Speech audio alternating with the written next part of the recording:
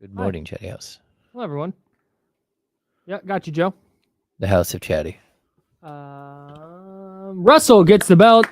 Congratulations, Russell. What's up, Russ Dog? What's up, Warren? I was sending a text, I believe. Oh, no, I was looking something up. Morning, everybody.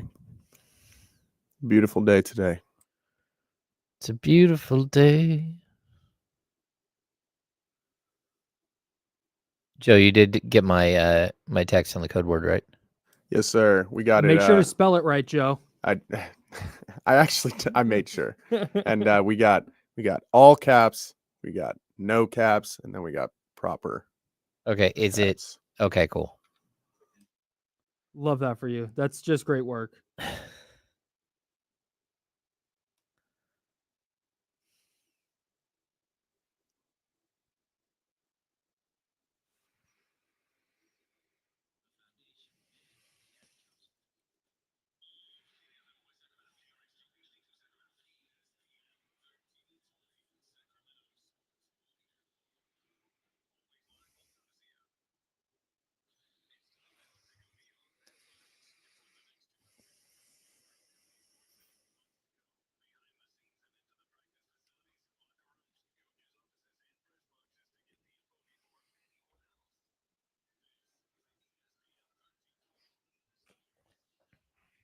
Oh, happy Thursday, everybody. That's James Ham. I'm Kyle Madsen. Joe Brazil's pushing buttons and doing all the other stuff. Joe, did you start the recording?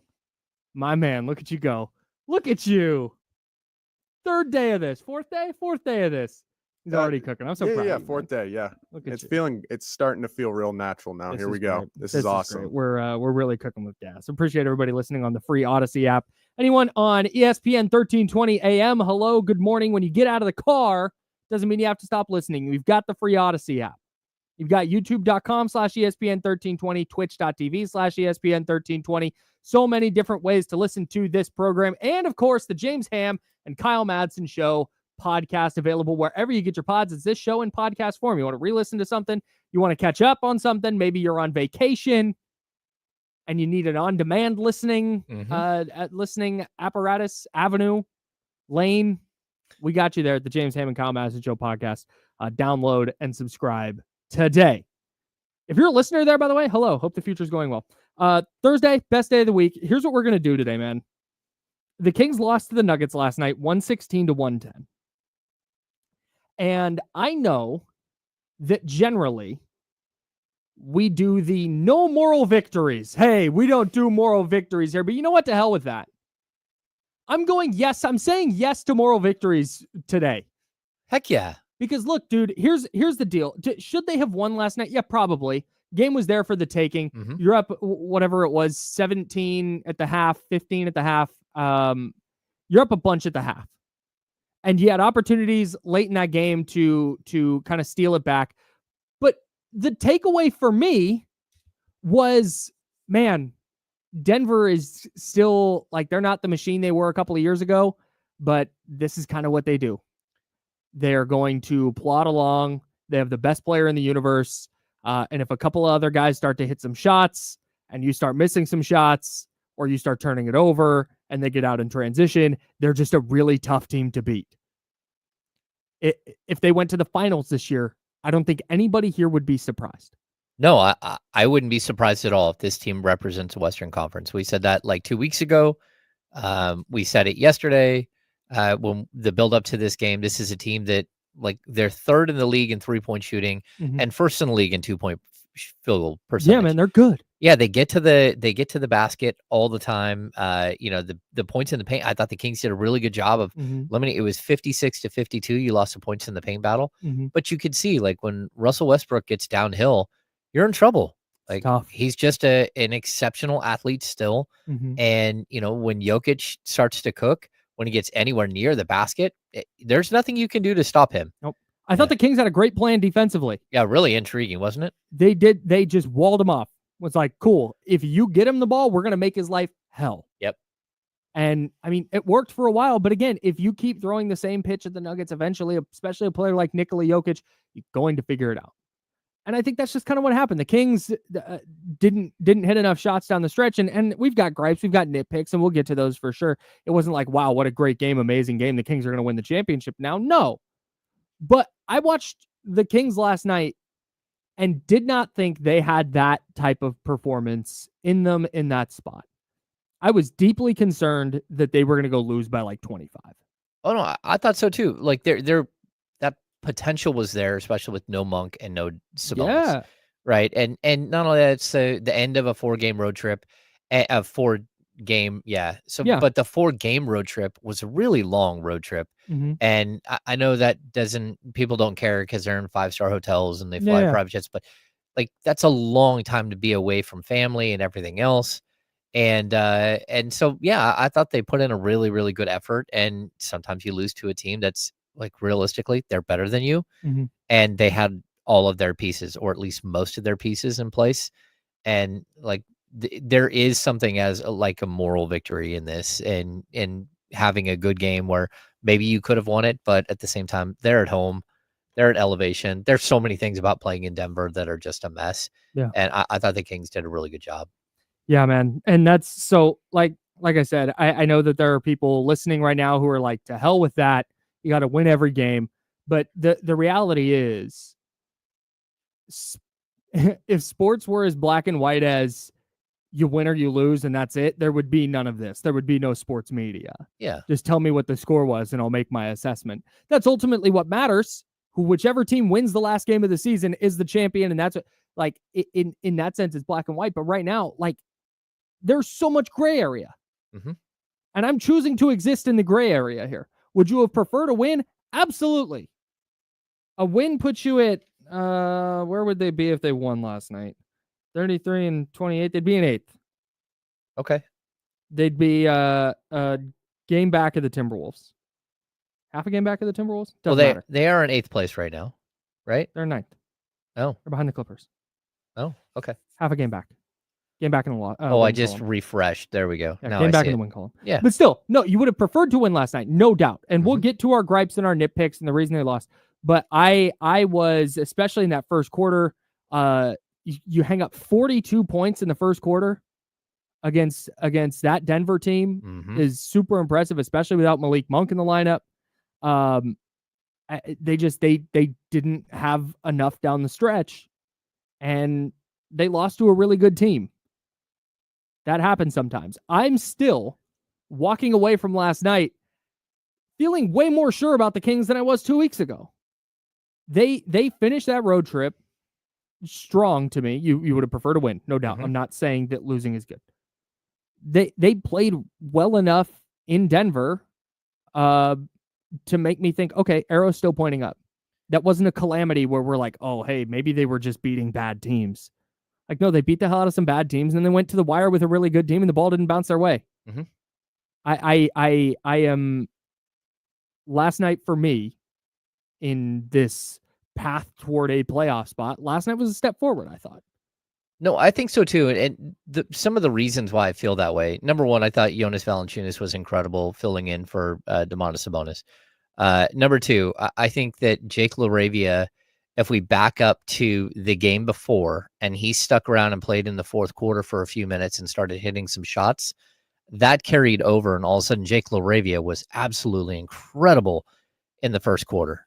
Like in the whole first half, he had 15 points, but in the first quarter, 11 points, he was off the charts good. And so there are things that I can pull from this where you got better as a team, where people got to play in specific positions where, you know, they may or may not have like made an impression. And I definitely think that like at the end of the day that there were some good things that happened in this game that when you do have your full team will actually help you. And there is potential for this thing to get better. I want to talk about the officiating briefly. Okay. I've already seen it. I've taken one peek at the Chatty House. Good morning, Chatty House, by the way. I did not get to go through, and we didn't get to say good morning to everybody like we normally do. I got off to a little bit of a late start. But hello, everybody. Good morning. I hope you're well, except Manny. Joking. Love you, Manny. I already see the officiating coming up. It obviously wasn't great last night. I think the bigger problem than the calls themselves were the Kings letting the calls impact how they were playing. And that's something we've talked about before. And this is not exclusive to the Kings. I think a lot of teams do this. But I wouldn't have been like, wow, what an amazingly well officiated game. I didn't think that, but I did not walk away after the game going, man, they got hosed.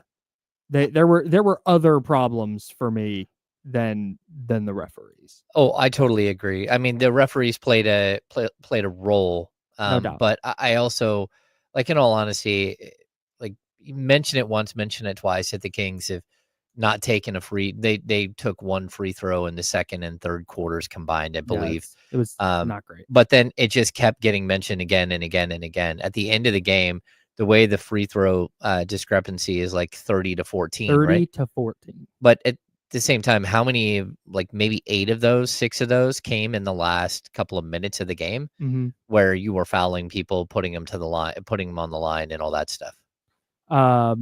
There's 30 to 14, the final free throw discrepancy. Jamal Murray by himself took 15. Jamal Murray took more free throws than the Kings did? Oh my gosh. That's wild. Well, I also thought, like, look, like Keon Ellis had some really bad fouls. That's okay. So thank you. I got lost in the box score here for a second, but that's just it. Yeah. There were a couple. I think there was one really egregious call that DeRozan didn't get that really sticks out in my mind. Yeah. Where he was going to the basket, left side of the basket, and he goes up. He just got hammered and no call late in the game, and that's bad. Like that's undoubtedly bad. Yep. But it wasn't for me. It wasn't like, wow, they're getting into their offense and they're not scoring because they're just getting hammered on that end and there's no call. That wasn't the takeaway for me with the Kings offense. Yeah, I mean, like, for me, again, you have the Keon Ellis in the backcourt foul, which was like, what are you doing? The one where he reached on Jokic? Yes. Yeah. Yeah. You just grabbed him and reached around him. He fouled him. Yeah, it was a clear foul. There was a foul where Keegan Murray accidentally popped Jokic in the forehead. Yep. Slapping the ball away. And then there was there was another where a player was going into the lane and Keon Ellis fouled him, right? There were like 3 fouls in the fourth. And when you add those to the other fouls, all of a sudden they're in the penalty. And again, I don't think the officiating was great, but I think one of the things we can point to is that they had 4 reviews in the game and the officials were wrong all 4 times. Like, they were overturned 4 times. That's like tough. There should have been able. It's a bad look. Yeah, that's one of those ones where you're like, but just so you know, both teams had them. Yeah. And the problem was when the Kings had a replay, they had 2 reviews, they won both of them, and Denver got the ball out of both of them. So even though it didn't end up being free throws or it didn't end up being a basket, whatever, or somebody didn't get a foul, it still ended up being their ball. And so those are ones where you got to think, okay, should I review that or not? Where does the ball go afterwards?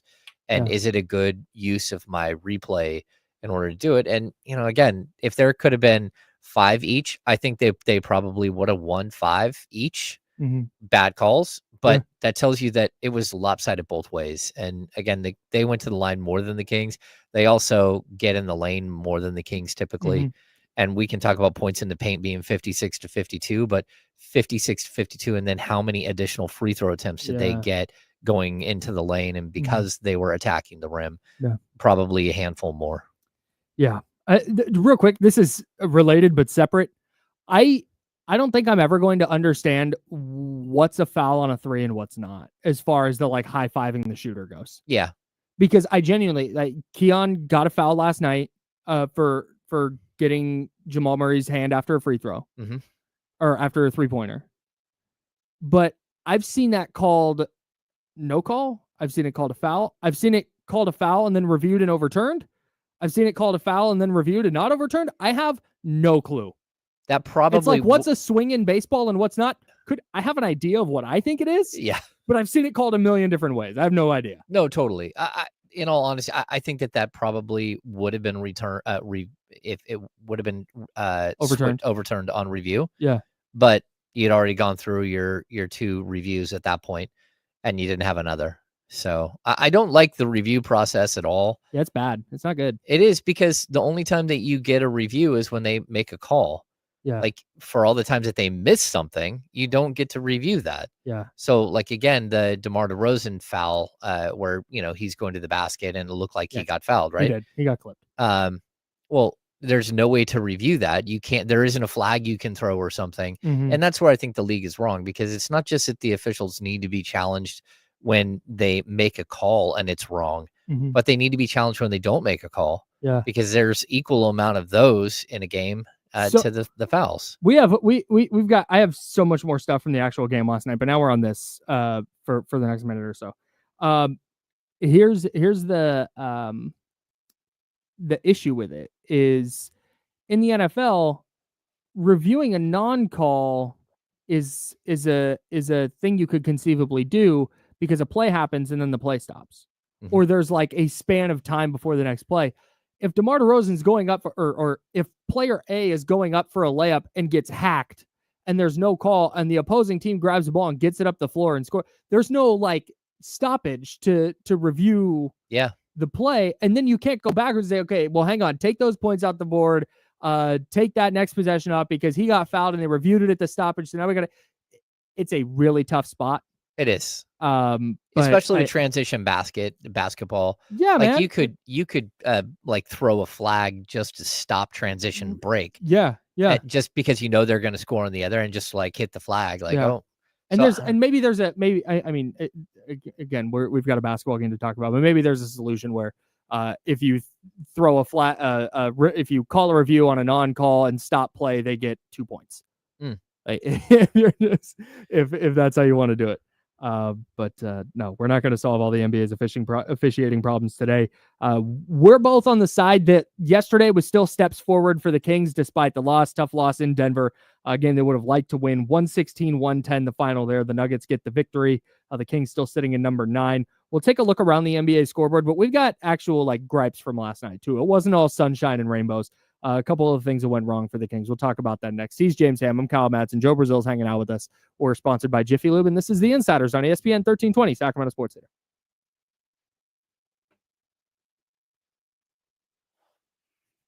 Thanks, Joe.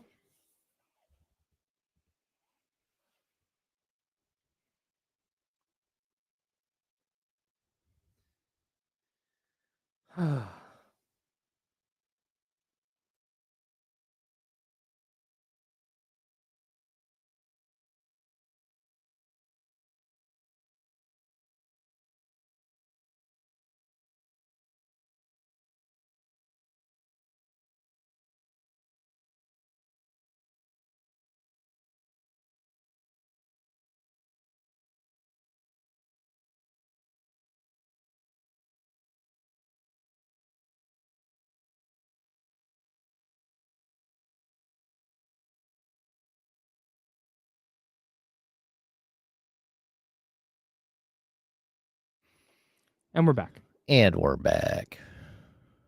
Oh, hang on. One last thing. We're talking about work stuff. Sorry, guys.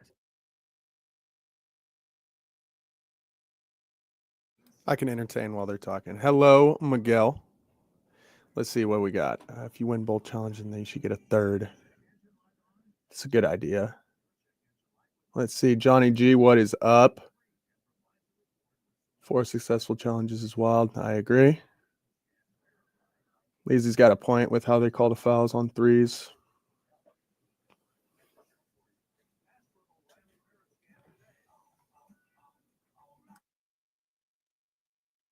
All right. Thanks, Joe. Hello. Of course.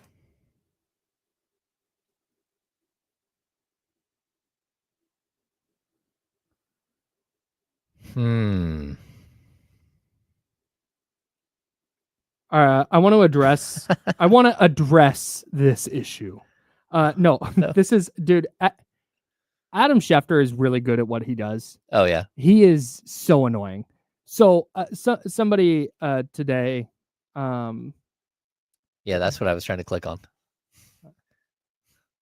All right. Salute to Bronson, bro. Salute to Bronson. I hope call him Bronson. I really want to hear from him today. Yeah, I would like to. I would really like to hear from him Bronson today for sure. Adam Schefter tweets today. 49ers have informed defensive tackle Javon Hargrave that he will be released on the first day of the league year next week per source. Hargrave will be a free agent. Okay, that's the report. I'm going to read you something John Lynch said on January 8th in response to this question. With the contract reworking for Javon Hargrave kind of setting up the post-June 1 release, what have you expressed to him about the plan and what you would expect from him or whatever the case may be? John Lynch says, just that. We had some salary cap challenges, and that was something that allowed for the post-June 1. You can early designate it. And what I told Javon is he's a player we really like, blah, blah, blah, blah. So then someone said, start of free agency, he'll be free to sign? John Lynch said, yes. John Lynch told us on January 8th, Javon Hargrave was going to be released. Yeah. Nice, Joe.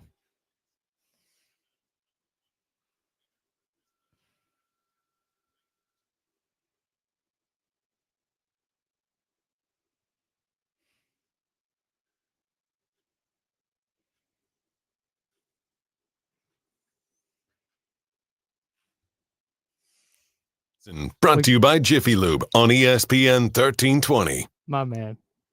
James there, I'm Kyle. He's Joe Brazil. We're rocking with you until noon. Then we'll hand it off to D-Lo and KC. All right. So we talked about like moral victory for the Kings, right? Yeah. That's where we went. We went, you know what? And again, this is living in the gray area between the black and white space of win and loss.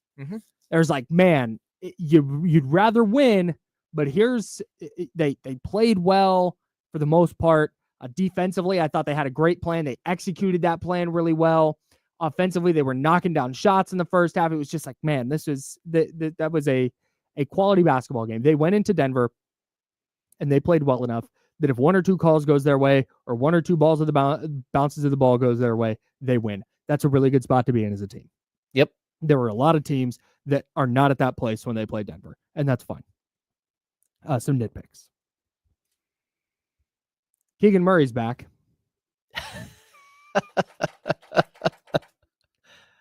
I'm 7 shots last night, Keegan.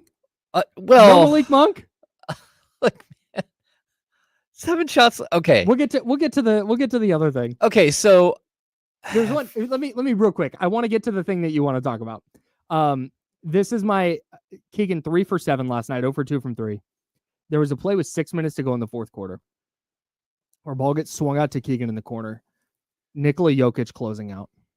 It wasn't like a wide open 3, but if Keegan catches and shoots, I think he has an open look. Instead, he pump fakes, puts the ball on the deck, gets into the lane, sprays it out to Zach LaVine for a corner 3, and LaVine misses. Again, the result is whatever here. I don't hate that process of putting the ball on the floor, getting to the paint, and getting Zach LaVine an open corner 3. Yep. On the other hand, that's the kind of shot I just want Keegan to take.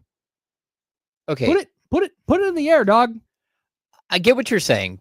Here's why I think it stands out. Like, right, because what he did may have been the best basketball play. It was. I genuinely think it was. Yeah, and I know when Keegan does get to the lane, he's on 2 feet, which is what Doug asked for, like on time, on target, pass, all that stuff. The problem is that he only took 7 shots. If he would have taken 14 shots, we wouldn't have minded one shot where he doesn't take the shot and he goes. That's it. And I don't feel like a player has to be, you have to say, hey, just be super greedy. Make the right basketball play. But at the same time, like, the fact that we can point to like maybe 1 or 2 instances where he could have got another shot. That's not good enough. Like that he could have taken 8 or he could have taken 9 shots. In a game where you don't have 2 of your 26 shots a game, 25 shots a game between Domantas Sabonis and Malik Monk, they can't all just go to one player, Kyle. They sure can't. The most ridiculously crazy thing I've ever seen for all of the shots from all of the players that are missing to go to one player. It's just bizarre. I don't quite get it. DeMar DeRozan last night, man. Look, we've talked about this ad nauseum, and I don't. Yeah, it's because DeMar DeRozan is a Hall of Fame player. He's going to go to the Hall of Fame, and I don't want that to get lost. Yeah, he passed Patrick Ewing last night in the all-time scoring race, right? All-time scoring lead. He moved up another rung. The problem is he played that game as though that's the result that was going to get a win. He shot it 32 times? 32 times. He scored 35 points, but it took 32 shots to get there. 32 field goal attempts, my guy? That is too many. I feel like people like, oh, you hate DeMar DeRozan. It's like, no, I don't hate DeMar DeRozan, but there's a version of this situation here where that doesn't happen. And my problem is, Kyle, he started 2 of 12 from the field, and not one of those shots. Sometimes, like he takes shots that go in that you're like, I can't believe he just got that to go in. 7 of them a game. Somebody draped all over him. There's probably 7 of them. Of the 12 shots that he took to start the game, I think 10 of them like go in the, oh, that wasn't a good shot category.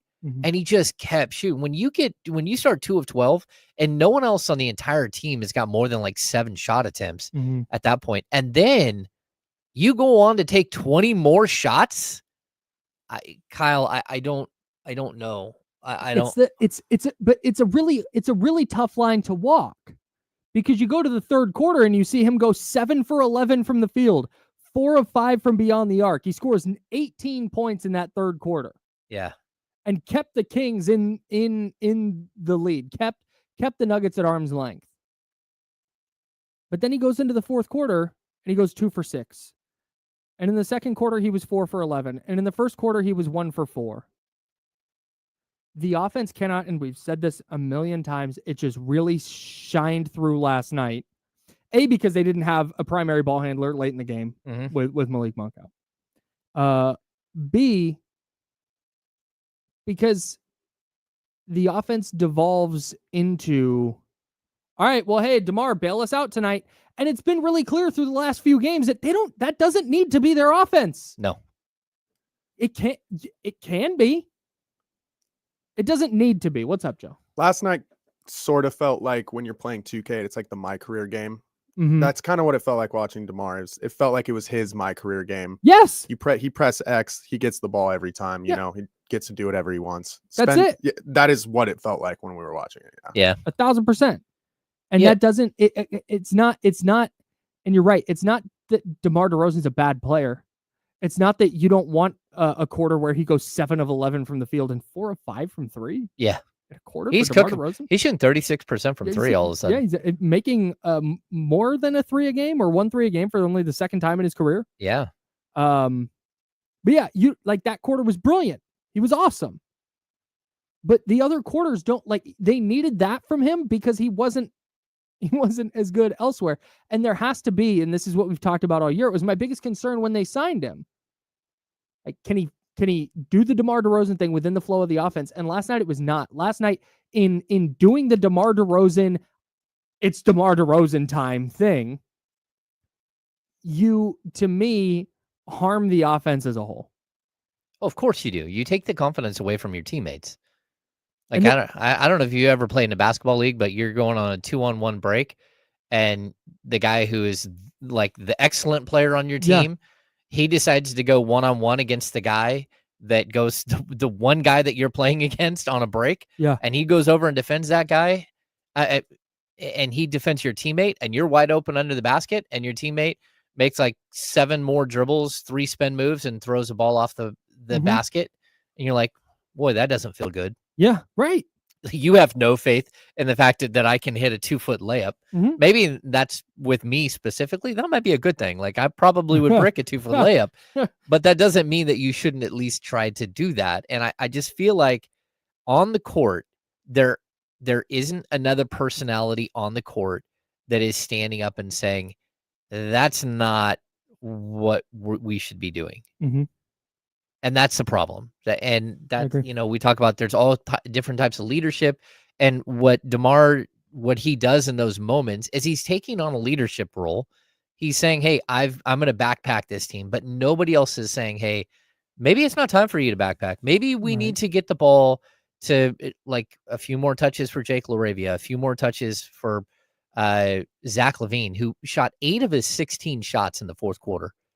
He had no opportunity either. Everybody else was sitting in single digit shot attempts for most of the game.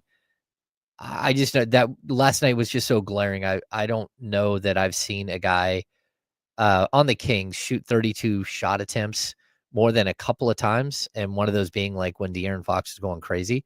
Mm-hmm. 32 shot attempts is wild. Like, especially 30. If it was Zach LaVine's out, Malik Monk's out, Domantas Sabonis is out, or if you're 22 for 32, sure, right, we're not going to be complaining about it. Yeah. The reason this matters is to me is this. We've talked time and time again about how the best version of the Kings offense is one where everybody's involved. And this is true for most basketball offenses. I sent you that article yesterday from CBS Sports. Is a really good write-up on the Grizzlies offense, which they're borrowing from this D3 school in like Maine. Yeah, some weird school in Maine that I've never heard of. And it's just this, the principle of the offense is just like constant motion. They're on a wheel. And it's a space invasion sport.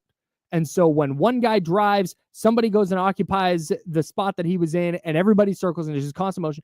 When you get into this, when you get into an offense, it's dribble, contested 18-footer. It's the antithesis of that. You're going backwards. The stat that jumps out to me, and our guy Willsey posted this on Twitter last night, and it is the fundamental stat. 9 assists in the first quarter. 4 assists in the second quarter. Now, 8 assists in the third quarter, where DeMar DeRozan had a 7 of 11 quarter.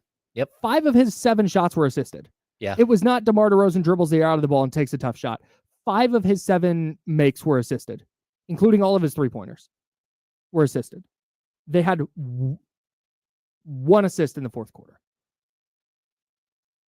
When the game's getting away from them, they stop moving the ball. They stop moving the ball. And then you stop making shots. Yeah. So it's, again, this is not necessarily to harp on DeMar DeRozan specifically. It's to harp on how many times do we need to see that this version of the Kings just going, hey, one-on-one ball, here we go. Everybody stand around and watch, is not the most effective version of their offense. No. You might be able to win a game here and there. You might be able to beat the Dallas Mavericks in overtime because you get 42 points from DeMar DeRozan. But on a nightly basis, it's not your offense. When a game starts to get tough or you feel it's slipping away, it can't turn into that. Yeah. It cannot, because you're going to lose these games. Yeah. It's just really frustrating because I know that, this is a new group together. And so you're going to rely on things that you might not rely on if you were to have a full training camp and everything else. And, so it's also tough when you pull out basically your 2 creators on the court. So no Malik Monk and no Domantas Sabonis. And so there are going to be these moments where this is a type of basketball, but I just, again, we were laughing about it last night. James Harden took 8 less shots than DeMar DeRozan did last night and scored 50. James Harden had 50 last night. 50, That's yeah. crazy. Now he did get to the free throw line for 16 and 20. Well, so that's part of it. It helps. It was vintage Harden last night. Yeah. But either way, even if he didn't go to the free throw line at all, he still would have scored like 34 points on 24 shots. Yeah. And that's just where it becomes like an issue. It really is tough to see one player shoot all of the shots in a game. It also doesn't help. Is this right? In the second half, the Kings bench scored no points. 0 for 3 for LaRavia, 0 for 1 for Lyles and Fultz.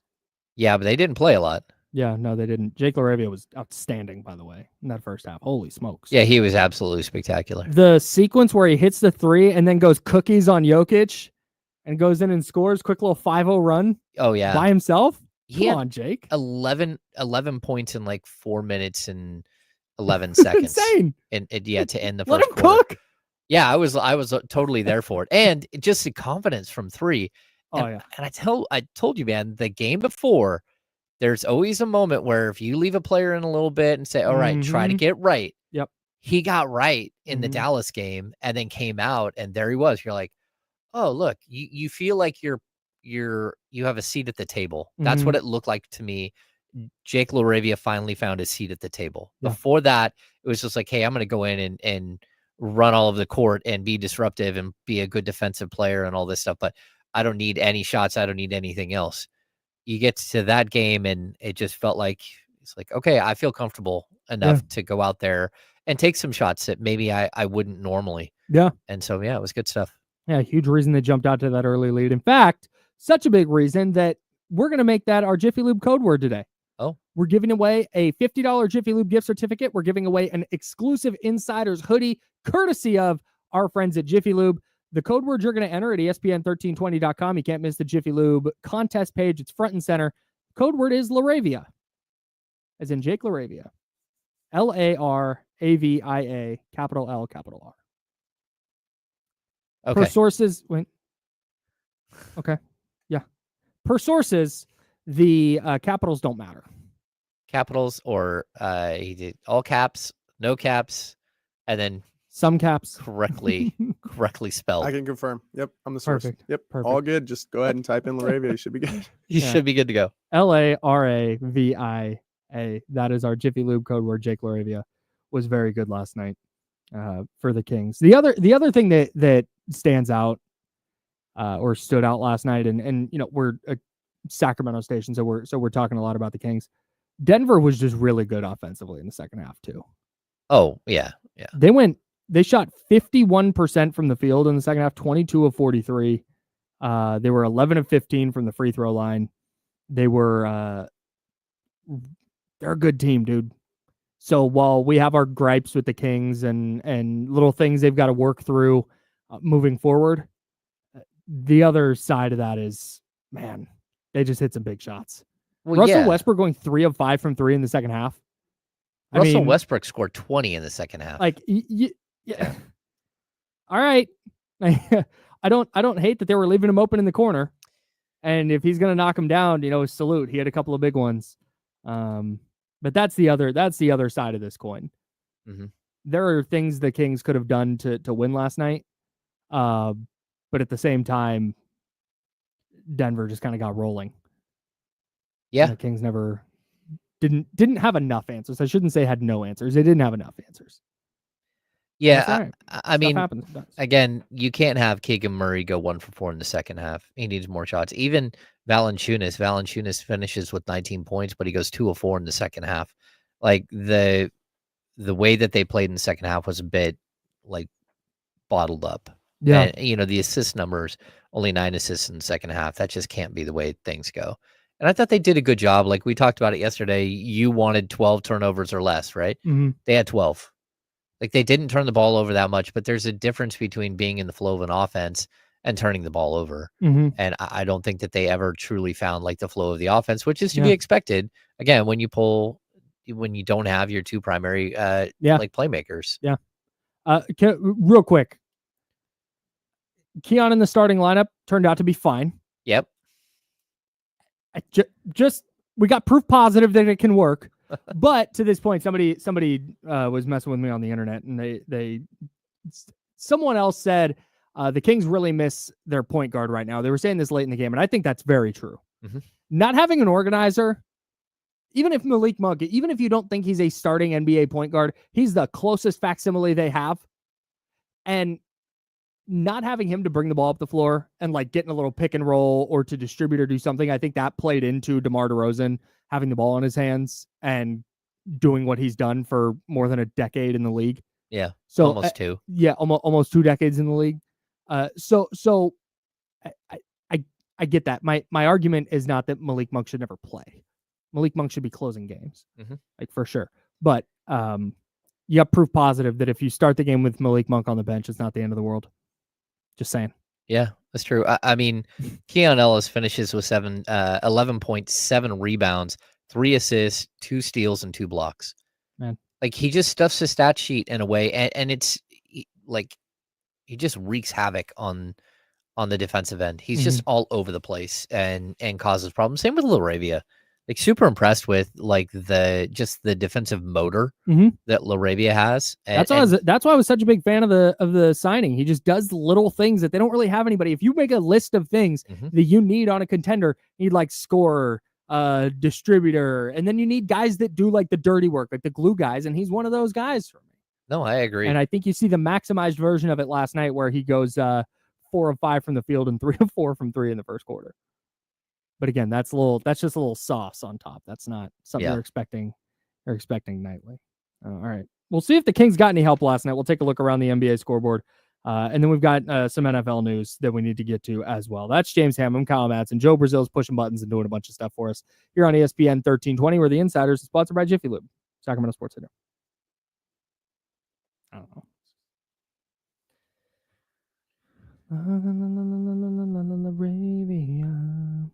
I think this is right. Different role, but I think this is right. I just think they're different. I do. Like, there are moments where Trey Lyles really helps his team, and there are other moments where he doesn't, where he just kind of disappears. Mm-hmm. I think you need both types of players, especially when it comes to, injury problems. Mm-hmm. Like, having Trey Lyles is a luxury. Having a guy who can play the 3 and the 4, the 4 and the 5 as being a small ball center, mm-hmm. like, it gives your offense an element that you just don't, like, a lot of teams around the league don't have. And mm-hmm. it doesn't matter if he's scoring a bunch of points or he's having a quiet night. He's usually still pretty solid. Mm-hmm. So it's, when he's missing a lot of shots, that's where it gets really tough. Yeah. How do I have not figured out how in the world to sit where I can make sure my screen is showing. No, that's too much. It's always the opposite way that you think. I know. I'm sorry for people who get motion sick. What if oh, there we go. Okay. I just need to move the camera over a little bit. There we go. I'm so used to it. This is different because I'm used to sitting. So where I'm sitting now, we're just going, peeling back the curtain here. I'm sitting at like an angle where I can now look directly at you and it's easier to see Joe. When I was running the board for the show, I had to sit way over here where the board is because the board is here. Mm-hmm. I had to sit way over here so I could reach all the buttons. Yep. And I had to record the show as well. So I had to reach this computer over here. Whereas now I don't have to do that. And I can sit in a more normal position in relation to where everything is set up on this desk. Yes. So this is something that I'm battling right now. The desk it's got a lot going on. There's multiple keyboards. There's multiple mouses. Mice? Mice? No, it's actually AP style. Mice is like live mice. Yeah. Which, by the way, did you see that they turned a mouse into a woolly mammoth? No. I'm exaggerating, but they've genetically engineered this mouse so it's fluffy like a woolly mammoth. What? Bruh. Crazy. It's adorable. Anyways. In AP style, a computer mouse, the plural is mouses. Oh, okay. A computer mouse. Yes. Yeah, that's what I thought. I have mouses. But there's 3 on that side, right? Yes. There's 3. 3 keyboards, 3 mouses, 4 monitors. Yeah. There's a lot going on over there. That's why I don't press buttons. The thing is, it's funny and Joe, you can attest to this. Once you start running the board, you realize that you need to know if you want to be able to problem solve on the fly, you need to know kind of some in-depth stuff. But to run the show, you need to know like 4 buttons. That's a secret. You can't give out the secret. Dude, I'm telling everybody right now. You can't give out the secret, You man. first look at the board and it's like, oh my God, there's so many things happening. At first, it's like, bro, you need this microphone, there's the monitor. Make sure those are up. And then here's the button to send us to break. Yeah. No, I have 3 keyboards, 3 mouses. Nice. 4 monitors. 4 monitors too. Yeah. So it does kind of feel like a spaceship a little bit, but once you get it down, Joe. There's Joe. Oh, we're doing this like I've never seen it happen this way before. Over there. There is, There's Joe. This feels like a really long break. We got 45 seconds. All right, cool. What are we doing here? What are we doing here? 45. We'll do that. Let's go to the Niners stuff. Yeah, we'll do that. Yeah, we'll do that. I'm in. Well, too late.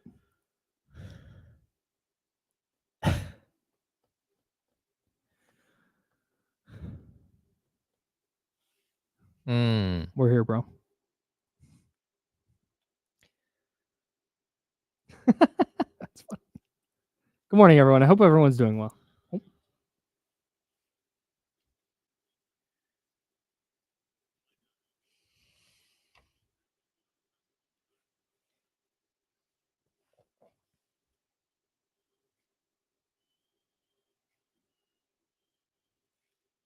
Now, back to the Insiders with James Ham and Kyle Madsen, brought to you by Jiffy Lube on ESPN 1320.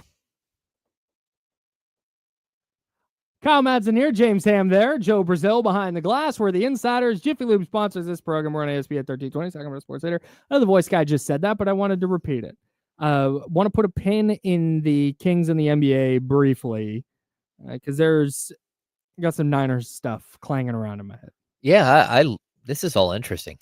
So, real quick, DK Metcalf, we talked about him yesterday. He asked for a trade. Diana Rossini in The Athletic reported that the Seahawks want a first and a third, and then DK Metcalf also wants a contract extension that pays him north of $30 million a year. But that's a lot. So it's not guaranteed Metcalf's going anywhere if those are the real parameters. But anyways, that's the Raiders and Pete Carroll want him. So it's going to take, apparently. They could have him and Lockett. Price. Lockett's he hasn't officially been released, so technically, I guess. It's a lot of money to take in. Another player who's been released, according to the Los Angeles Chargers, they announced this yesterday, Joey Bosa, brother of Nick Bosa. Obviously, this is a thing that has been on the map for a while. Since the 49ers got Nick Bosa, there's been can they bring in Joey and have the brothers play together? This is their first realistic chance to do that. I'm going to try and operate with nuance on this. Okay. Because I think there's a tendency to overreact to something when you can do something cool. Like, wow, the brothers can play together. That's awesome. Like, yeah, that'd be a fun story. That doesn't mean I'm paying Joey Bosa $25 million a year or something. No way. I'm not even paying him $15 million a year. He's played 28 games the last 3 years. Yeah, I mean, he's had a lot of injury problems. Yeah, and he's 30. He'll be 30 all season. He's not 30 yet. He's almost 30. Right. He turns 30 in July, so he'll be 30 all season. If you can get him at a reasonable discount, then I'm all in. My fear is that they get Joey Bosa on a discount and then go, great, we've solved the defensive end problem. And if you get a healthy Joey Bosa for 17 games, okay, maybe. My fear is that they do that and go, okay, we're done here. Cool. Fix the defensive line. And that can't be their only move because you might only have him for 3 games. Yeah, it feels like the D Ford situation, right? Where D Ford just never played. When he did play, he was great. He was awesome. But when the problem was he never played. And so not only do you need, if you're going to go get him, you still need the guys in the middle. Because that's where this team really struggled last year. 1,000%. Yeah, they very important point. Yeah, so I don't know how you're going to get, especially if you're dumping Hargrave. Then how are you going to stop people in the middle? And you don't have reliable pieces there. You decided last year to go away from Eric Armstead and to go with whatever you're going to pay him. You broke it up into 2 or 3 players. You figured out pretty quickly that didn't work, or that the 2 or 3 players that you brought in weren't good enough to change the tide. Maybe 1 or 2 of those guys can still be there, but you need more in the middle. That's it. And maybe at defensive end, they go, yeah, we're going to keep Leonard Floyd and we're going to keep Yetur Gross-Matos, and we're going to bring in Joey Bosa. We'll draft somebody late. We'll hope Robert Beal develops or whatever. I'm just naming people on the roster now. And that'll be it. But you're right, man. There is a lot of work to do up and down their defensive line if they want to be competitive at all this year. Oh, yeah. Because that to me, as many injuries as they had on offense, their defensive line was just not good enough. And frankly, we talked about it before the year. Hey, I don't know if this group's any good. Yeah. They're hoping Drake Jackson comes back. Oh, no. And he didn't. It's like Robert Beal, 5th round pick, who was not productive as a rookie. You're hoping he breaks out. That's crazy. I want to dive deep into the Niners defensive end depth chart right now. No, but you know what I would like if you go to Nick and say, hey, how bad do you want to play with your brother? Because we could probably consider bringing your brother in, but we're not going to be able to do that with you making $32 million and putting up the stats you put up last year. Can you take a little bit of a shave here so we can bring your brother in? So no, they're not, because he was still good last year. Like all the sack numbers specifically weren't there, but like all the peripheral stats say he's still an effective player. But this is the thing, and I'm glad you brought that up. I don't know where people are getting the idea that the 49ers have no cap space. Oh, no, I know. Adam freaking Schefter on his podcast is like, they're going to have to make a bunch of cuts to get under the cap. What are you talking about? Yeah. They're $33 million under the cap. Now, there are decisions they're going to have to make over the next couple of years, especially if they wind up signing Brock Purdy to a lucrative contract. There's decisions they're going to have to make over the next couple of years that affect their salary cap, whether that means getting rid of players early instead of late, whether that means instead of restructuring a player and kicking their money down the road, letting them go and eating that dead cap now, a la Deebo Samuel, and not having a bunch of dead cap down in the future. Like, I don't think that's unreasonable. But to think that this year, like, hey man, in order to sign, and I know this isn't what you were saying, but if they were in a spot where they were up against the cap, they were just, you know what, man, they really need to get under, then yeah, maybe they do that. They're like, man, we really want Joey Bosa. Maybe we talk to approach Nick about like a little restructure or something like that. They don't have to. Okay. They can just go, yeah, hey, Joey Bosa, here's 2 years, $22 million with $12 million guaranteed.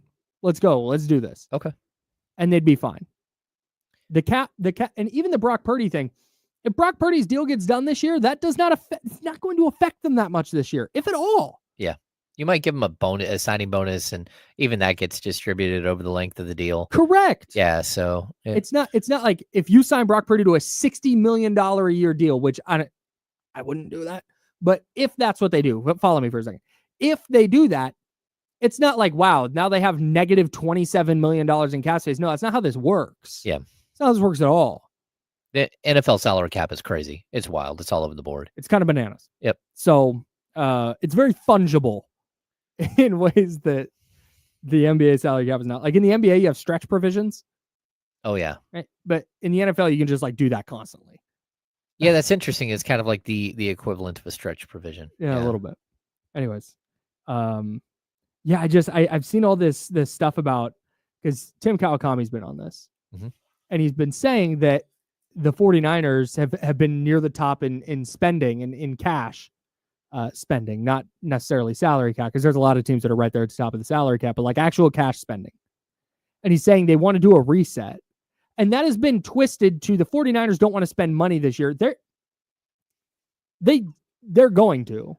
Yeah, they are like the Golden State Warriors. The Warriors aren't spending as much. They're still spending a ton of money. Right. And they're printing it. Yes, they are. But what they're trying to do is, instead of turning into like, go look at the Saints salary cap situation. It is a freaking mess. Oh, yeah. They either have to restructure every player on the roster to get under the salary cap, or cut a bunch of people to get under the salary cap. It's a disaster, because they just kept kicking the salary cap can down the road. Dead money, we'll just push that into the future, push it into the future, push it into the future. And now all of a sudden they're sitting here. Let me check the updated number, because I have not checked lately and I don't know the exact machinations of what the Saints are doing. They are $44.9 million over the cap currently. So the Niners want to avoid that. So what that means is, in situations like with Deebo Samuel, maybe instead of restructuring his contract last year, you trade him a year early. And you start getting into that, you'd rather let a player go a year early than a year late.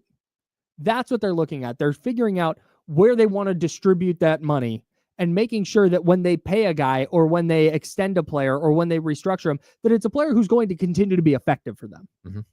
Instead of restructuring Deebo Samuel, kicking money down the road, and then the next year going, oops. All right, well, here's a bunch of dead money. It's such a complicated salary cap situation. Really tough. Yeah, I mean, the NBA and the NFL, they both have really complicated rules, but like once you learn them, you can understand and play within them. With the NFL, just I don't have a grasp on the entire concept. Sure, but it sure does feel like you're always kicking the can down the road to an extent, for sure. Yeah, every team is, and you're finding ways to twist and turn the cap at all times. And, what money is guaranteed now might not be guaranteed. I mean, still they're going to get their guaranteed money, but you're able to just use it in a different way and and pay way more than like it's not created equal. Like everybody, you can like violate the rules pretty handily in the NFL within the rules, but sort of like the spirit of the law versus what you're doing, and you just can't do that in the NBA. Yeah. So I wanted to clear that up in case anybody thinks the 49ers are like up against it. They're not. Over the cap has them down for $29.2 million in effective cap space. Okay. And that's the cap space you have after. So they have 34.3 million in actual space, but then to get their roster to 51, their top 51 players, like to get to minimum salaries, basically. Okay. Got it. That will leave you with 29 cap holds for basic for 5th, 6th, 7th round picks. Yeah. Yeah, man, I don't know where this misconception has come from, but when I'm listening to the Adam Schefter podcast and he's like, yeah, man, their free agents are all gone. They're going to have to cut a bunch of guys. They are way over the cap. It's like, what are we talking about? Yeah. That's not the case at all. He also reported today, Adam Schefter did, that Javon Hargrave, did I already do this on air? Yep. I can't remember if this is during the break or not, but yeah. Javon Hargrave is released, but we've been known that. He's going to get released on with a July, what is it? Post June 1. Post June 1. But that's just the designation for when his money comes off the books. Okay. Which allows you to spread his dead cap hit out over the next couple of years. Okay. Instead of taking it all this year. Yeah, he was solid in his first year of the 49ers. But last year he played 3 games. It's just, he got hurt. Yeah. Yeah, he was going to be expensive. They're trying to get younger. I don't hate the idea, but yeah, the idea that they're not going to spend or something like that is, I think, a falsehood. They lead the NFL in dead money, by the way. It's $65.5 million. Whew. That's what they're trying to avoid. All right, let's get back to the Kings. I have a take. Uh-oh. It's about this DeMar DeRozan stuff we've been discussing. We'll dive into that. We'll dive into the rest of the NBA scoreboard and find out who helped the Kings and who did not last night. My Detroit Pistons, tough night for them. We'll get into it. James Ham, Kyle Mads, and Joe Brazil. We're the Insider, sponsored by Jiffy Lube here on ESPN 1320 and Sacramento Sports Center. Oh, okay, great.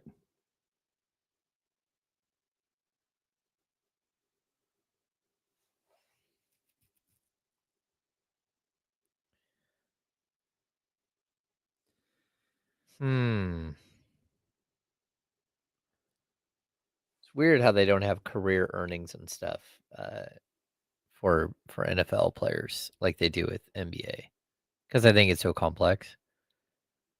Especially like on Basketball Reference, you can go down to the bottom, you can see all their salary and all that stuff. The NFL, it's different.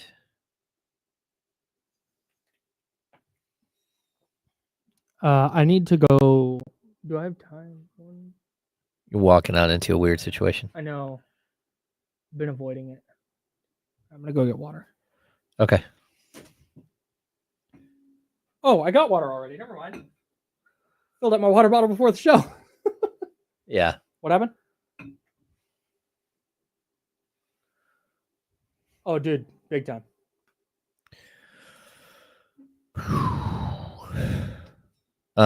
Tyler Jennings, it's so much money with Watson that it doesn't matter what they do. There's no way to like kick it. I mean, well, it was all fully guaranteed. Yeah, that's the problem. But I guess there's a thing because of his injury situation that they'll be able to get out from under some of it. I don't know. Well, an insurance company will pay for it. So they're not going to pay for it themselves. Like injury settlements, you get like they'll take up half of whatever. Like if he could never play again, that would really help the Browns.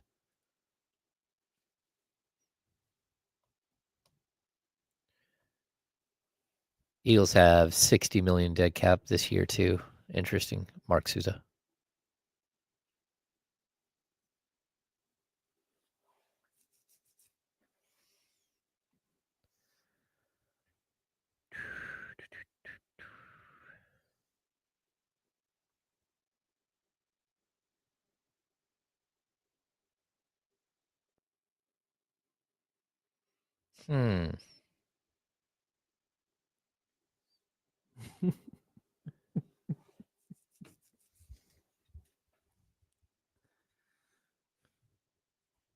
Kevin just run by. Sure did. Only Kevin that runs in here. He sprints.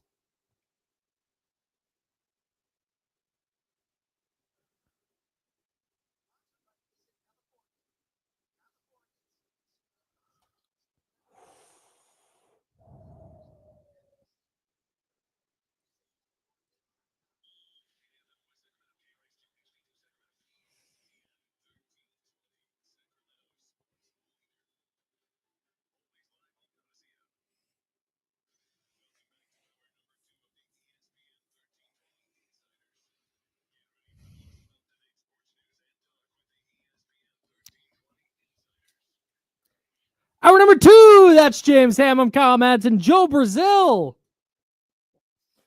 Behind the Glass. We're sponsored by Jiffy Lube, and we're hanging out with you until noon. Then we'll hand it off to D'Lo and KC.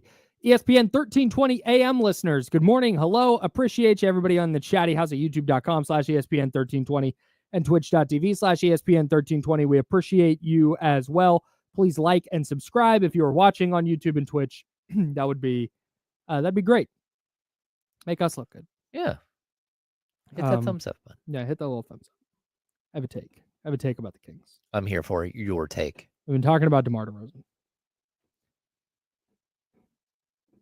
I think the Kings would be, and again, this goes to team building, not skill. I think the Kings would be like 15% better if they had Cam Johnson instead of DeMar DeRozan.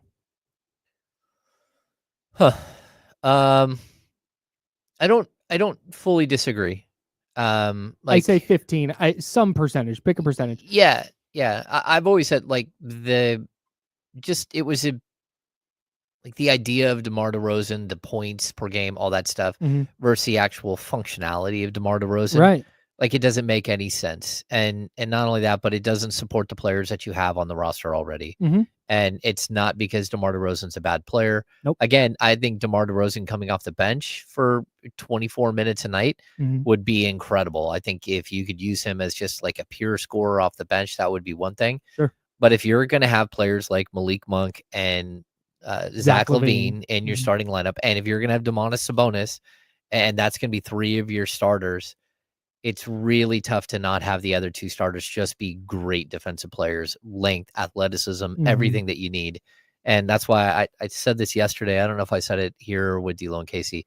A perfect world for the Kings next season would be a world in which Keegan Murray was your starting small forward. I would agree. That's the perfect world where you found the player that you need to go next to Domas, and long, athletic, can shoot the 3, maybe block some shots, be an okay rebounder, but at least a competent rebounder. If you could do that, a defensive-minded guy, even again, I don't love this player, but the idea of Jeremy Grant next to that length and athleticism, where you would have switchable forwards and all that stuff. That's how modern basketball is run. Yeah. And Jake LaRavia has been really good, but you need to have a Jake LaRavia off the bench, and that type of player. You also need someone better than Jake LaRavia if you intend on being a team that gets into the top 4 of the Western Conference and plays home playoff games and stuff. Yeah, man, it was really glaring last night. And again, this is not every player we just mentioned. DeMar DeRozan's a better player in a vacuum. Oh yeah, I want that to be very clear.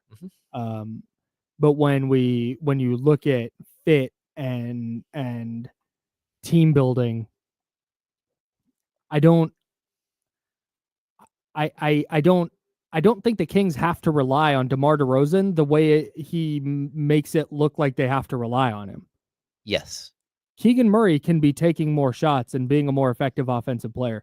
Zach LaVine, I forgot, was playing at points last night. And Zach LaVine should be your number 1 guy. Yeah, I mean, he was sitting at 8 shot attempts through 3 quarters. He took 8 in the 4th quarter alone. Yeah. He was just waiting, and you could see it was almost like a confusion, what is happening? And that's where, again, I keep saying this, accountability on the court, especially when you take Monk and you take Sabonis out of the picture. I don't think anyone is telling DeMar DeRozan, hey, lighten up a little bit. Like we get it. We know who you are, but like there's also a bunch of other players here. I mean, if you're taking 32 shots, you better be on the biggest heater of all time. Well, yeah, and if you're taking 32 shots and it's because, man, you know what? You're getting to this mid-range spot, and on driving kicks, you're standing 18 feet from the basket and you're getting these open looks, then sure. The fact is he's not taking open looks. You got him in the third quarter, and lo and behold, he goes 7 of 11. Even a lot of his shots in the third quarter, he was able to get the mismatches that he wanted and take advantage of those players, and that's something that you saw. But in the first half, again, he finishes 3 of 15 in the first half. That's because he hit his final 3 shots. And the Kings were leading the whole first half. You go to the second half, and that's where you see the bulk of his shots come. Again, he ends up taking 17 shots in the second half. I mean, that's a lot of shots for any. And that's more than Zach LaVine took the entire night. That's more than any other Kings player took the entire night. DeMar DeRozan had that in the second half. And that was after starting 1 of 8 and 2 of 12 from the field. So that's my biggest gripe. It's like, hey, look, if you don't have it tonight, it's okay. Yeah. But you can't. And then I guess he does have it in the second half, but you can't just keep shooting and shooting and shooting and like, hey, I'm going to shoot myself out of this. We'll be good. The Kings, to me, have too many effective players. Yeah. And I know it's a little different because Sabonis and Monk are out, but they have too many effective players to just like, hey, you have to go bail us out tonight. It does not have to be that way. And I think it actively hurts the Kings.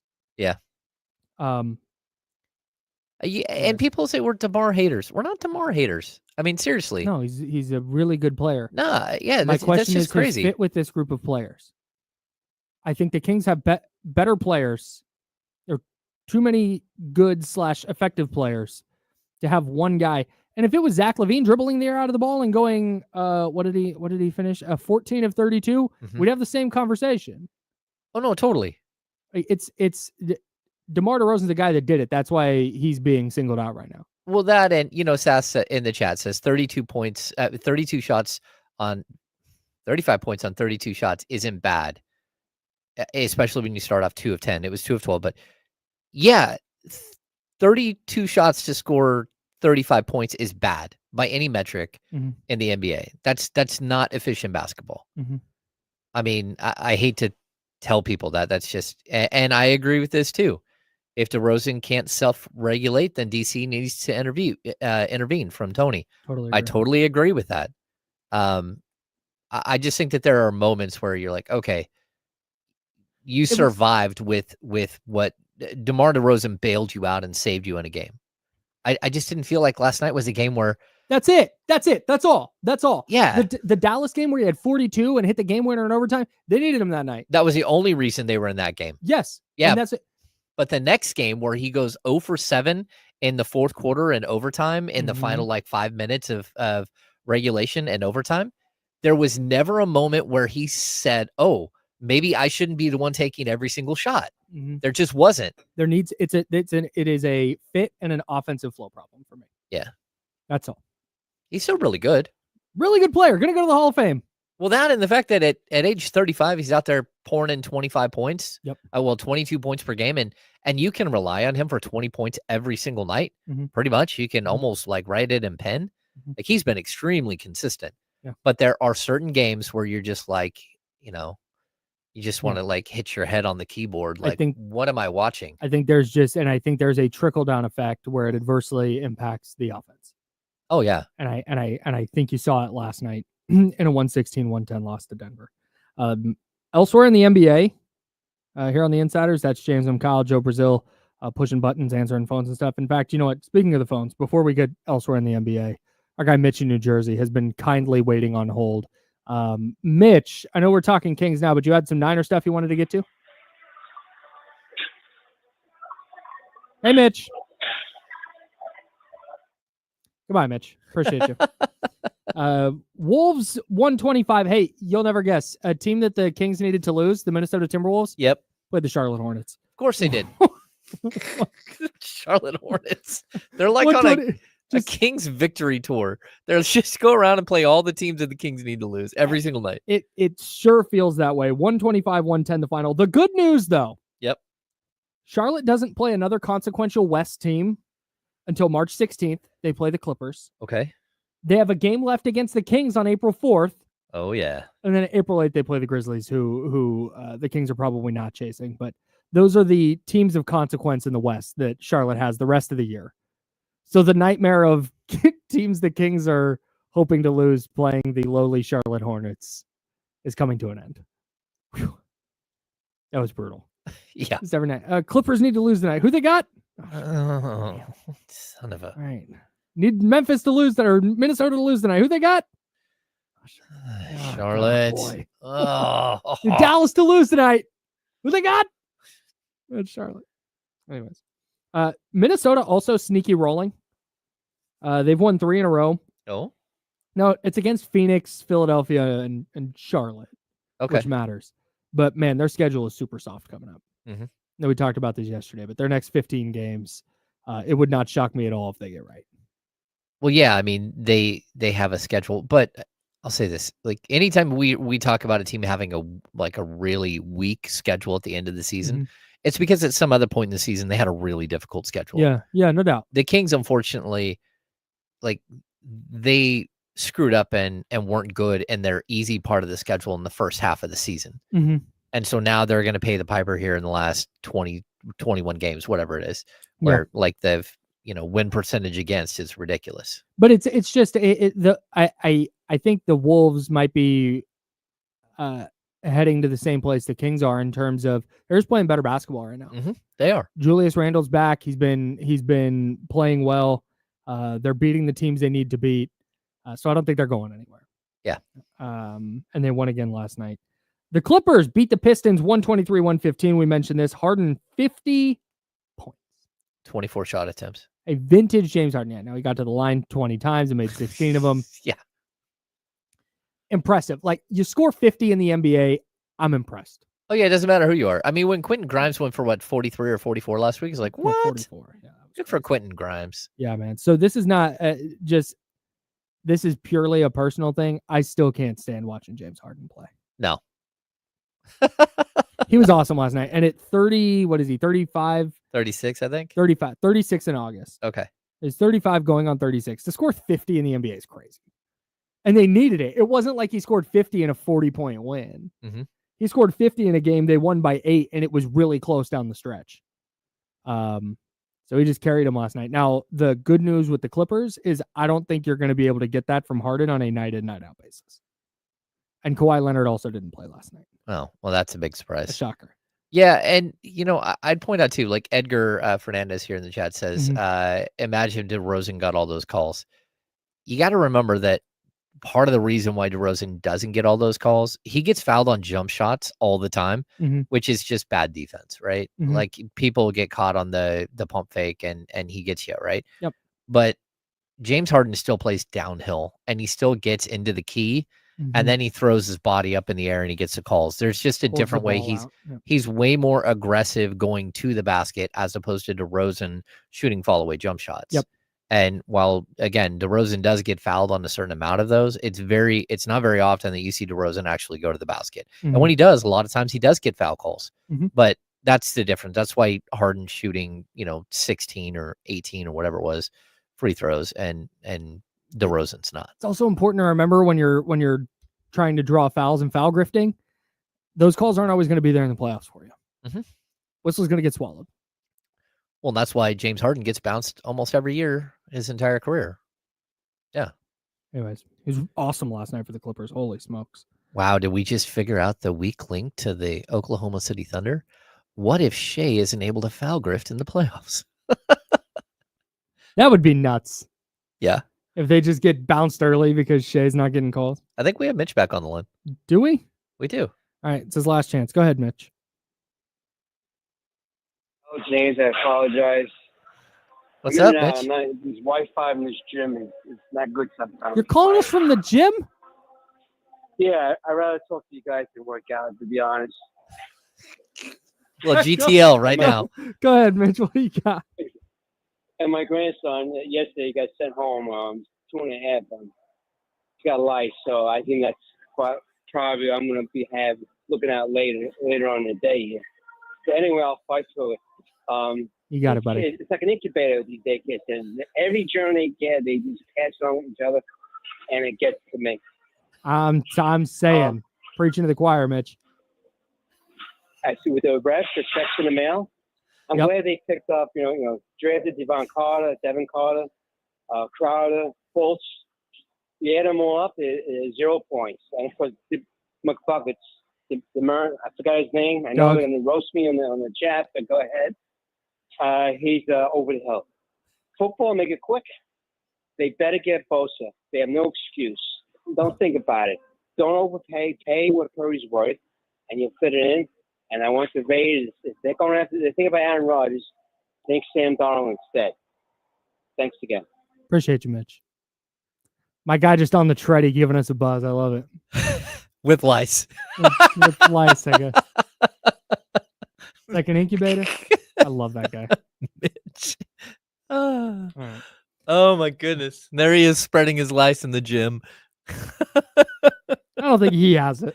Well, he said he's going to get it. That's just maybe amazing. That's why he's at the gym trying to stay away. Although the gym, if I'm trying to get away from a germ-infested place, going to the gym is not probably my first spot. No. Last thing real quick here on games last night. The Kings did get a loss from the Dallas Mavericks. I think we're going to probably get a lot of those. 137-107 the final. Poor Mavs. Ugh. Down 13 after 1, 19 after 2, 27 after 3, and they lost by 30. Poor guys. Yep. The Celtics did an insane thing last night. If you did not see that, we'll give you some of the craziest numbers that you've ever seen in your life. And then Adam Schefter painted a nightmare scenario for the 49ers with Brock Purdy's contract scenario. And we will talk nightmare scenario with Brock Purdy's contract scenario. Nightmare scenario with Brock Purdy's contract situation. Okay. And we'll talk about that next. James Ham, Joe Brazil, Kyle Madsen, Insiders, Jiffy Lube, et cetera, et cetera. Joe, go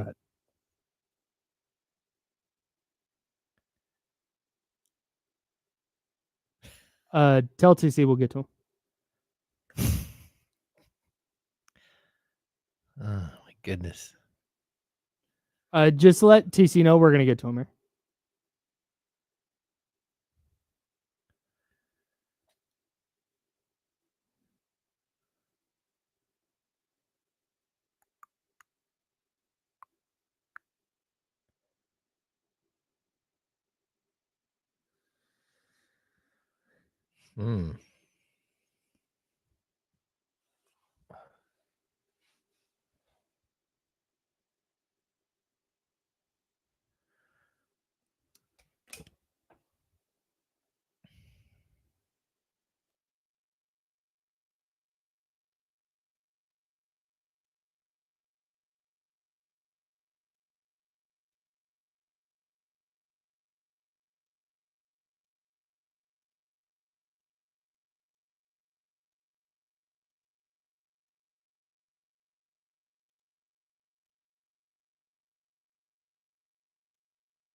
We're back.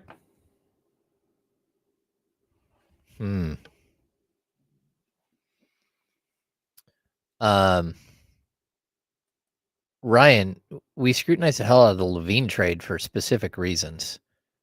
You're taking on an almost 30-year-old player who I think he turns 30 any day, who's owed a ton of money and who has a bunch of injury history.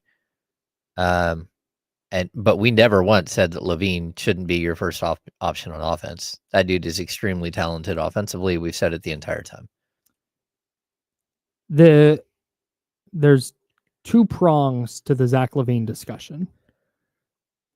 There's the present of like, all right, you got him. He's on your team. How can you best use him? And there's the prong of, is this the right long-term build? And I think you and I are, I for the most part, and I think I like Zach LaVine a little more than you do. It's like a long-term piece. But I'm still like, I'm not moved. Well, no, long term. But in the short term, like, yeah, hey, he needs to be your primary option. He's your best offensive player. Yeah. I guess that's been the case from the jump. I've never gotten the idea that you're thinking on that is any different than that. No, I don't have any, like, again, I think, first of all, he's a nice guy. He's great with the media so far. Like, everything that we've, like, with him, it's been, like, straightforward. They're just, like, you can't look at somebody's 11-year career and not analyze the flaws in their career and act like that they're just going to get better because they play in a different situation. Like, I'm not going to be dishonest with people and paint a picture that's completely wrong. Now, it does happen where a player goes to a different team at age 29, 30, and the pieces around them are different, and their stats translate, and they're really good players for that team. And I think his stats have translated. I didn't freak out when Zach LaVine was missing shots all the time. I don't think that's who he is as a player. And I think he can work with Sabonis, and I think he can work with Valanciunas. Don't forget to record.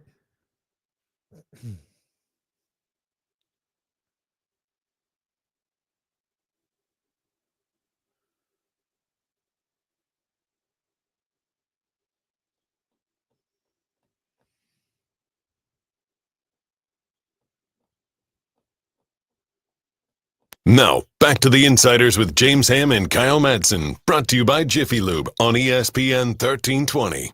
Also, Joe Brazil. He's here as well. See what the Celtics did last night? This is wild. Do you want to come in here and talk about this? Jesse's here. Right. Jesse, our resident Celtics fan, is here, and he just gave me a big thumbs up. Bro, you sent me a graphic of this, like I don't know, like a post-game graphic. Yeah, it's just crazy. And I thought it was a joke. No. I thought it was and I look at him like, okay, what's the bit here? And then it all kind of hit me that it was not a bit. No. The Boston Celtics last night beat the Blazers 128-118. That is not shocking.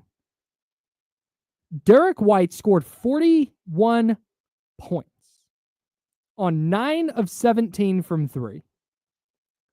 Shout out to the Bald Gang. Payton Pritchard off the bench scored 43 points on 10 of 16 from 3. Those two performances happened for two guys on the same team. Payton Pritchard also, by the way, added 10 rebounds and 5 assists. Derrick White has low-key become Michael Jordan since he became bald.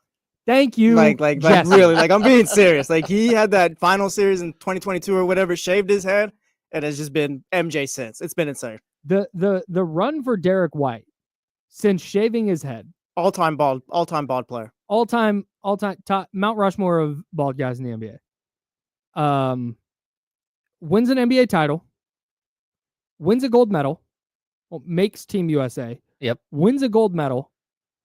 And is now having the best season of his career after having the best season of his career. Pretty much. And he might win another championship this year. Also hilarious with the history the Celtics have that it's Payton Pritchard and Derrick White, the only to ever go for 40 and 40. You have Tatum and Brown. And everyone goes, who's Tatum or Brown? Tatum or Brown? Like very obviously Jason Tatum. But yeah, these are the two guys to do it. It's a great night. They go 19 of 33 from 3. 19 of 33. That's just bonkers. Yeah, like I don't even know what to say. Jesse, I want to bring Jesse back in here. Jesse Tapia from D-Lo and Casey. Shout out. Were you watching all 48 minutes last night? Not all 48 minutes. I caught like pretty much all the first 3 quarters, and then because I was here, and then I left, and pretty much caught the 4th quarter like on the recaps. Was there a moment where you're like, oh, like something? Was there a specific moment where you went, oh, something different's happening? There's not a moment, but like Derrick White will just launch up like a few threes. It's like, oh, these are going in tonight. And it just happens. Oh, he's got 10 or 9. That's how Payton Pritchard kind of shocked me because it's like, oh, like Payton's been really good. He might be 6th man of the year this year, but I think it was 10 threes. 10 of 16. That was shocking. He was 1 off the Celtics record. 10 of 16. I just think it's wild that you go into a game And again, they didn't have Jason Tatum didn't play. So Sam Hauser, Al Horford, and Luke Cornett started. So Porzingis didn't play it either. But you got Jaylen Brown. You still have players that have been with this team forever. To see these two guys combined for 84 points, that's insane. Two dudes, including one off the bench. That is absolutely crazy. Although I do believe the night that the Kings scored 176. Both Fox and Monk both scored 40 plus. Monk had his career high 45 in that game, and that was off the bench. Man. Yeah. But that was, again, a double overtime game. This was not a double overtime game. No, it was regulation. Yeah. According to our guy Keith Smith from Spot Track, first time in NBA history, the two teammates have hit at least 9 threes in the same game. Yeah, Steph Curry and Klay Thompson played on the same team. Never did that. Really? Yes. Oh, my goodness. First time in Celtics history that two teammates have gone for 40 plus in the same game. Celtics history. That again, that doesn't make any sense. There's so many good players who have played together on the Celtics. They've never scored 40 in the same game. Even like I would have thought that there was a game where Antoine Walker and Paul Pierce both went for 40. Like you would have thought that at some point in their careers they both would have gone for 40, but that's absolutely crazy. Man, what a game! I don't. I'm sure at some point we'll see that again, but 19 made threes from two teammates. That means one guy needs to get hot, and then another guy needs to get hot, and then they both need to get fed, and then they both need to hit their shots and stay hot.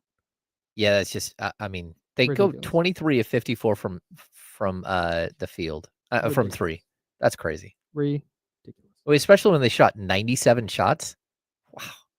I mean, like well over half of their shots were from 3. That's crazy. Let's get back to the Kings with our guy TC. TC, what's going on, brother? Man, hey, you know what? Not really a moral victory. I've seen some nice things, but I'm still frustrated, right? So, Hammer, first of all, Ham and Kyle, what's up, man? What's up, TC? I'm with the whole DeRozan. Like, everybody got their own feelings about that, right? Like, when he's on, he's on. But last night, bro, we lost that game simple, bro, because DeRozan started taking a bunch of shots. No matter how you feel, no matter how you come on here, these airwaves, bro, that's the truth. We lost a game last night with DeRozan taking a bunch of shots. When he hitting like Dallas, it's all gravy, bro. But, like, him going in these modes, like, I get it, Hall of Famer. You want a guy, all Kings fans, we looking for, like, but no, bro, you got to know when you're not on, you got to swing the ball, bro. And if we don't, like, go down like this with DeRozan taking a bunch of shots, I'd rather go back to the live by the threes, right? Shoot a bunch of three. Like, if we got to die like that, bro, I don't want to die like that, Colin Hand. That's all I got, bro. That was on DeRozan last night, man. Simple as that. I'm going. Right. Thanks, TC. I agree.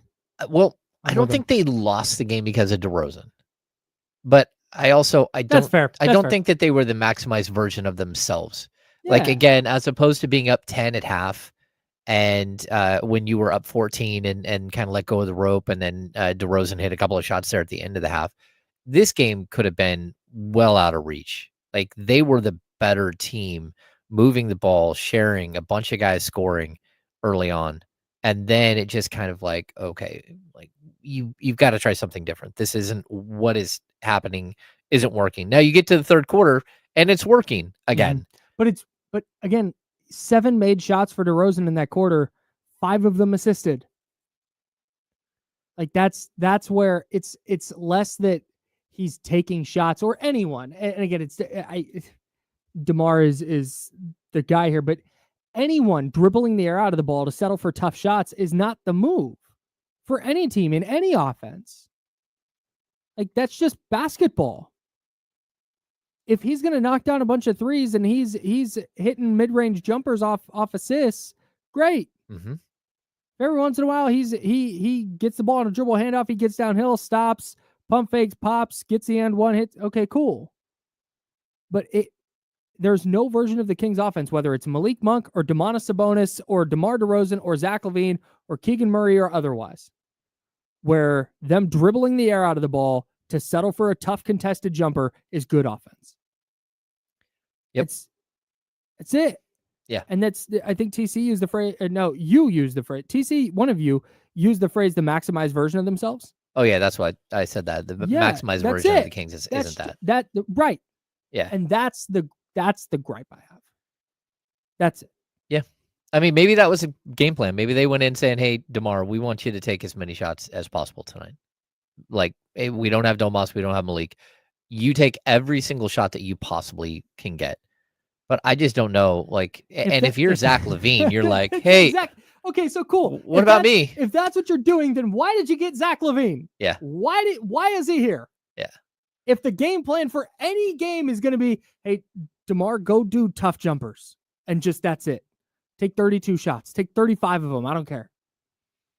Doesn't make a lot of sense to me. Yeah. Especially when we've seen time and time again, when the ball moves, their offense is better. They're just better. Straight up. I'll go back to this. I read this stat earlier, and I will read it again. And again, this is to try and move it away from DeMar DeRozan. This is just the Kings offense. Again, our guy Will Z pointed this out on the internet. 9 assists first quarter, 4 assists second quarter, 8 assists third quarter, 1 in the fourth quarter. Mm-hmm. The fourth quarter where you got blown out. And 8 of those assists in the third quarter were on. We're good. We're very specifically on plays that DeMar DeRozan scored on. Yep. Like, we're not saying don't score. We're saying score within the flow of the offense. Yes. Yeah, I mean, that's it. I don't care if he averages 20-something a game. I don't. Like, you need points in the NBA. Yes. I mean, every night you got to score like 112 mm-hmm. to be a competitive team in the NBA, in the modern NBA. You probably need to score 120 most nights if you're the Kings. So, like, somebody has to score, but like there's a way to distribute shots differently. That's it. I agree. I think we've landed here. If anyone thinks we still hate DeMar DeRozan, then it's on them. DeMar DeRozan, good player. Kings offense, not good when one guy takes all the shots. Or takes all the shots and they're not dishing out assists as well. Mm-hmm. I want to get back to some football stuff real quick. Because Adam Schefter on his podcast, the Adam Schefter podcast, oddly enough. Yep. It's like the James Ham and Kyle Madsen show. Yeah. The James Ham and Kyle Madsen show with James Ham and Kyle Madsen. Kind of laid out what I believe is a nightmare scenario for the 49ers and Brock Purdy. Okay. And I only bring this up because it's Adam Schefter who said it and not Rando. He said it's not a lock that Brock Purdy's deal gets done this year. And then he laid out the scenario where they let him play this year on his $5.1 million deal because there's like, if you're a late round pick and you way outperform your contract, you get like additional money. Mm-hmm. So he'd cost $5.1 million this year. I think 5.1 is the number. And then he does the franchise tag thing where you franchise tag him in 2026, you franchise tag him again in 2027. And what that basically equates to is you're paying Brock Purdy over the next 3 years, $97 million. So 32-ish a year, a little over 32 a year. Okay. Which is a great deal for a quarterback, right? Oh, yeah, that's spectacular if you're the 49ers. But again, for me, this is a disaster scenario, not because of the finances, but because every offseason, you now go into the year going, well, are they committed to their quarterback? Question marks everywhere. And you can't have that. You can't. No, I get it, but this is a negotiating ploy. This is part of it. Like, hey, like, he's not going anywhere. You're tied up for the next 3 years, and feelings and opinions can change all the time. And if you're the 49ers, you're in the position of power where you have these options of extending out his career with the 49ers by using the franchise tag. Mm-hmm. If you're Brock Purdy, you want a long-term deal here. Like, mm-hmm. he wants to be the quarterback of the 49ers. He wants to get paid, for what the play that he has on the field. Mm-hmm. But at the same time, the 49ers still do have leverage in this situation. And, you don't want to be put in a situation where you're always like kicking the can down the road, which is like standard 49ers operating, sure. Procedure here. But at the same time, if you're the team, you have to try to at least have some leverage because, again, I agree. Like getting a guy at 40 million versus 50 million, that $10 million can really come in handy. That's basically most of what you're going to pay your draft class, like a good percentage of your draft class. And so there is a way in which you need to like be financially responsible. I would agree. But you also don't want to string this thing out and have it be contentious like this, because that's not what anyone wants to see. Especially at quarterback, especially with when you've seen the adverse effect it had on Nick Bosa, the adverse effect it had on Brandon Ayuk, the adverse effect it had on Trent Williams. Like, this is not where the route you want to go with your quarterback. But what you just said is what complicates it. If Brock Purdy was a bona fide A1 tier 1 quarterback, there's no question. Pay him at the top of the market, signed, sealed, delivered, let's go.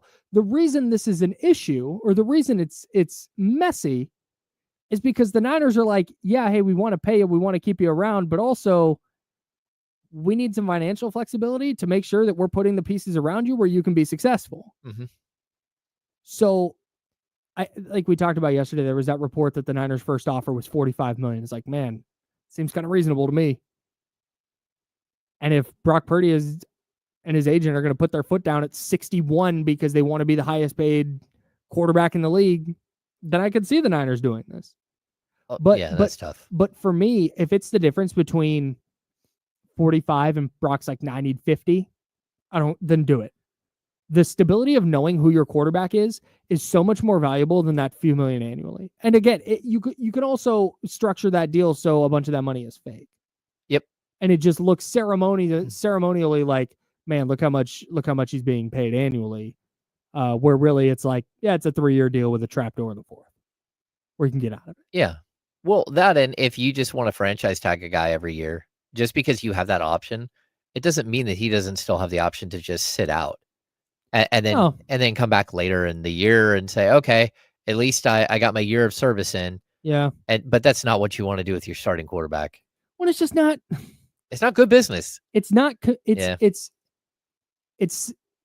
saying the quiet part out loud that, like, hey, we're not sure we want to pay this guy what he's asking for. Mm-hmm. But you also can't let him walk because he's won you some games. And when you find a quarterback who can win games in the NFL, you kind of got to keep him around. But also you can't. Okay, so let's pretend. Let's go down this road. They say, hey, you know what, Brock? We're going to table the contract stuff. You go play out this year. You show us. And then we'll talk again next year. And he plays really well. And you go, okay, we'll franchise tag you.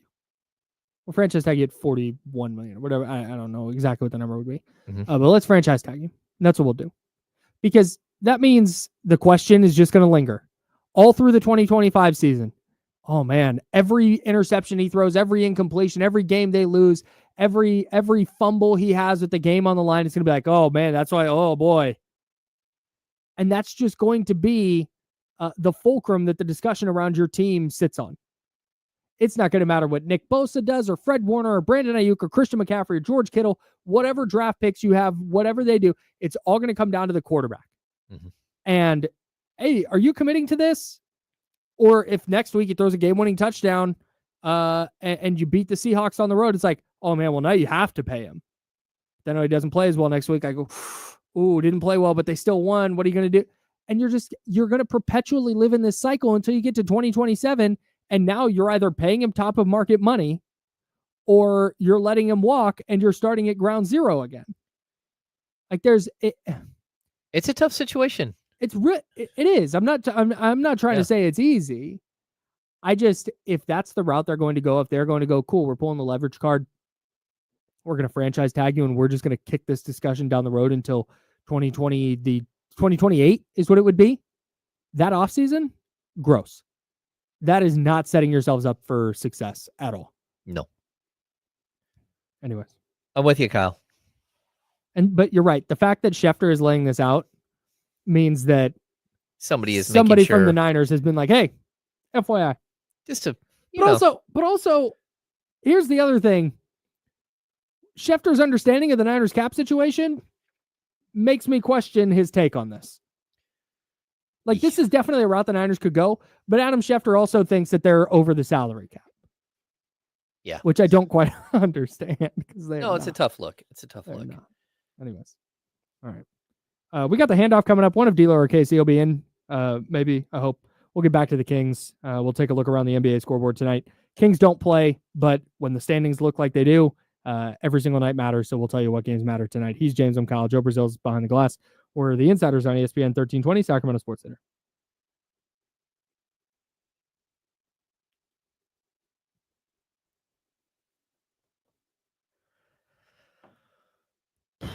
What's going on, everybody?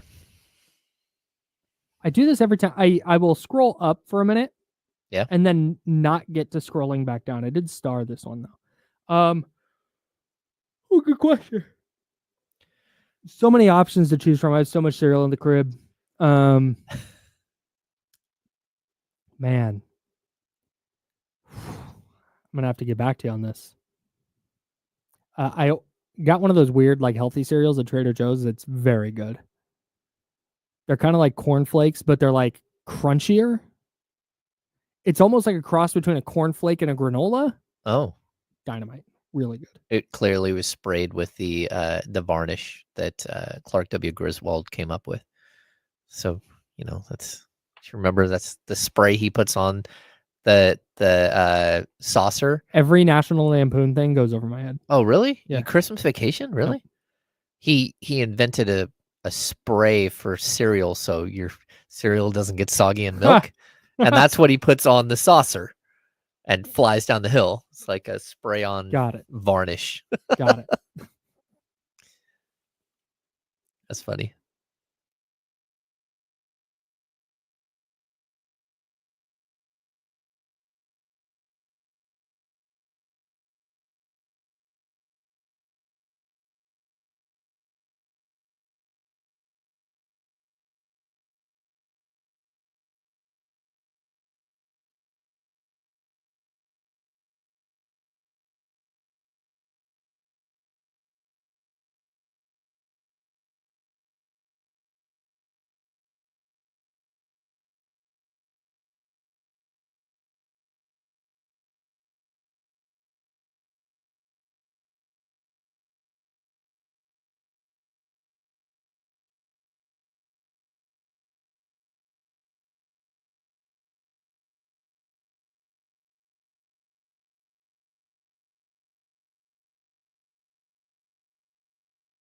That's funny. All right. There we go.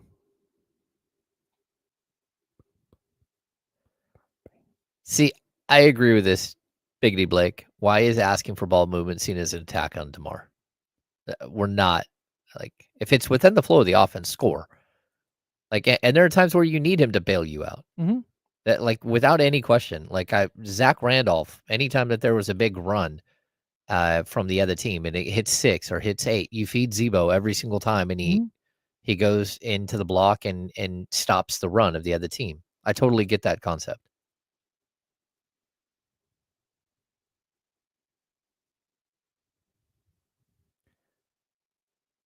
I don't think I'm. Yeah. You won't miss it. I'll make it obvious.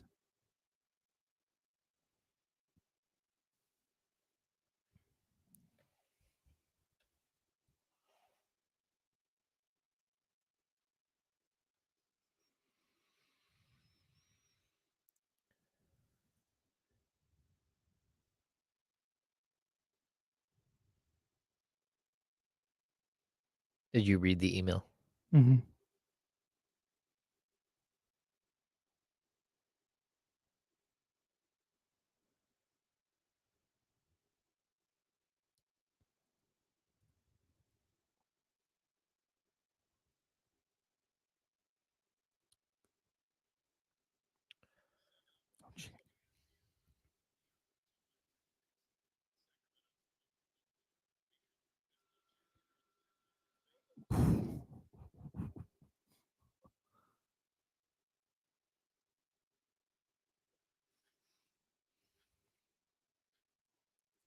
Now, back to the Insiders with James Ham and Kyle Madsen, brought to you by Jiffy Lube on ESPN 1320.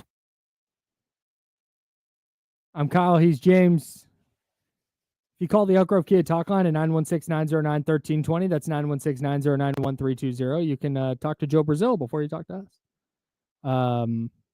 Somebody in the chat brought this up, and I had not even thought about this. Our guy, PE Time, Said, how great would it be if Zach LaVine gets all NBA in place of Fox? So there's a couple of things here. One, not ruling that out. He's averaging 23.6, 4.6, and 4.4 points, rebounds, assists. He's 50.8% from the field, 43.6% from three, and 81.4% from the free throw line. So he's probably not getting a 50, 40, 90. But when you start looking around at all the players, all the All-NBA guys who are not going to hit 65 games. Oh, it's a lot, man. It's a lot. Yeah, that's why I started. Sabonis is in line. Sabonis, the only, he's going, I think he's going to make it. I would be shocked if he didn't. Well, yeah, I mean, AD is now going to be ineligible.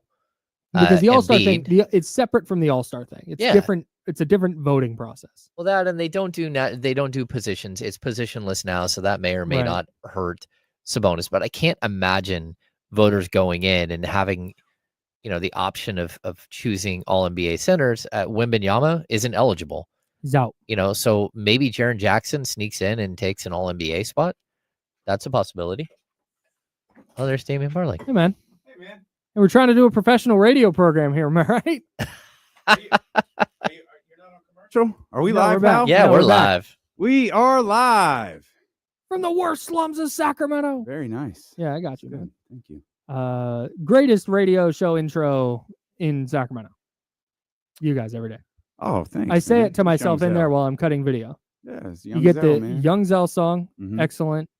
Then just all your noises and your drops. It's great. It's always a good time. We just try to have fun, man. We figure if we're having fun, everybody else is having fun too. We're the anti-fun police. Yeah, so. we're not having a good time today. Straight up. 3 days a week, whenever 3 o'clock comes around, it goes, fun's over. James is on the way. Be a professional. And then we just try to rope James into the fun a little bit and make him laugh. Tell him about fake James Ham at the club. And yeah, that was fun. There's a fake James Ham at the club. Oh yeah, I didn't tell you that story. Yeah, we were at the mix celebrating my man's birthday. James Canadian Bacon, huh? There was a and we're waiting for everybody to arrive. And Katie goes, "Hey, there's James Ham," and I just looked at her. I was like, "There's no way James Ham is here." Nope. She goes, "No, look, there's a fake James Ham right there." And I look over, and sure enough, I swear to God, it was a fake James Ham. They called him in the chat James Scam. And so there it is. And then we created this whole fake life for James where where's fake James going? Well, he's probably going to get another Tequila Cosmo or what's fake James doing right now? I don't know. Who's having more fun right now? Fake James or real James? And we start doing play-by-play on fake James's life. And then the crew, gets here and we go to the booth and she's like, we got to get a picture. We've got to get a picture of fake James to send to the chat. And or to send to real James. We were going to send it to everybody. But so we start kind of stalking fake James. But then we just lost him. We lost fake James. You had a booth at a club and you decided to vacate the booth to stalk a person that looked like your coworker. Yeah, that's I realize that might sound strange. But that's a paper championship right there. You don't understand. We had an emotional investment. Out of the way, bottle service lady. We had an emotional investment into fake James. We had built this entire life for fake James. You built a relationship with fake James. And he never met us. Fake relationship with fake James. We built this life where he just got away from the kids and wife for a night and he was out with his buddies and fake James. When James covers the Stockton Kings. When fake James gets not fake James, real James gets the fresh haircut. That was what fake James looked like. He looked like fresh haircut James Ham. He was maybe an inch. He was a little bit taller, but if James was going to the club, he had on what James would have wore to the club. All right. Quarter zip sweater and khakis. So that's game. That's a game James Ham. Okay. But he had a nice little shirt tucked in, belt showing, look good, but look like what I would expect James Ham at the mix to look like. Okay. It was awesome. You had to be there. It was terrific. I'm glad they had a good time. That's all we did. That was really a great time with friends. My best friend in the world, the whole thing. Fake James But is your best friend building, in the world? no. Io's my best friend. Io, in the the world. homie. Yeah.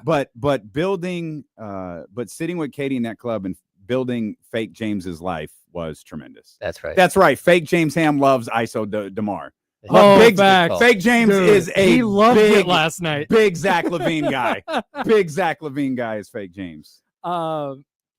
Dude, Io is hilarious because yes, he is. When there's a shindig at your place, when Io pulls up, it's like, oh man, it might be time to go to bed. Yeah, it's facts. Like he's 11:30 midnight. It wasn't that far off of what happened on Saturday.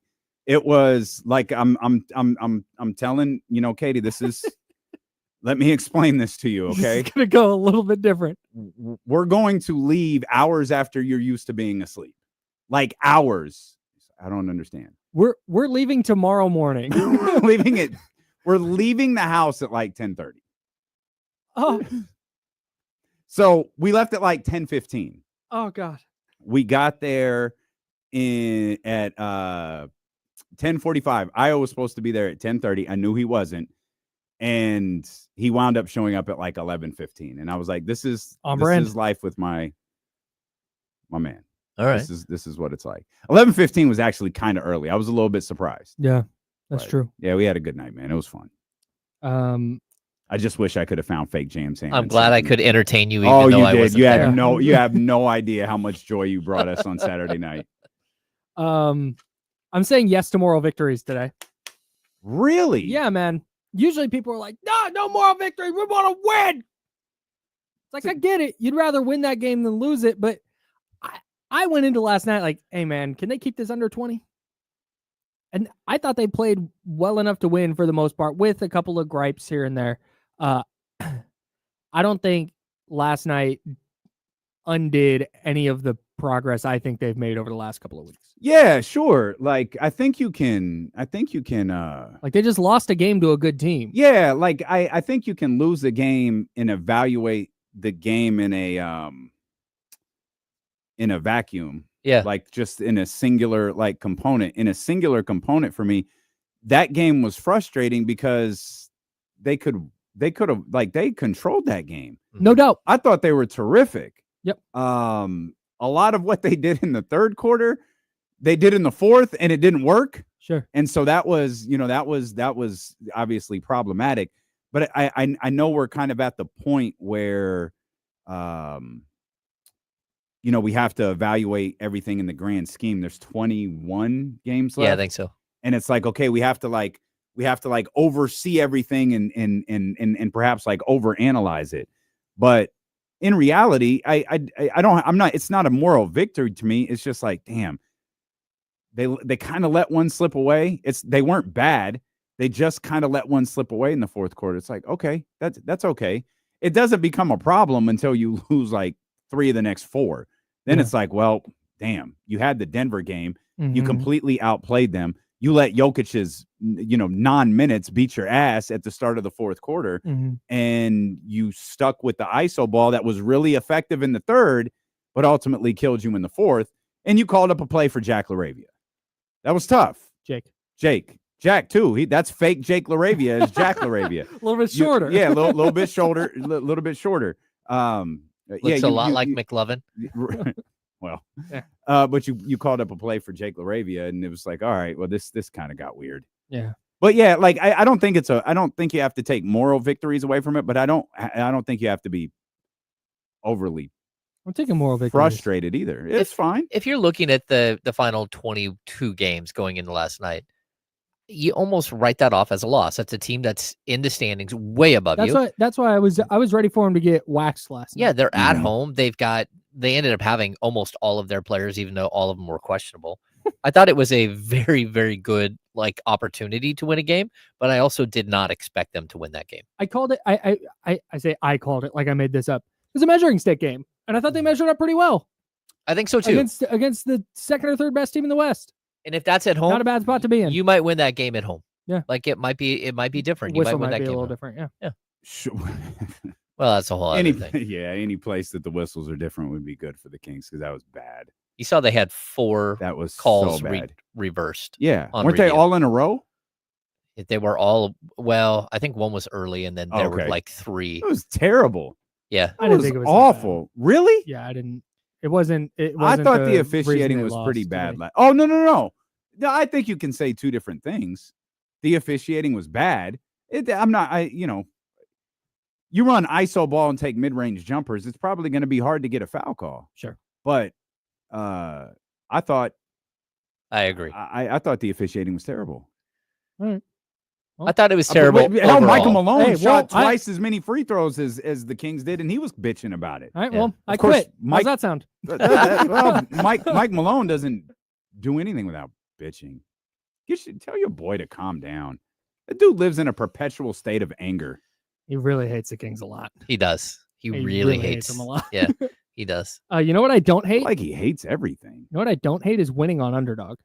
Oh, I went 4 out of 4 a couple nights ago, 3 out of 3 last night with my lineup. I had Zach LaVine higher than 2.5 made threes.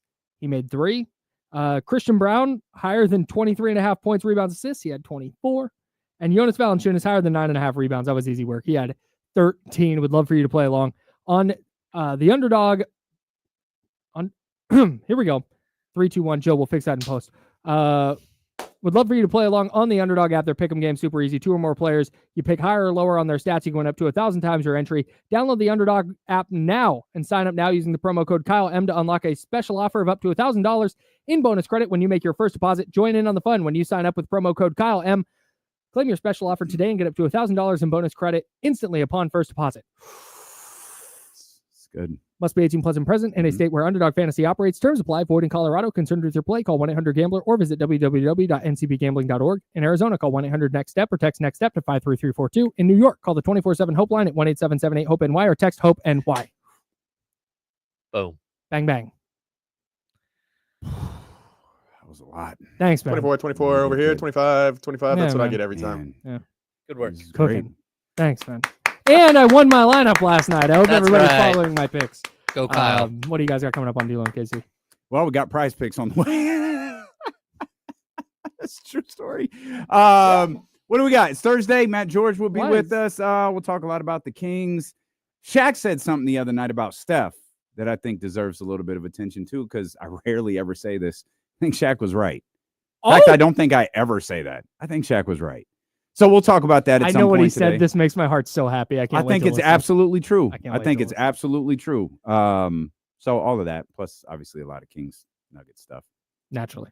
D-Lo, KC coming up next. That's James Ham. I'm Kyle Madsen. He is Joe Brazil behind the glass. We'll be back with you tomorrow at 10 a.m. right here on ESPN 1320, Sacramento Sports Leader. Until then, drink water, be nice to people. See you. Hey, can you guys come in here real quick? Thanks, two? Chatty Chatty House. Can you guys come in here real Appreciate quick? you guys.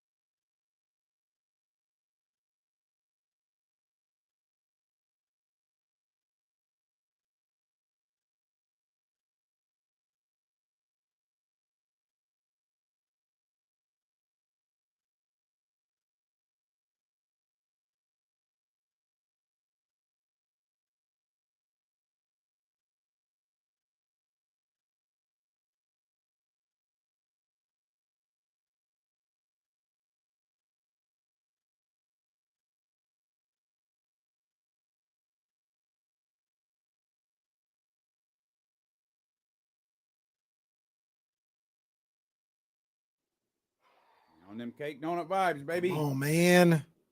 And when did Donut Friday become Donut Thursday? When James and Kyle realized no one comes to work on Fridays. Once again, why did it turn into Donut Thursday? Well, that's a good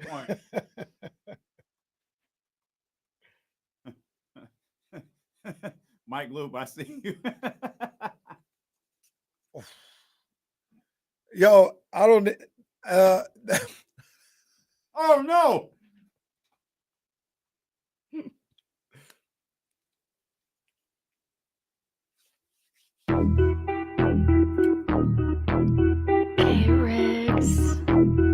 Yeah.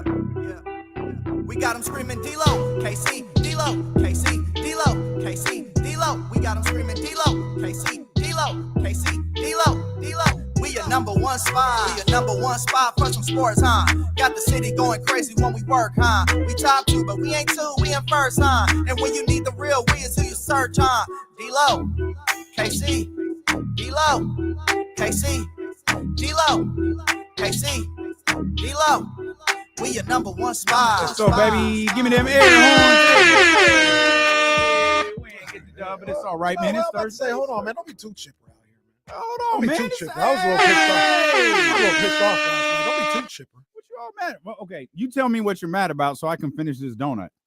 I wanted that. You know I wanted that win last night. I had a caption ready and everything. Oh, what was I had the a caption ready. Well, F. Mike Malone? Well, it was. I went a couple of different ways. The one I wanted was, the graphic, Kings win, and I wanted to say no balls, no class. But very nice, very good. I like it. But then I wasn't sure if because I wanted to say no balls, no class, but got the win. But you still kind of open yourself up for jokes and stuff like that. If you're, if you're the Kings, if you're Sacramento, so it's like nah. And then I was just gonna be like, I'd like to know your thoughts, Mr. Malone. I was gonna do that. I was ready. Very good. And I was like, yo, I was prepping because I was like, I'm about to get this caption off. Well, we about to get this dub. I thought for a good 3 quarters we had it. Damn. They had it. They did. I ain't even mad though. I mean, I'm not. Well, hold on. You're right. Welcome to the Thursday, March 6th edition of D-Lo and KC. I'm Damien Barling. The ultimate needle mover in God mode himself. He's Kenny Caraway. Yes, sir. Acknowledge me. And we are live. The worst slums of Sacramento. I ain't even that mad. See, I understand that, but I do have a little bit of the same energy that I have when people go crazy over a Pelicans loss. The bottom line is we needed to win. No, I understand. And that's what frustrates me. And yesterday was a bad night. But no. It was a bad night for the Kings. Timberwolves lost. Clippers won. Good. Or Timberwolves won. Clippers won. It wasn't good. Nothing's going to happen good for you today. And the Warriors play the Nets. Yeah, I know. I hear you. Man. And but, you had it. You was there. I know. But, they're not going to, the Kings are playing well. They are. And I thought they played well last night. It was a bad quarter. It's a tough quarter to have a bad one because you can't really recover when the fourth one is bad. It's just kind of that's the end of it. But they weren't going to go 22-0. I mean, plus they had what did they have at the time? 4. They weren't going to go 26-0 down the stretch. Like you're 100% correct. You're going to drop games. The tough part is there's no room for error tomorrow for so many reasons. You have to beat San Antonio. Yeah. And then you're going to have to find ways, probably a couple of times, to beat some good basketball teams over the next 2 weeks. Yeah, and I'm sorry, I'm not by the mic, but that was one of the ones. You know what I'm saying? I hear you. It's tough when you had it. Yeah, it's tough when you had it. If it would have went like the last game in Denver, where they weren't really in it, and they worked to get it to 11, but then the Nuggets pulled away or whatever happened there. It was just a loss. I think I'd feel a little different. But this one, and I'm not even blaming anybody. This is just the way sports go sometimes. You had a lead. Yep. You had a nice old lead. You were playing really well, and you weren't able to hold on to it. Once again, it's not blaming anybody for that. That's the way sports go. But man, I wish it wouldn't have gone that way last night. I hear you. No, I hear you had it. And that was the frustrating part about, you go into the fourth quarter. I think they're up 9 going into the fourth, and it's kind of you hit a point where you might feel a certain way going into a game. Mm-hmm. And it's like, hey, the Kings are playing well. Like, I don't expect them to win every game that they play. Whatever happens today happens. It's the final game of the road trip. You got what's probably going to be a really festive, probably, emotion-filled arena on Friday. It's fine. Like, I think I even said this yesterday. Whatever happens, happens. You got to take care of business Friday, and you're going to probably have to find a way to beat the Clippers. But whatever happens against the Knicks, whatever happens against, Denver, you live with that. Mm-hmm. But then you get into the game, and you see that the way the game is going, and then you're taking a 9-point lead, I think it is, into the fourth quarter, and maybe you're not feeling great, but you're like, all right, DeMar just had a big 18. The fourth quarter is his pot of gold right there, and you have this game. Mm-hmm. You have no one's like playing out of pocket. There's nothing. You're not hitting an absurd amount. There's nothing crazy here. You're playing well. You got this. Fourth quarter starts with Jokic on the bench. Jokic comes back in and the game is tied. That cannot happen. No. That's like getting your ass kicked when Steph Curry's on the bench. Facts. Cannot happen. Facts. You can't allow Buddy Hield to beat you. Right. You can't allow someone else to beat you in that situation. And that's where the frustration comes into play with, like, okay, you could talk about, well, the Kings needed to win the game because of Minnesota, because of this. It's like, yeah, Kings needed to win the game because they played well enough to win it. Like, they had it, and it just really fell apart in the final few minutes. Like, it wasn't a great fourth quarter, but it fell completely apart in the final few minutes. And you touched on it, and I think that's where my frustration is at, because they did play well. Mm-hmm. You know what I mean? Like I said, there are times like when you lose to that Warriors game or whatever, and you're just kind of disgusted by the way that played out, or you're frustrated or whatever. That's not what last night was. Last night, shorthanded, all those guys, they gave everything they had to win that game last night. Yep. And they deserve, like, I hesitate saying this, but they deserve to win because of how they approached that game. Yeah, sure. And I wanted them to get that one for all the things that we talked about before, but because they did, and what I say, tougher than a $2 steak. That was one of them games. They were tough mentally and emotionally last night, and to see it slip out of your fingers was tough.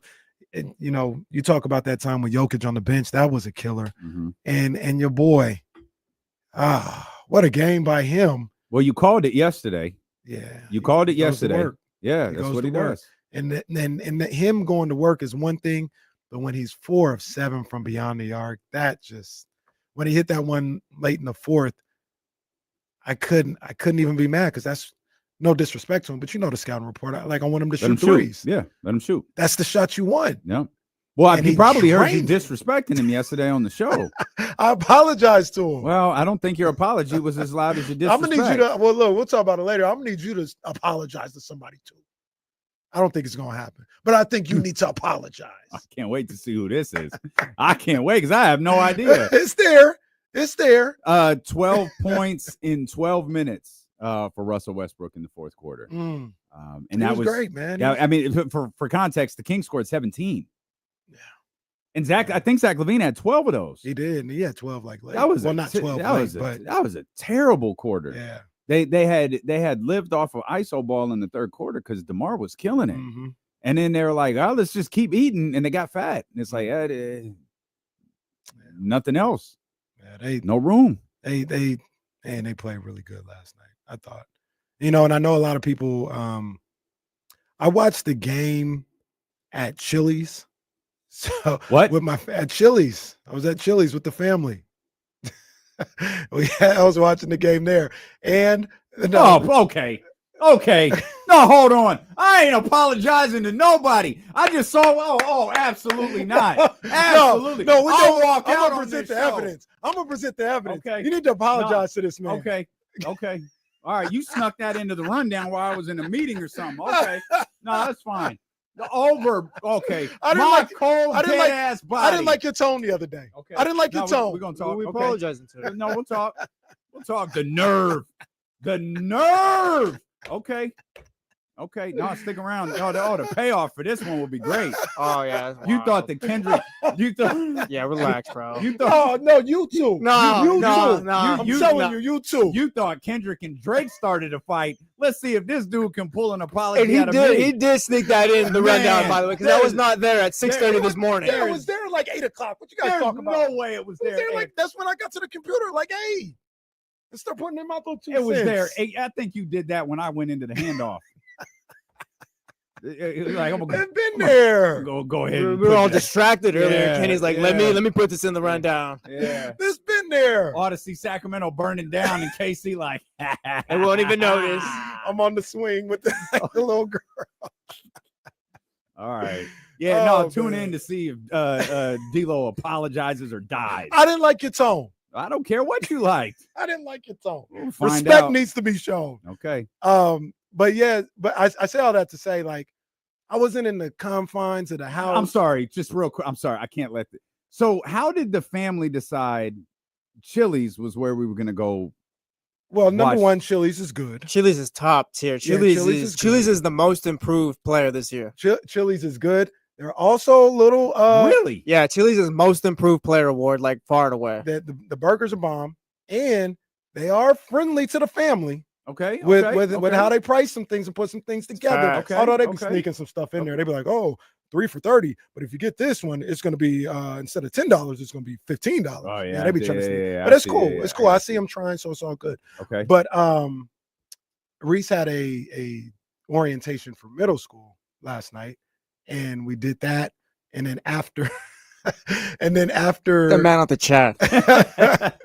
and then after the orientation, Chili's was like next door.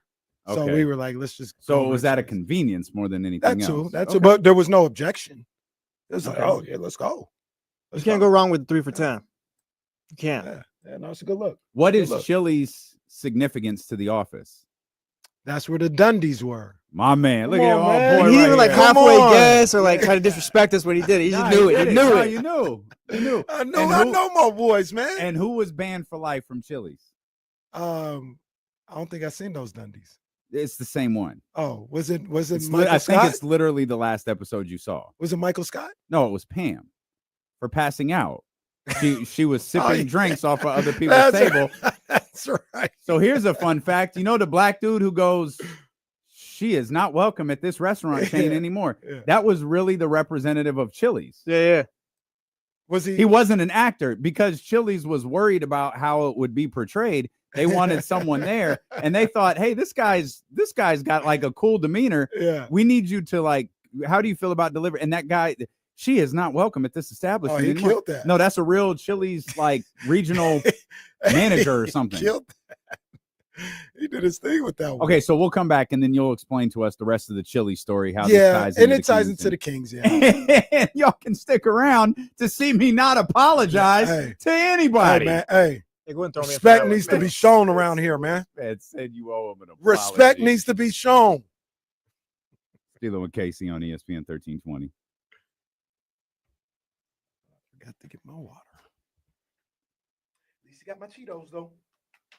What's that from you? I don't know that. I hate that I want another donut, man. This is terrible. Go get another donut. Don't treat yourself. Man.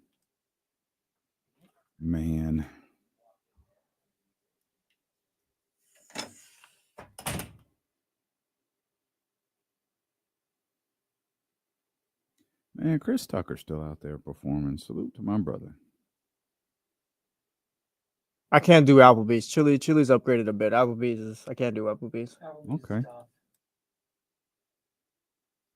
I haven't been to a restaurant like that in years. I'm not like always going to Chili's, but like if the boys want to grab 3 for 10 or go eat, go grab drinks, whatever.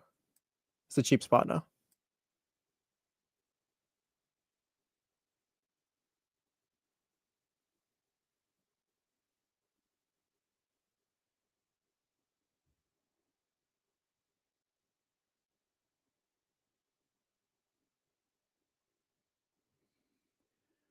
Oh man. Kilo, you need to hit up the kitchen. Yep, because going April 4th, I think it is, Cousin Pete. April 4th. Very excited about that. I want to do the chef's experience at Q too, but can't do both of them. That's for rich It's people. It's like one or the other, and we already got the reservation at the kitchen. Zabo's got a point here. What's the last normal person restaurant you've been to? It's a good question. That's a good question. Like Kenny and Jesse must eat here. No. Yeah. No. Like one of those kind of places. No. When's the last time you've been there? Now you hoes owe me an apology because it was Applebee's, bitches. When did you go to Applebee's? Yeah, How did you end up at Applebee's? Are you okay? Wait, you going to Applebee's? Okay. Were you You drunk? Okay, wait a second. Yeah. Let me explain. There is Dave just woke up in an Applebee's. We're not on the radio, right? No, there's a reason. Shitting on IHOP, and then he goes, Yeah, you go to Applebee's. Applebee's. I wouldn't even go to Applebee's. No. There's a reason. The reason is the trip to Hip Hop Made the Bay in San Jose. Oh. It's down the street from the SAP Center. Mm-hmm. It's in a parking lot where Target and the Chargers are. So for Hip Hop Made the Bay in the Valentine's Love Jam, I charge the car. I drive to San Jose, charge the car, and I go eat a salad. Now, hold on. Now, to be clear, I felt like shit after I ate it, but Well, still. you must not have ordered the right thing. But But George ordered throwing it. it in I there for ordered it. Fiesta Lime Chicken at Applebee's. well, I also want to point out, Jesse, Hip Hop Made the Bay was like October. Oh, you're telling me about I'm some saying, 2024 stuff? No, the Valentine's Love Jam was a month ago. Oh, I thought you said Hip Hop Made the Bay. Well, both of them. The trips to San Jose. frequented that's a Applebee's. spot afterwards. That's a spot. No, it's Hey, the spot Applebee's. before. Hey, I go Mr. D'Lo, before. you want your booth? Okay. All right, man. Your same dollar mark? Applebee's ain't Chili's though. No shade to Applebee's. That's facts. But The 2 for 20 fell Chili's off. cooking. Last night we had the choice between Chili's, Applebee's, BJ's. What were the three choices again? Chili's, Applebee's, and BJ's. And I chose Chili's because I like Chili's. I like all three. I really do. But Chili's was closest. I was trying to get to the game. Understood. And I was like, no, let's just go here. Plus, I like Chili's food is like the burger. They did something with the bun in the last year and a half or so. Pause. Boy, when they do something with the bun, boy, that's a when they get them buns working. It's a game changer. It is a game changer. They might have, I don't know, put butter on it or I don't know, but it changed some things. And They just started cooking their burgers the normal way. burgers are bomb too. Like Chili's is cooking. Shout out Chili's to is the cooking. Pizookie though. That changed the Oh game yeah, forever. Bazooki. I mean, that's a one of a kind. It's a one of a kind right there. They did change the game with the Bazooki. Dang, don't you make a Bazooki like every night? No, I was just about to say, doesn't your wife make the Pizookie? No, she knows how to. Oh, no, I eat cookies every night. I don't make a Pizookie. I thought you said you made a Bazooki too, though. No. Well, you should. That'd be hella extra if Dan was making Pizookies every night. Yeah, that's a lot, bro. Well, I didn't know. I didn't mean he My did it brother every said night. he wanted an extra donut, and all of a sudden I'm making Pizookies every night. What are we doing? Just finished dinner. It's Pizookie time. See, this is why I can't have the extra donut. Now all of a sudden I'm the fat kid on the block. Like, just sitting around eating Pizookies, watching the Kings play. That's good. I don't really, contrary to popular belief, I don't have that much of a sweet tooth, so I don't. I'll never ask for like the Pizookie at the crib, but when she makes it, it's like, oh, let's go. My sweet tooth is violent. If the snacks are at the It is house, then violent. they're gonna be eaten. Like if there's no snacks at my house, then usually I'm good. But if See, that's Crystal will what- go and buy some stuff, then it's like over. us See, with. that's what sodas. I'm not. I'm not a snack person. I'm a dessert person. Well, it's all the same to me. Like Like if cookies and we're stuff. out, really? Oh, they're Yeah. not the same. It is like, a little different. like if we're like we at Q, best meal in the world, perfectly satisfied. I'm gonna get the chocolate brownie. I'm gonna get it. It's there. I'm gonna get it. So like this is how I am. Sometimes, it's late Friday, Saturday night. I'm like, damn, man, I want my sunflower seeds, but I need something sweet too. Mm-hmm. And I'll leave the house to go get Mm. Hershey's white chocolate. Mm-hmm. Well, see, You- that's a weird thing to leave. You wouldn't leave the house to go get candy. When's the last Absolutely not. 7-Eleven, last gas station run you made?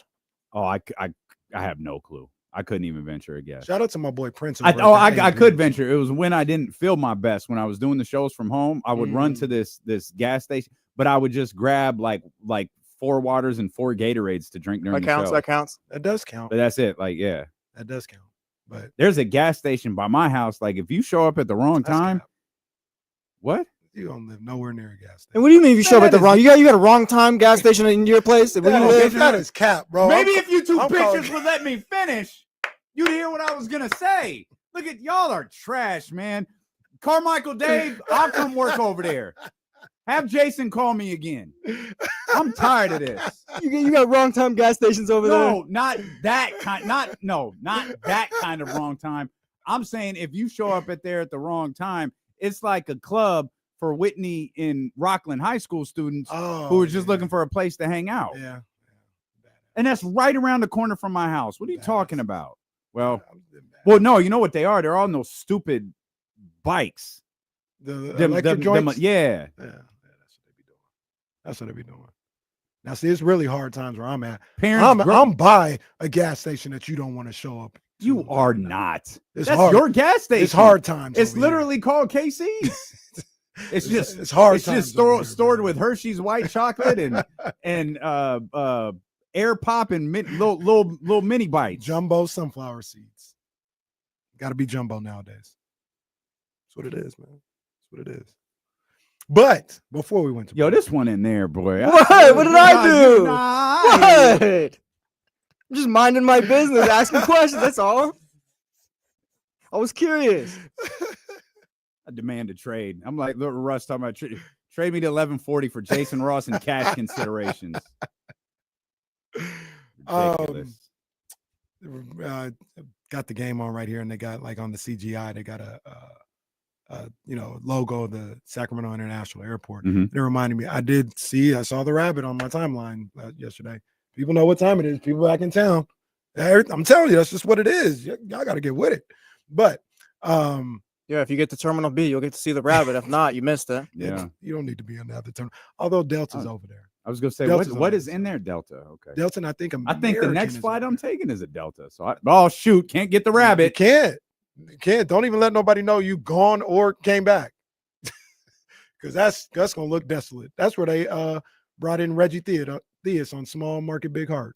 They brought him into that terminal over there. Reggie Theus and Eddie Johnson coming in on that terminal. But the whole thing about the Chili's thing, right, is I wasn't at home. I was locked in, but I wasn't like, it's just different, right? Because I was in a public place with the family.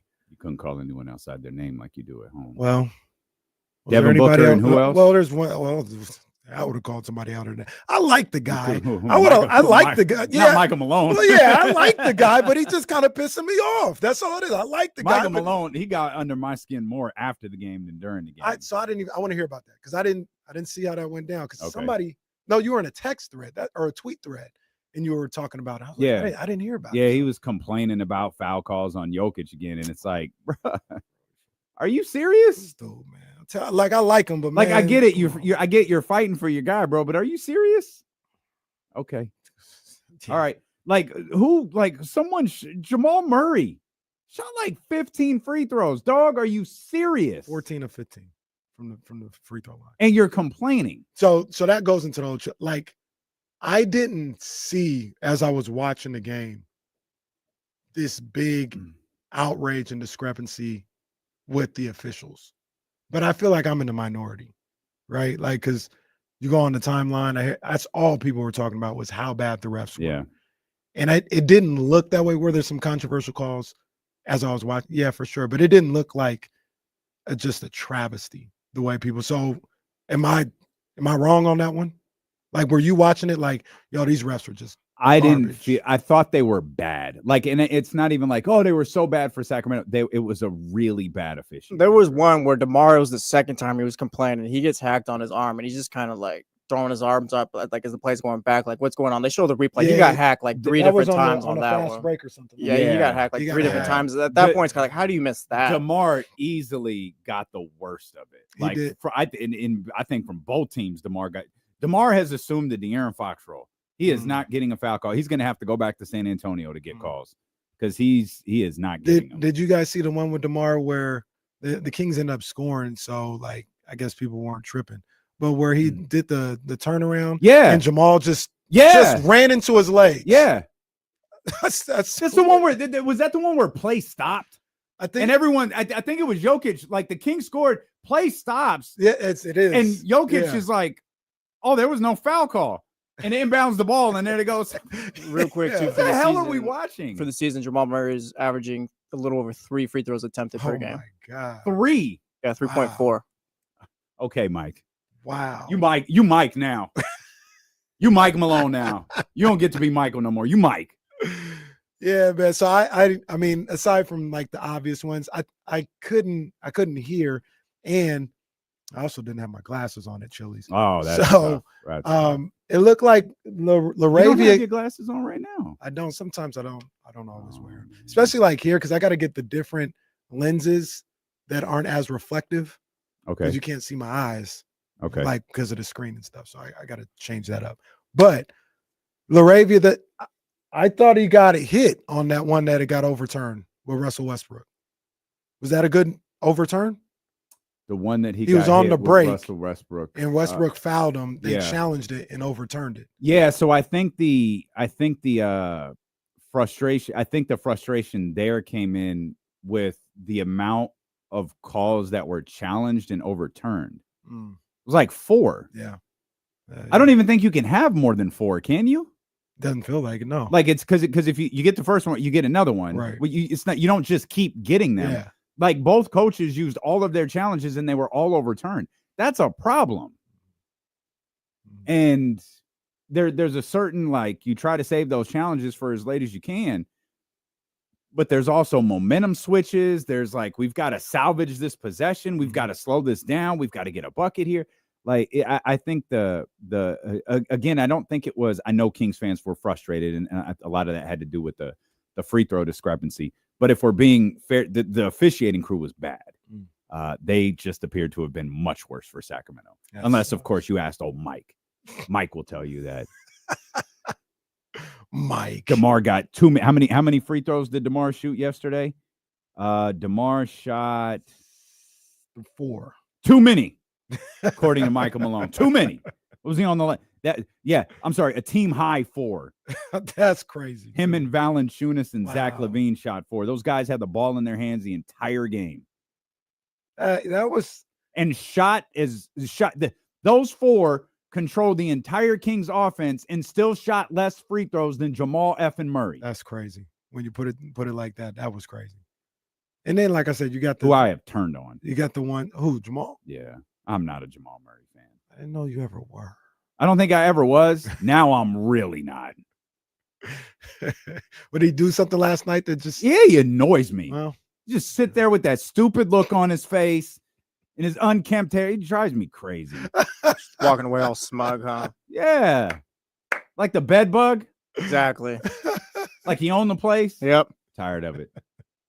Tired of it. Oh, man. That was Shut up, man. You couldn't even get the answer. You couldn't even say the show right now. Get out of here. Gosh. Get TC in here.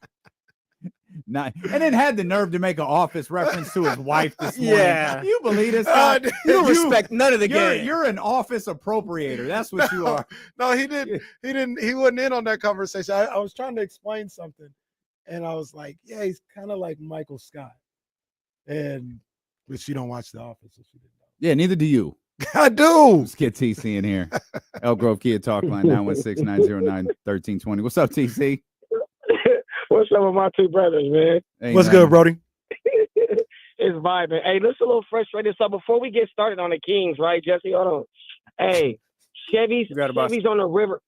Chevy's on the river is trash, bro. We talking about spots that's trash. Wait a minute. First of all, you're wrong. Second of all, why did they catch a stray? What is going on? What are you talking about? Chevy's is not trash. Go ahead, bro, TC. I was just there like 2 months. I was just there like 2 months ago, Kenny, bro. They was trash. We sat down outside, took the family out. I was like, I'm cool, bro. I was like, I'll go to El Tapatio or Garcia's on Madison or something, bro. I'm cool. They can have that. I didn't say it was number one, but to call it trash is like Dame Cole Morton's trash. I didn't say they were number one, but they're not trash. No, TC, wait a minute. What happened? Did something happen? Bro, we was there, bro. It was a line, because you know how it is right there on the river, right? It was a line, bro. It was a line all the way to like Truxell. right? Yeah. Well, that's It be popping. Listen, it do be popping. But then when we got in, bro, I got my enchilada, bro. My plate wasn't it. Everybody else played. I wasn't, listen, D-Lo, I wasn't feeling it, dog. Okay. Give me a minute. All right, you're good. Speak your truth. Hey, you speak your truth, Case or TC. Hey, on the Kings, I'm frustrated with DeMar. Like, I don't want to keep pushing on DeMar because when DeMar is on, like, Dallas is cool. But last night, bro, you shot us out the game. I know you had the third quarter, but you got to realize when you ain't hitting, dog, and we got to move it around with the ball. We would have, to sum it up, we would have won that game if we would have assisted and kept moving the ball. But when we went into that Debo isolation, bro, that's when they came back and won that game. And that frustrates me, bro. I'm cool on all that, man. We got to know how to fix that. TC, we appreciate you for the call, man. I think if you want to call and express your anger about a restaurant you've been to, 916-909-1320. Who cares if no one ever spends money with us again? Perfectly fine. Hey, man, TC, I'm calling cap on that, man. DeMar didn't shoot you out of the game. If anything, he was keeping you in the lead for a long time. The problem, I think what happened is, and this, I mean, it's a fine line to walk, is I don't think anyone was complaining about ISO ball in the third quarter. No, he was going crazy in the third. But then the shot stopped falling for everybody. Zach LaVine took over from the ISO standpoint, and they missed one too many shots. Denver didn't. And, you know, now all of a sudden ISO ball is the problem. Like, I get everyone's frustration. The ball was not moving. It was lifeless last night. But you can't say that was the problem when you lived on it in the third quarter. You ate good off of it in the third quarter, but, you know, no one else could eat in the fourth. And here's the problem I feel with I feel kind of just saying anything. All respect to TC, but like there are people who look at the situation and be like, yeah, man, DeRozan shot him out the game. First of all, we talk about the third quarter like you just did. He was cooking. Yeah. Absolutely cooking. 18? Yeah, 18 in the third quarter. Absolutely cooking. In the fourth quarter, he takes 6 shots. One of them is just a straight ISO. He misses the shot. That happens. The other one, he hits over Jamal Murray on the ISO. The third one is a jump shot, a 3-point attempt that he would swear he got slapped on the arm on. That was and he was an air ball. So he probably did get fouled on that. The other one was the one that I think Jesse was just talking about, where he was on the break, gets slapped on the arm, no call. We keep moving. We're at like 5 field goal attempts at this point, 5 of his 6 or 4 of his 6. That's not shooting the team out the game. The other one was a made floater. And the other one was just a pull-up jump shot where it looked like he got fouled again. So this is the issue I have with when people say things like this, particularly about DeMar. It's just like it feels like a talking point. If you're watching what happened there, that's not what happened. He did not shoot them out of the game. Because like you mentioned, in the third quarter, he kept them in the lead. He didn't even take the most shots in the fourth quarter. Yeah. So now I go to the fourth quarter where we talking about he lost the game, and I just explained every shot. So that we can't just say anything, man. I guess that's my only thing. We can't just say anything. Plus, the guy went crazy in the third quarter. He's allowed to try and find his groove if he misses a shot or two. Yeah, and LaVine was able to pick it up in the fourth. The problem is, if you want to be critical of ISO ball, you got to be critical of it in the third quarter too. You got to be mad that this is the road that the Kings and DeMar DeRozan went in the third quarter when it was working. If your issue is the way that they were playing, because ultimately what it did is between those 2 quarters, between DeMar DeRozan and Zach LaVine, it appeared to have taken everybody else out of the game. I mean, you had Jake LaRavia score 15 in the first half. All 15 points he scored in the first half. The Kings scored 17 in the fourth. 16 of those were from LaVine and DeMar. 12 and 4. And I think Valanciunas hit a free throw. That sounds, yep. Is that right? Valanciunas hit the free throw. He got the one other point. Yeah. So, I mean, also, I don't know how to say this. Like, I guess I get it. Jake LaRavia played 8 minutes in the fourth quarter. Yeah, it seemed like he was out there a little too long. Now, let's tell the whole I story. want you to tell the whole story. Nobody's talking about us. We're playing good basketball right now. That's right, Doc. Thank you. Malik is out. DeMar is out.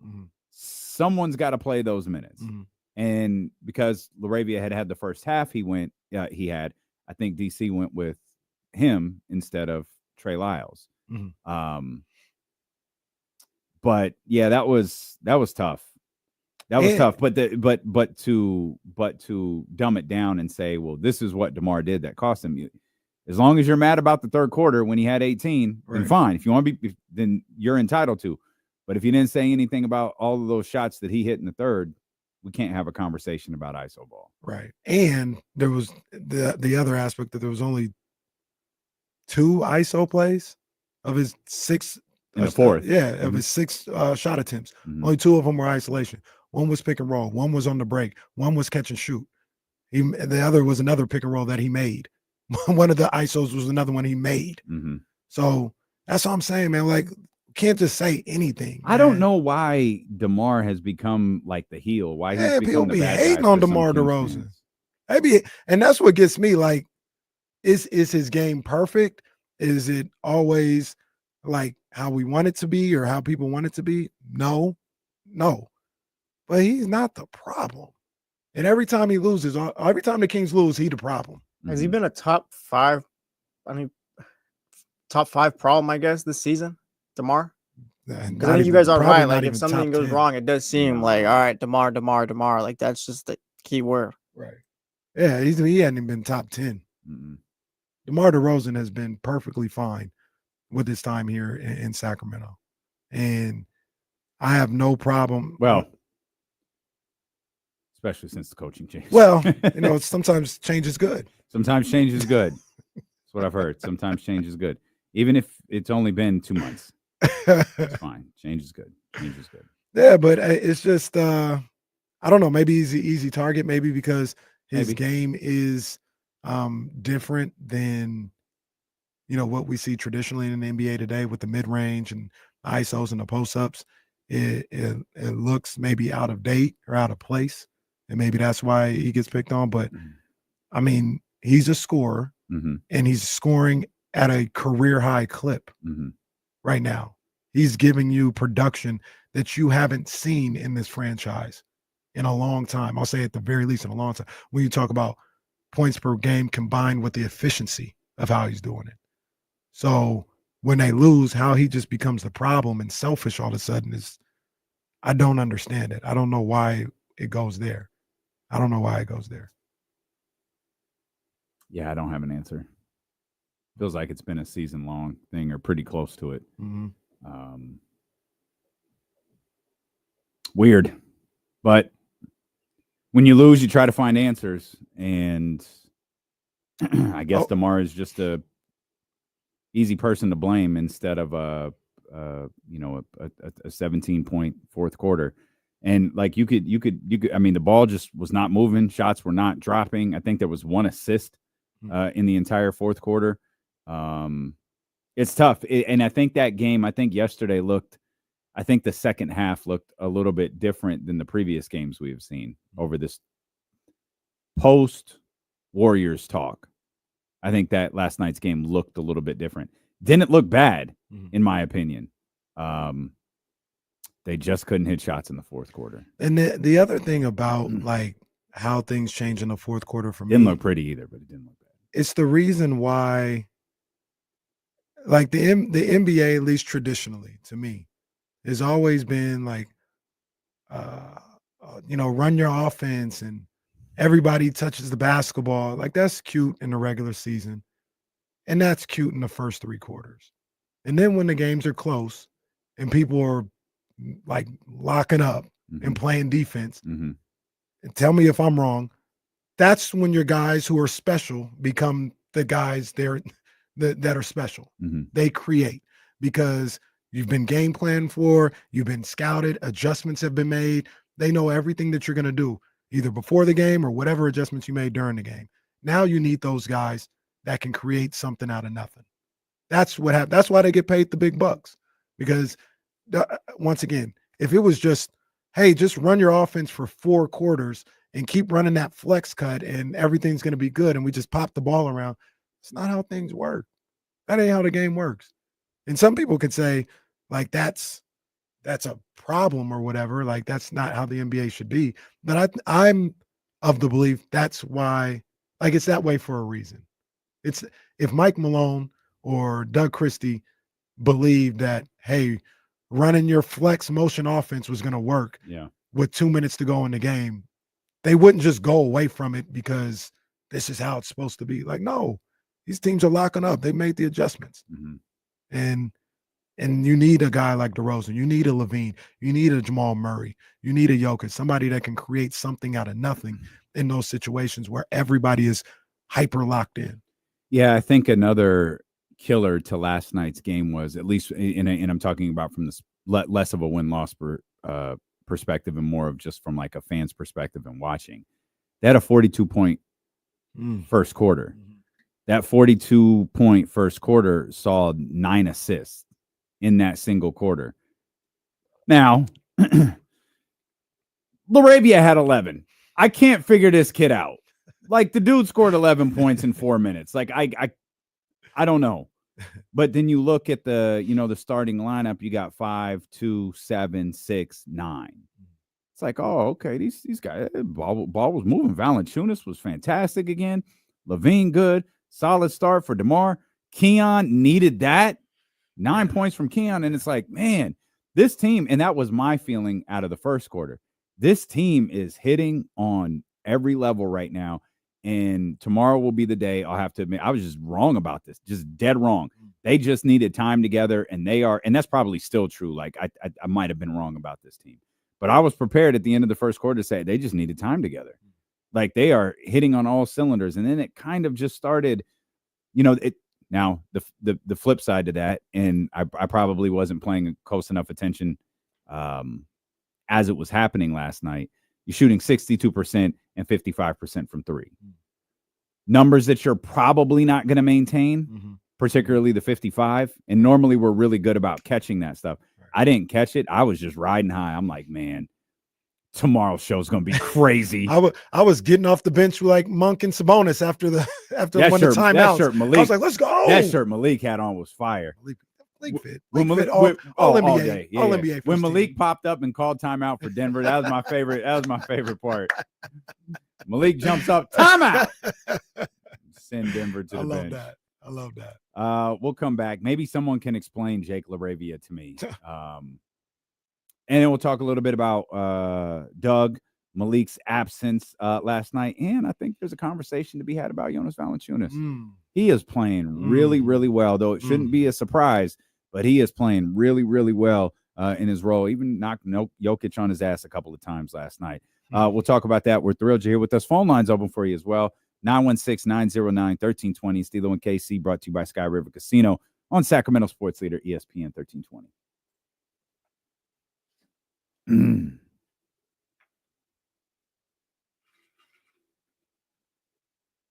TC Chevy's take at the Chetty, I was fighting for a minute. That was hilarious. That was absolutely hilarious. That man called and said, "Nah, Jesse, let me go. Chevy's on the river is trash."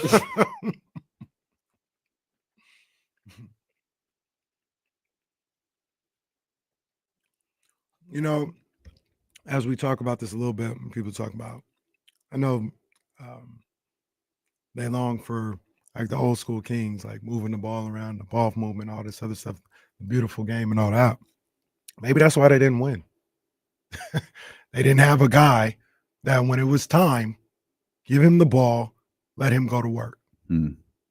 The Lakers had an offense that was moving too. Rick Fox would hit shots and, Derek Fisher and Brian Shaw. But when it got down to it, get the ball to Shaq, get the ball to Kobe, and that's what's going to happen. And maybe it's fun. It's great to watch. I love that aspect of basketball, but especially in the NBA, you need somebody who's going to bring you home. You ain't going to be able to get 8 passes on a possession with 2 minutes to go in the fourth quarter. Like, get the ball to your guys. And maybe they didn't have a guy. Yeah. We got a guy. We just go to KC when it's time to close the game and just keep it moving. What game? Any game. The show. You just shut down the 3 o'clock rundown segment and you did that. Just have him fucking write apologies in 10 minutes before the show Here we starts. go again, making people apologize for stuff they're not sorry for. Yeah. No, you need to be sorry. Both of you. Mm-hmm. Both of you. Who said they were sorry? Going to look like Tiger Woods in that press conference about Thanksgiving with his mom. Yeah, right. That man wasn't sorry. AC said, you know what? You know what? Never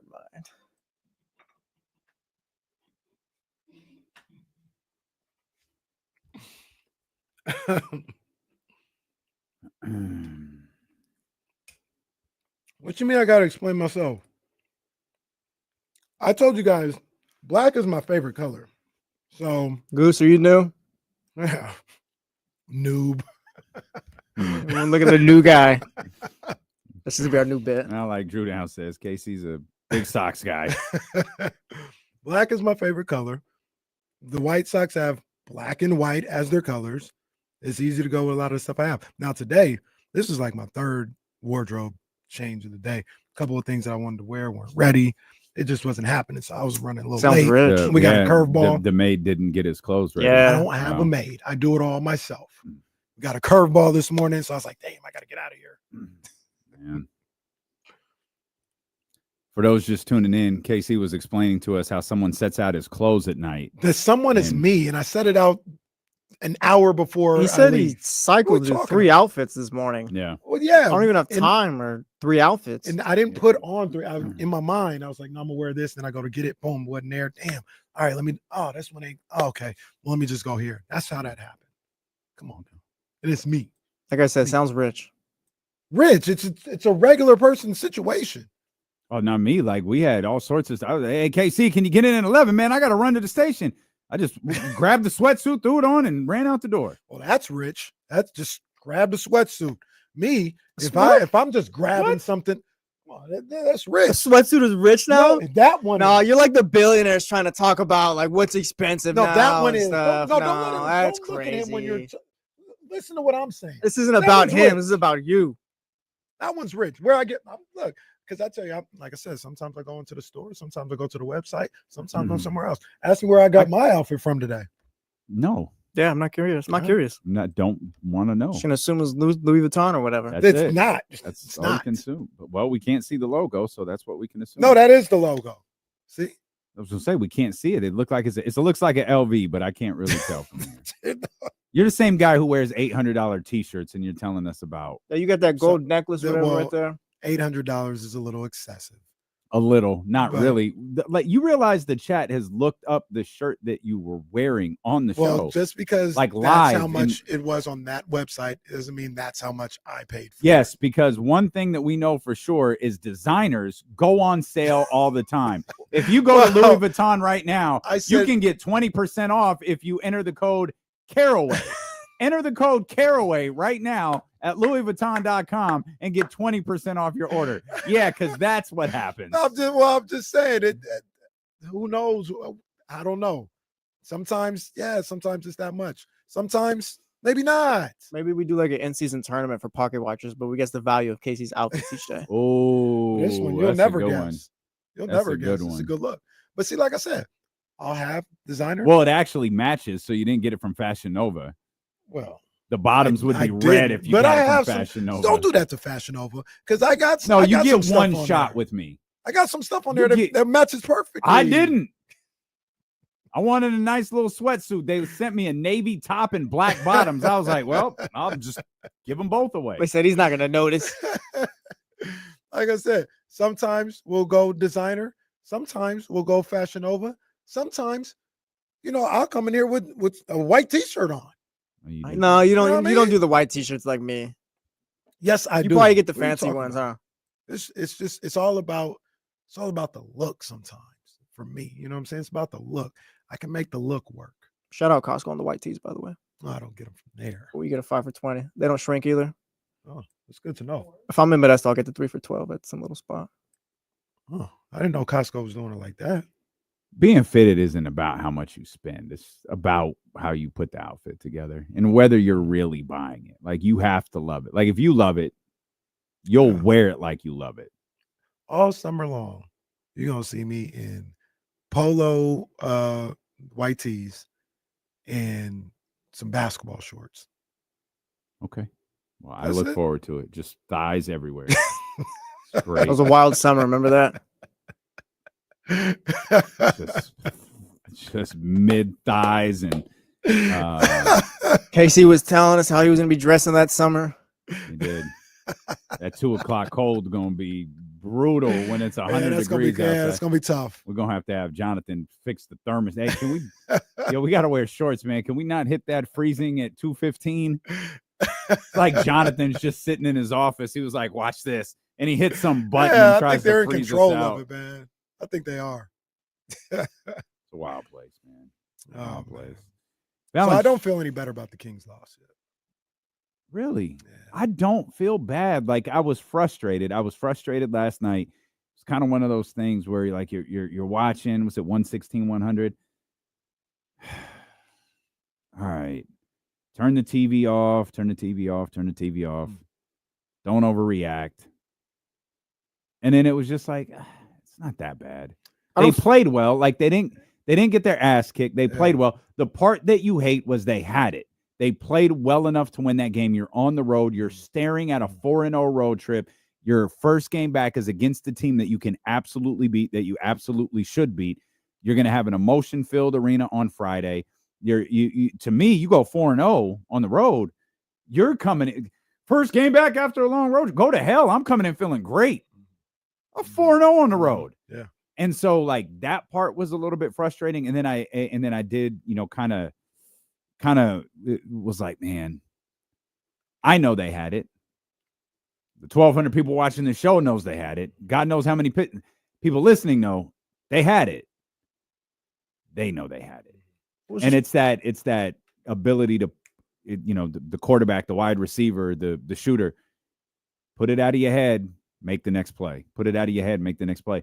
Put it out of your head, get ready for San Antonio. This is really frustrating too because like you didn't have Monk or Sabonis, but I feel like watching that game, other than I guess the early fourth quarter minutes, the non-Jokic, like they were the better team. Like they should have won that game. You fired that tweet off in the middle, or that text off in the middle of the game. It was like, it's like there's no real room for error at this point. So you got to get them when they're there for you. I feel and that's the toughest part. That's what's frustrating. That's the toughest part is you can only control you. Yeah. And I said yesterday, hey, whatever happens against Denver, you have to beat San Antonio. And now you could have given yourself a game to play with. You probably wouldn't want to do it this way. But now you've got to find a way to beat the Clippers, and you're gonna be in a fight with the Clippers. That's the first night of a back-to-back, by the way. Knicks are the second night. Mm-hmm. Not that I don't want the Kings to beat the Knicks, not that I don't want them to win a game at home. You need to beat the Clippers. Clippers won last night. Timberwolves won last night. You're in a playoff race. Everyone has the same amount of losses. You're all within the same vicinity. Now you start looking at games like, well, maybe you don't beat the Knicks. Like, all right, that sucks, but you got to beat the Clippers. Absolutely. We always talk about how in losses and situations like that, we last year, or Beam Team 1, we would gain confidence with Malik Monk coming to the podium or talking the next day at practice, talking about, we're going to be all right. Like, we're close, all this other stuff. He said that right before they won 8 in a row or something like that. Did you see DeMar DeRozan's quotes last night? Yeah, the Biederman. Yeah. He was pissed. How you feel about that? He was pissed. Yeah, I'm good with it. I like that. I'll pull the quotes up. I got it right here. Okay. The one about because I don't think there's video to this. I think this is just Biederman's working, right? So he said, quote, I can't wait to play whoever we play next. You know who you play next, but I can't wait to play whoever we play next. I can't lie. I'm frustrated. Dropping a game like this, too important of a game. Work extremely too hard. Put ourselves in a position. 2 of our star players out. Whatever energy we need to carry, I'm going to carry it. Yeah. End quote. Let's go. It's good stuff. Let's go. Let's play. It's good stuff. Let's play, man. So that's not all he said to Chris Biederman. The rest were terrible. I did see that. Terrible as stuff. Simple as that. More from DeMar, this from Chris Biederman. Bunch of times we got hit, we got smacked. 3 or 4 shots out there, clearly got hit, got smacked.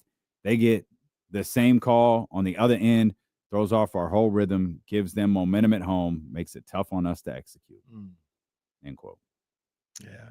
So I think I like to hear that from a DeMar because understanding the moment where they're at in the season, the sense of urgency. You know, a lot of the times you get a loss like that, and I understand it's not the same, like it's a different part of the season, but loss like that in December is man, you know, it's tough, but you got to move on to the next game and you know, learn from it and not dwell on it, and you just try to correct. It's like real, just move on and understanding like, no, that was frustrating last night, and I'm going to be ready for the next game. I'm gonna make sure my guys are ready for the next game. I like to hear that. Got to execute. Yeah. But I love that's where their mindset is right now, or at least that's where DeMar's mindset is. I'm with it. I mean, that's what you need. And it's hard for Malik to give that pep talk after that game when he didn't play. So the fact that DeMar seems to have done a good job of kind of assuming that leadership role. It's probably a hard role for him to assume, despite the fact he is a certified Hall of Famer, 16-year vet, all of that stuff when De'Aaron Fox is here. Maybe not as so much as Domantas Sabonis, because Domantas Sabonis 1 is a little bit newer. Also, I think he takes on a vocal role for sure, but maybe is a little bit less than a little bit different than what DeMar does. But whether we thought De'Aaron Fox was a leader or what we perceived to be a leader or not, he was still the guy. And DeMar probably spoke and verbalized and did things like that while also trying to allow De'Aaron to be De'Aaron and do what he does. Now with Fox gone, he don't really have to do that with anybody. He can kind of take the reins over, and even though he's new here, he's again verified, certified. He's the elder statesman. He could take on that role, and I feel like he's done a good job of that over the last month. And I think, contrary to what Kings fans think, sometimes, like I think those players in that locker room respect the hell out of Agree. They look at him and like you just said, certified, verified in this league, what he's been able to accomplish and who he is and what he can still get done. And this is where I get into the point where, like, hey, they look at him. If you want to shoot 8 times in the fourth quarter, that's DeMar DeRozan. Yeah, he's gonna shoot, and we gonna be ready. We should be ready if he kicks it out or whatever to do whatever. But ain't nobody gonna check DeMar DeRozan, and that's how they look at it. They look, I'm not gonna check. That's Hall of Fame right there, and they respect the hell out of DeMar DeRozan. So he has the leeway to be vocal in those situations. And like you mentioned, with Fox now gone, I do agree with you. He really looked at it like, all right, it's my team now. Like I gotta lead this team now. And I ain't got no problem with it. Your time is up. My time is now, I believe is what DeMar DeRozan was saying. It's John Cena's theme music. I thought it was, I guess he does say your time is up. I thought he said the time is up. The rumors are flying too as far as what heel John Cena is going to look like. Seen a tweet, he might be bald. Oh, that would be crazy. Whoa. I don't know if it's real because you never know with these little wrestling accounts and stuff like that. Yo, that was like rumors. That would be fire. Kyle says bald Cena would get him into wrestling. Okay. Imagine that. He comes out and he takes his little never give up hat off and he's bald. It is tough. I can't lie. He looked just like this. You look like KC. I can't lie. It is a little tough when John Cena's back hits the hard camera and it's just pretend you're watching Manu Ginobili hit a jump shot. It's tough. Like maybe, I mean, because I guess he's probably always had it, but he had the super short haircut. So you don't really pay attention to it. Just take a trip to Turkey or Mexico City, John. Well, it might be too late. He's already a heel now. Now, the true heel move would be to come back with hair plugs. Like all of a sudden his hair is like completely full. It's like full and flowing. Looking like AJ Styles out there. Yeah, right. Right. I think it's AJ and Logan. Oh, that's. I think that's what they're doing. That's fine. I think they're doing AJ. It's fine. As long as it's not Punk. As Oh, long yeah, as it's not. Punk, Seth, and You think Logan ever gets up there? no. That should never Why happen. not? Just because of his background? No, not because of it. I just don't. He's really good. That's the reason why I asked that. I just don't see it. Like as the guy, I just don't see it. He's a good performer. He's solid enough on the mic. He's a really great side character. Like, yeah, I like. Can you see him headlining WrestleMania as a champion or challenger? So he can't. In the minority, I can because he's really good at. Now he's a heel. He's a certified. The best heel. thing about him is everyone would want to see him get his ass kicked. Mm-hmm. Like And he leans into that. You need a heel like that. You want to see the heel get beat up. I can't see it. I don't want to say he's better than any of the top level guys right now because he's not. But I think he could be as good in ring. Obviously, there's like probably a little nuanced stuff in the ring that he's just doesn't pretty have, good in the but ring. Yeah, he's pretty good. He's really good. And like I said, just him I'm impressed with him on the mic. Like he is excellent, in my opinion. So he got all the components. That's why I asked. He's got all the components. Why wouldn't he? I just clicked on something on Meltzer's website. It's the natural disasters are getting inducted into the WWE Hall of Fame. Is that Earthquake and Typhoon? Yeah. All right, man.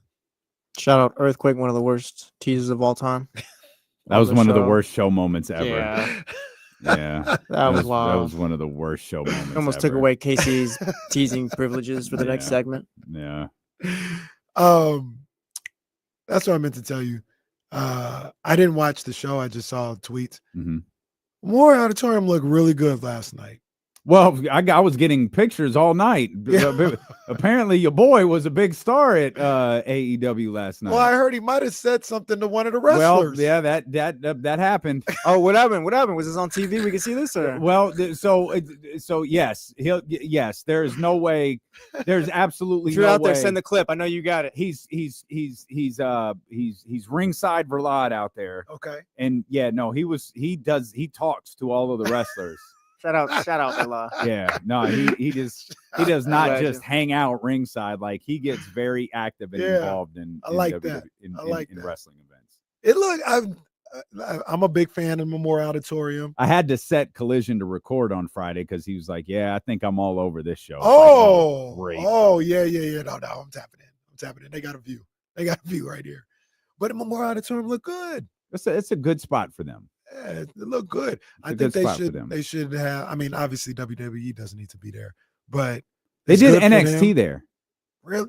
That's. I pulled off. I believe it was an epic opening night where the Kings opened at the Golden One Center, Was and it then the opening of the Golden One Center. Oh, I don't think so. I don't think it was Just the opening opening. night. I think it was opening night, Mm-hmm. and I think it was opening night, and then they were at Memorial Auditorium. So went to the game, left, went to the Memorial Auditorium, watched a little bit, left, went back to the game. This is like Ferris Bueller. No, that was Damian Bueller. How was it like Ferris Bueller?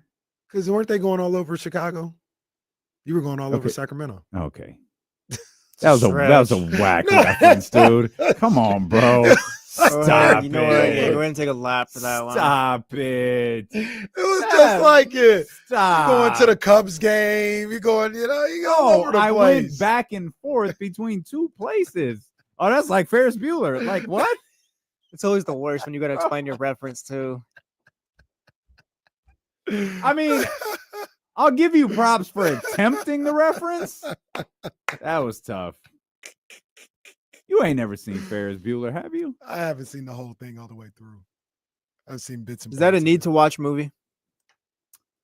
No, I don't think so. Like there's a string of movies, like if you're my age from the 80s that I think they're great. Like they were but they're suburban high school. I've seen the Breakfast Club. Movies. Yeah, Breakfast Clubs, 16 Those Candles. are still pretty good movies. They're great movies, yeah. Candles, I think.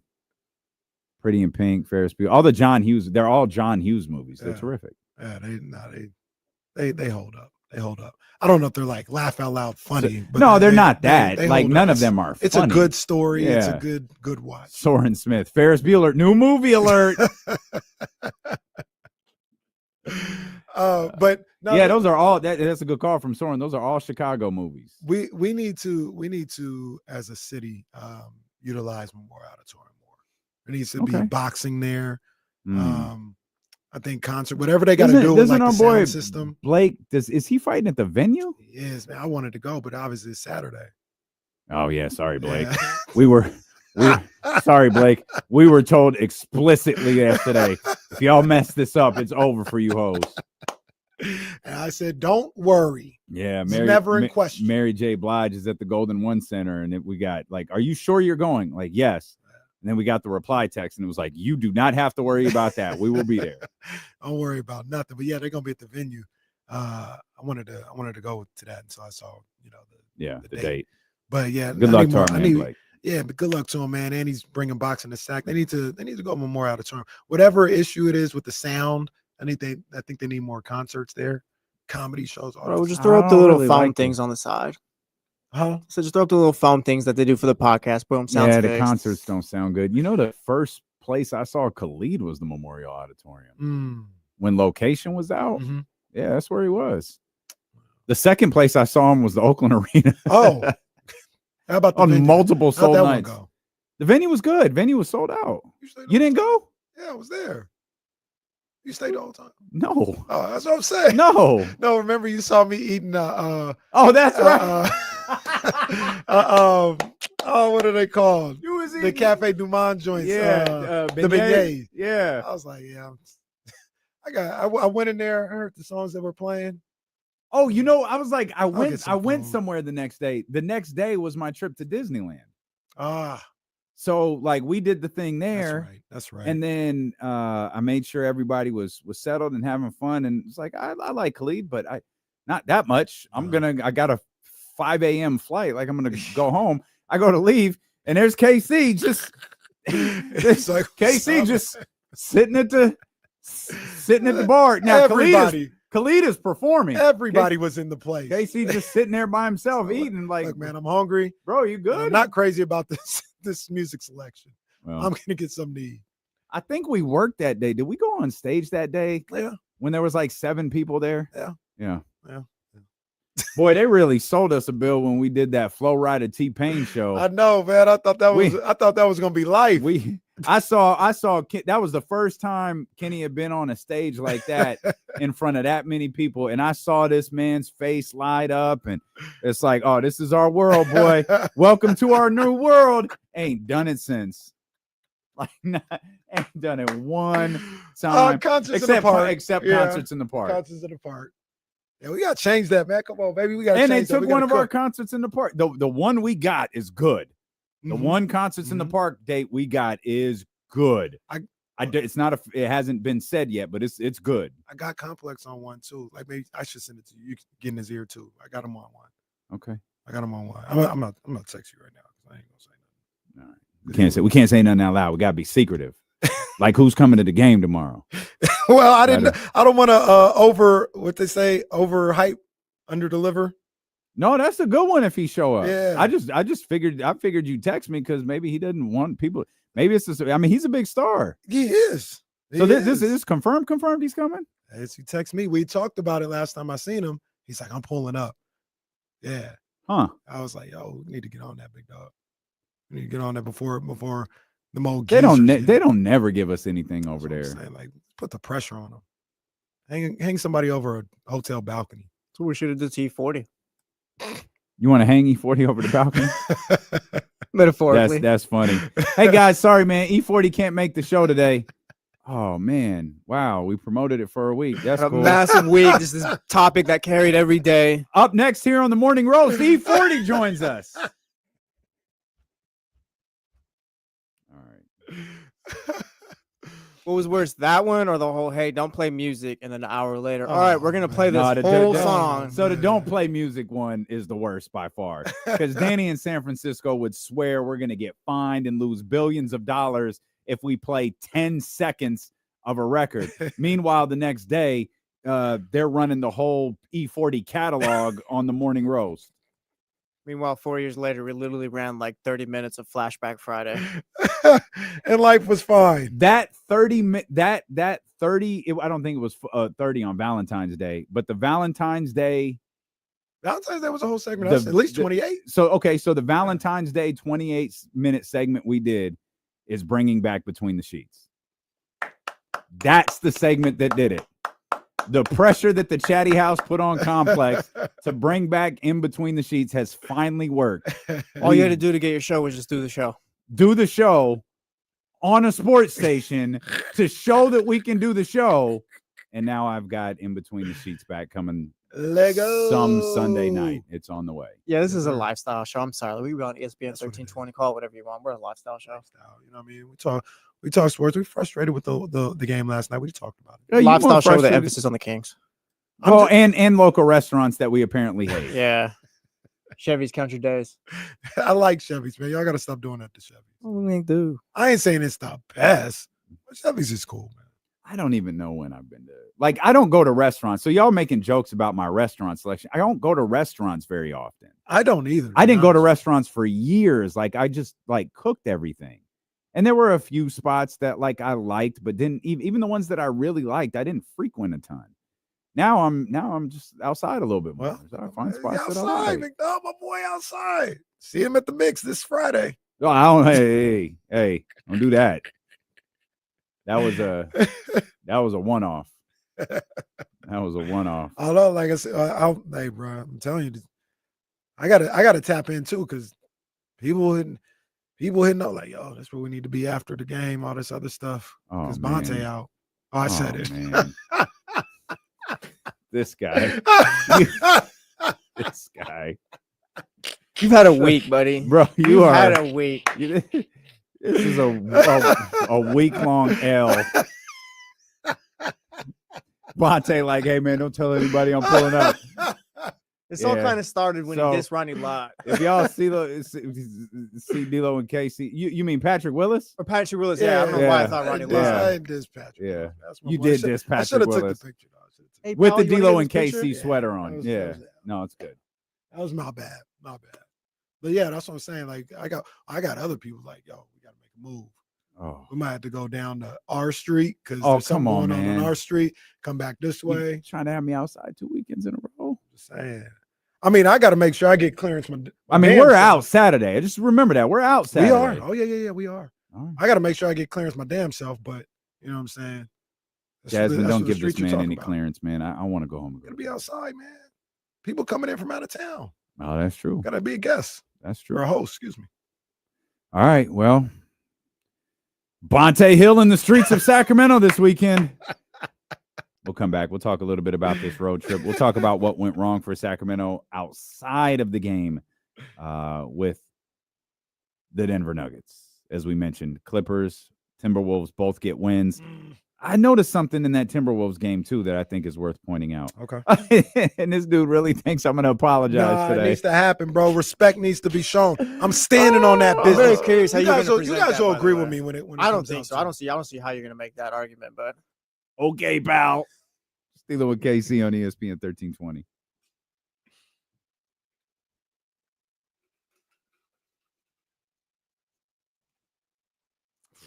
I don't know. There you go. Okay.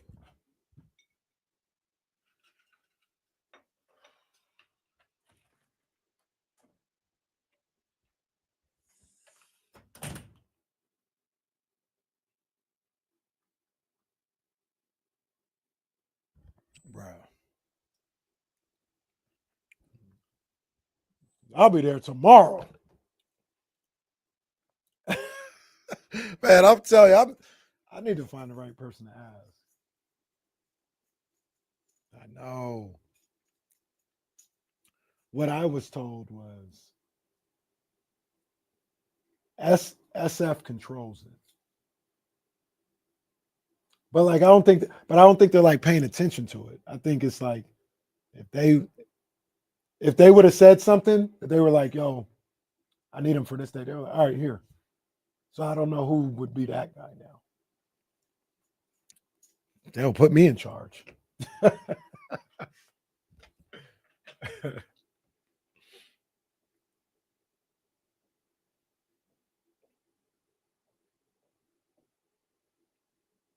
Damn, chill out, Zabo.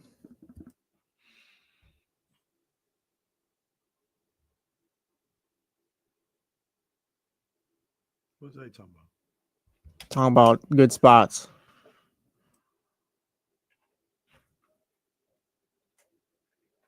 Do it sexy, do it sexy, do it. Hey. Well, it's so good, make you throw up a set.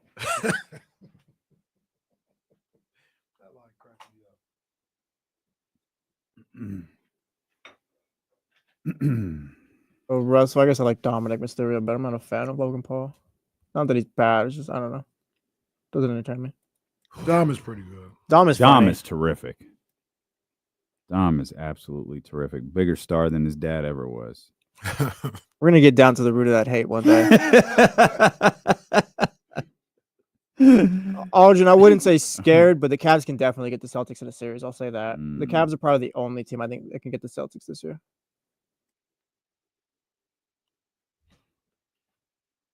I'll give Cleveland the respect, the team, not the city. Settle down, sir. The disrespect is speaking loud.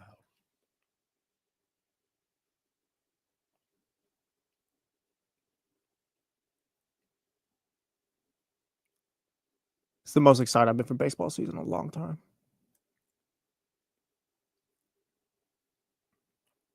Tyler, he hates him. It's insane. He's never been a Rey Mysterio fan. Well, I don't blame him on that one. Day one of the show, he was like, "Yeah, my name is D'Lo, and just want to say Rey Mysterio sucks." I don't blame him on that one. I'm not saying I don't have a big problem with him, but Ray should have ended his run or whatever after he came back in the Royal Rumble that one time after being gone for a while. Remember the Daniel Bryan year, the Yes Movement year, where I think Bryan was maybe in a title match or he was in some other match, and the fans were just waiting for him to be an entrant into the Royal Rumble, and he wasn't. And then number 30 hits, and they're begging for it to be Daniel Bryan, and it's Rey Mysterio. Oh, I think I do remember and that. He hits the ring, and they boo the hell out of Rey Mysterio. It's one of my favorite moments ever. I see. I wasn't all the way tapped in. I could just imagine. Oh, they let him. He ain't do nothing wrong, but man, they let him have it. I wonder if he knew, like, when it got to like 25. They should have like, known. Bro. They should have known. They should have. Hey, put Bad News Barrett or something out there. Put a bad guy out there. Don't make Rey Mysterio run out there. I said, bro, I'm about to get killed. You're probably the one who sent him out there at 30. Might have been. Might have been. They're about to destroy the situation. Oh man, damn. Oh, this is. I gotta figure out a way. Had Batista win. God, I gotta figure out a way to watch this. Did you see the Joe Budden basketball game? You see those clips circulating? No. No. Why is this happening? I know you've been out for a while, but they've been talking Not about my guy. They've been talking crazy to each other about, man, I'll ball up. You know what I mean? Like, you can't stop me. Da, da, da. They're like, let's set up a day. Let's set up a day. So like 3 months ago, they're like, all right, we set up a day. We go play. They finally played. And God. It is hilarious. Just the clips. I hadn't even seen the episode. Okay, no, we putting this. No. We're putting this on the screen. Funny. Ish got hurt. Parks was shooting air balls. Lamont Hill was shooting air balls. Like, it was. And Joe was Joe. Joe tried to. I don't know if you've seen it, but he did a. Remember when Anthony Edwards like got stuck at the free throw line and then threw it off the backboard, caught it, and dunked? Joe tried to do that. Of course he did. Okay, Joe. There's no one more delusional in the world than someone who plays pickup and hits a jump shot every time. And these guys was talking crazy. They was talking like when they were like setting up the game, it's like, bro, there ain't no way you can stay with me, bro. I'm telling you, like it's over before it even started. They were talking like they were nice. And then this game comes out and it is classic. They go, Ish. This when Ish get hurt. Oh, Ish. Get up, fella. Just bad basketball players. They got Parks up there in like tights, and he like running around trying to get open. Oh, this is so embarrassingly bad. That was Imani. Yo, look at what is that? Joe over there just gas? Hey, like the why bounce Joe? off the court is crazy. Yo, is that Joe's belly? Yes. Bro, why Joe look like he pregnant? Hey, Joe better not say nothing about anybody look ever. At that hack, though. Watch on Park's shot. That hack by Joe was crazy. Oh, this is this is awful. There go Lamont Hill behind the back to Parks. Parks with the look at Joe ain't moved. Pass. Joe's moved 3 inches since this clip has started. Now watch this hack on Parks. Watch this. Oh my God, that looked like the game last night. Parks was DeMar DeRozan last night. Oh yeah, so I mean, I'm not part of the Patreon, so I think they're gonna put it up on Patreon. But the clips alone are very funny. Joe with that belly. Joe's belly is crazy. Hey, Joe's real quick, belly is wild. So we need to figure out something with StreamYard because it just literally popped up like you see my phone right here in the little glass. That was the video right there. Oh wow. Yeah, I don't know what StreamYard's going on with, but apologies to the stream audience. I don't know what that was. That's crazy. Yeah, the video was there. We saw nothing. So y'all saw nothing, huh? Oh, that reminds me of something else. I'm about to text you. Interesting. Why do you keep doing that? Nah, because this one they don't need to know. Tried to text us that Bonte was going to be here and then accidentally said it out loud. I just want to say this right because I forgot 2 days ago and I don't want to forget again. But yeah, that was classic. That was classic. I got to see as many clips of that as possible. Yeah, I tried to find more and can't find it. It said people spent $20 American to watch Joe Budden play basketball.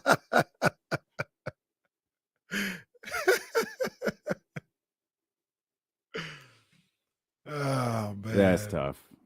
That's tough. Tough look for everybody involved. But poor Parks knows how DeMar DeRozan feels. Oh man, come on, man. DeMar, like I said, and then people come back talking about ISO ball. His ISO ball was why we lost. Man was getting smacked around. There was at least 3 times he got fouled in the 6 shots that he took.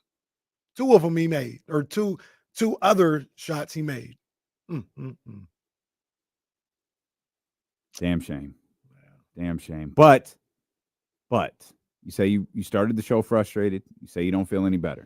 I mean, I'm not mad at the guys or nothing like that. It's just I'm like, damn, man, that was a bad night for us. It was a bad night. The loss and everything that happened around them with the Clippers and the Timberwolves. I got you. However, 4-game road trip, 3-1. Yeah. Oh yeah. I'm taking it. It's good. Okay. It's good. It's good. It's my frustration is a little micro. It's not the macro. They're playing good basketball. You told me before they went on this, they go 3-1. Great job. Great job. Let's go back here on Friday and handle business. So yeah, I feel good about how the team is playing. My only concern is there's just not a lot of time left. Every game means so much at this point. And it's dangerous to do, but I look at the schedules for the Timberwolves and the Clippers. It's not that hard. It's not that difficult for them. So it's going to put a lot of pressure on these guys in this, this month of March and that crazy 7-game homestand or whatever it is. Like you got to get some. You may have had to do it anyway, but because the people that you're in competition with, their schedules are so easy, it just puts a little bit more pressure on you to have to win those games. So when you have a situation like last night, it's tough when it slips through your fingers. Yeah. Yeah, that's again, that's the part that hurts the most is you had it. You played well enough to win. And DeMar kind of said something like this in that quote that you read from Chris Biederman. Not only did you play well enough to win, not only did you have the game, Domas isn't there and Malik isn't there. You're missing 2 starters. And you had the opportunity to beat the Denver Nuggets.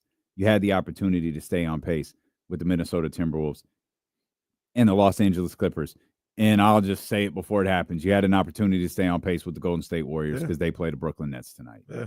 With all due respect to Jordy and that crew, like, I'll take the Warriors in that one. I mean, for lack of a better term, you were right there to steal one. Mm-hmm. Like you was right there to steal one. And I say that because you're going against a good team without 2 of your guys. Mm-hmm. You were there to steal it.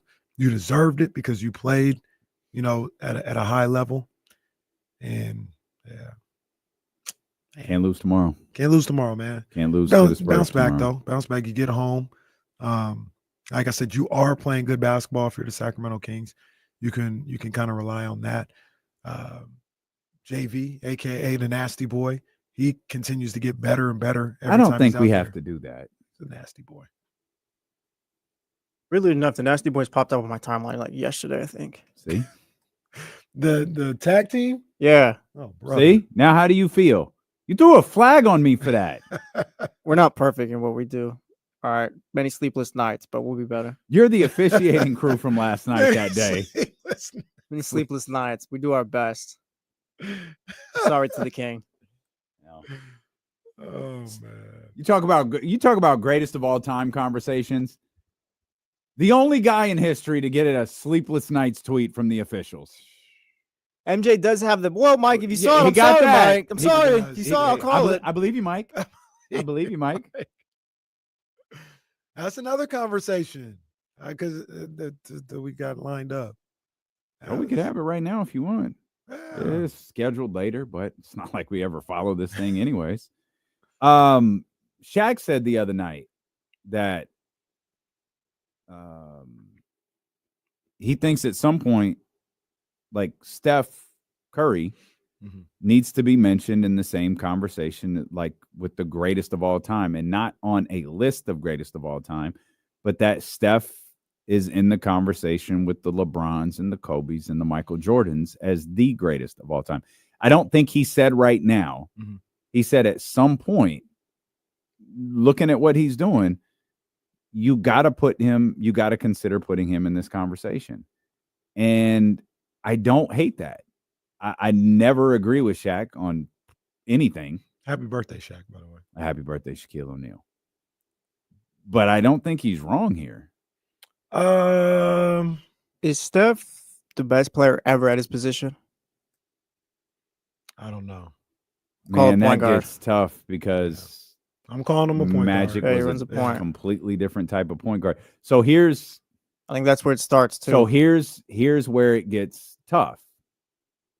Is at some point, longevity matters.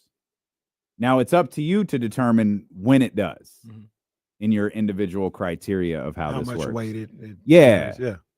So if I say Steph is the greatest point guard of all time, part of that is going to be because Magic played like 10 or 11 seasons.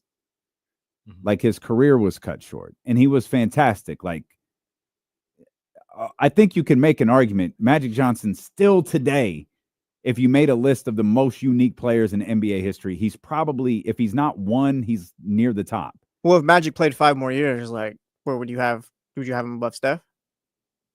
At the same level he was playing at like 90, 91? Yeah, I would. But he didn't. And Steph is now going on 36. So part of what Shaq was talking about in my mind is if Steph is playing like he is, last year, this year at 37 and 38 and 39, yeah, he's in the conversation to me. I don't think he is. I don't think he can get into the top 5. And I love Steph Curry, but I don't think. Give me 5 real quick. Jordan, LeBron, Wilt, Kareem, Yep. and Magic. And we could, and we're talking about the 7 greatest ever. So like it's there's arguments that can go either way, and we're talking about the greats of the greats. But one of the things that I think about, like longevity, is one thing that the Stephs and the LeBrons have on some of those other guys. The one thing that I look at though with a Magic and even a Michael, when you talk about LeBron, their peaks, LeBron and Steph don't match their peaks. Like when they were at their highest, LeBron and Steph don't get that high. They have the longevity, so the overall numbers are different, look a little different. But we'll just talk Magic to Steph. Like Magic for a decade, almost like how we talk about like LeBron, like almost for a decade, Magic was NBA Finals, damn near championship, winning the championship half of that decade, getting to the finals almost all decade, got a different team, got back to the finals. Yeah. Not to mention, just what he did on the court. I think for his career, I was looking at it earlier, 19-12 or 19-11 for his career. I don't know. Steph once averaged 32 and 30. He's the greatest shooter ever. Like he's averaging 24 points, shooting 92% from the free throw line at the age of 36. For me, somewhere in that 10-6 range. If he were to get another ring, I think that's probably what launches him into like top 4, maybe. I don't even know if that's fair. It's kind of like it's all just kind of what you subjective at this point, I guess. Well, here's the other thing. I don't know how he gets into the top 4. And then maybe we do like I particularly do with boxing. You separate some things.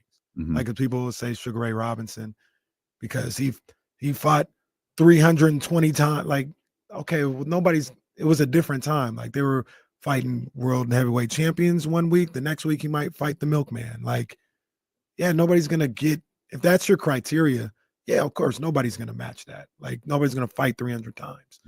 But I don't want to take away from him. So I just split. I say from 1960 is one era. 1960 to present is one era. 1960 before is another era. If you want to do that with basketball, you can, but I don't know how he gets in the top 4 as long as Kareem and Wilt are still in the record books. So to me, Kareem doesn't.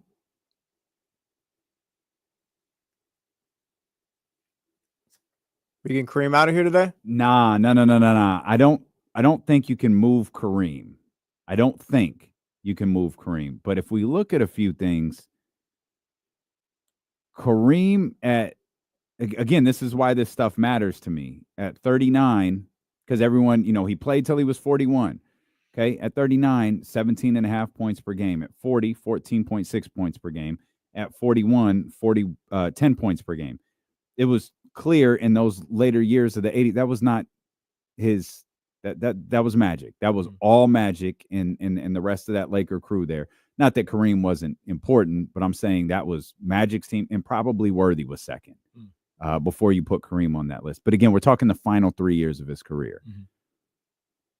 He's obviously so looking at his career stats and looking at Chamberlain's career stats are really interesting because Wilt has this ridiculous, 1960 to 1966 run where it's like 37 points, 38 points, 50, 44, 36.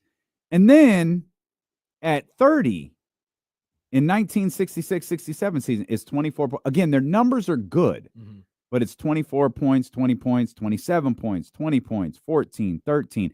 At his final year at the age of 36, he's averaging 13 points per game. So he has one this. Thing real quick about Wilt, is that when he went to the Lakers when the numbers dipped? The numbers actually went back up a little bit after the Lakers. When he got to the Lakers, that's when he went. So from Philadelphia to LA, they dropped 24-20, but the next year, 27.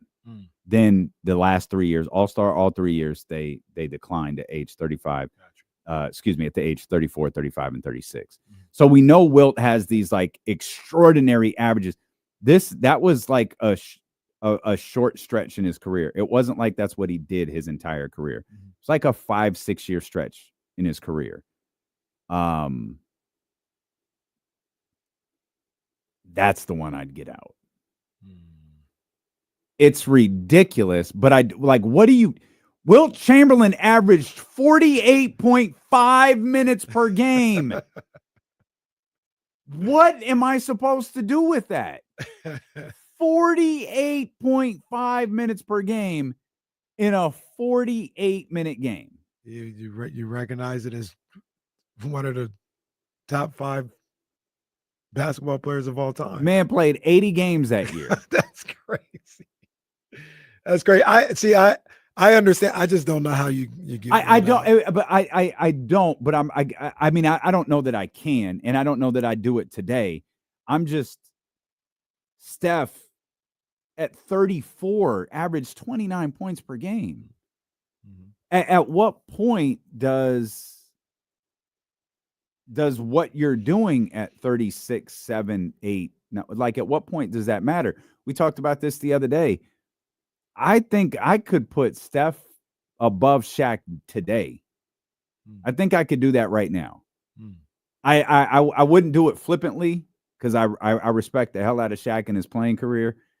But like, I feel like if I sat down and like, Will Z, sit down and let's look at these numbers together. I feel like we could put together a case where Steph is above Shaq. And obviously this is all subjective. But if we're in a debate class, I'm winning my debate. Well, and you told me, hey, this is your job for debate class. You got to put Steph, above Shaq in this top 10. Yeah, I think I could do that. So here's the thing that I think will hurt Steph and why I can't go there is we're only talking about one side of the basketball. Okay. Everybody that in theory is ahead of them, we're dominant on both sides of the basketball. Well, yeah, you have 2 bigs. Except for Magic. Yeah, I was going to say you have 2 bigs, Mike.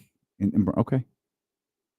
And I'm not going to argue. And that's what's going to keep. Steph's not bad defensively. He's not bad. He doesn't have a. He's not bad, but in his prime, I don't know necessarily why they don't do it anymore. Maybe he's even gotten better.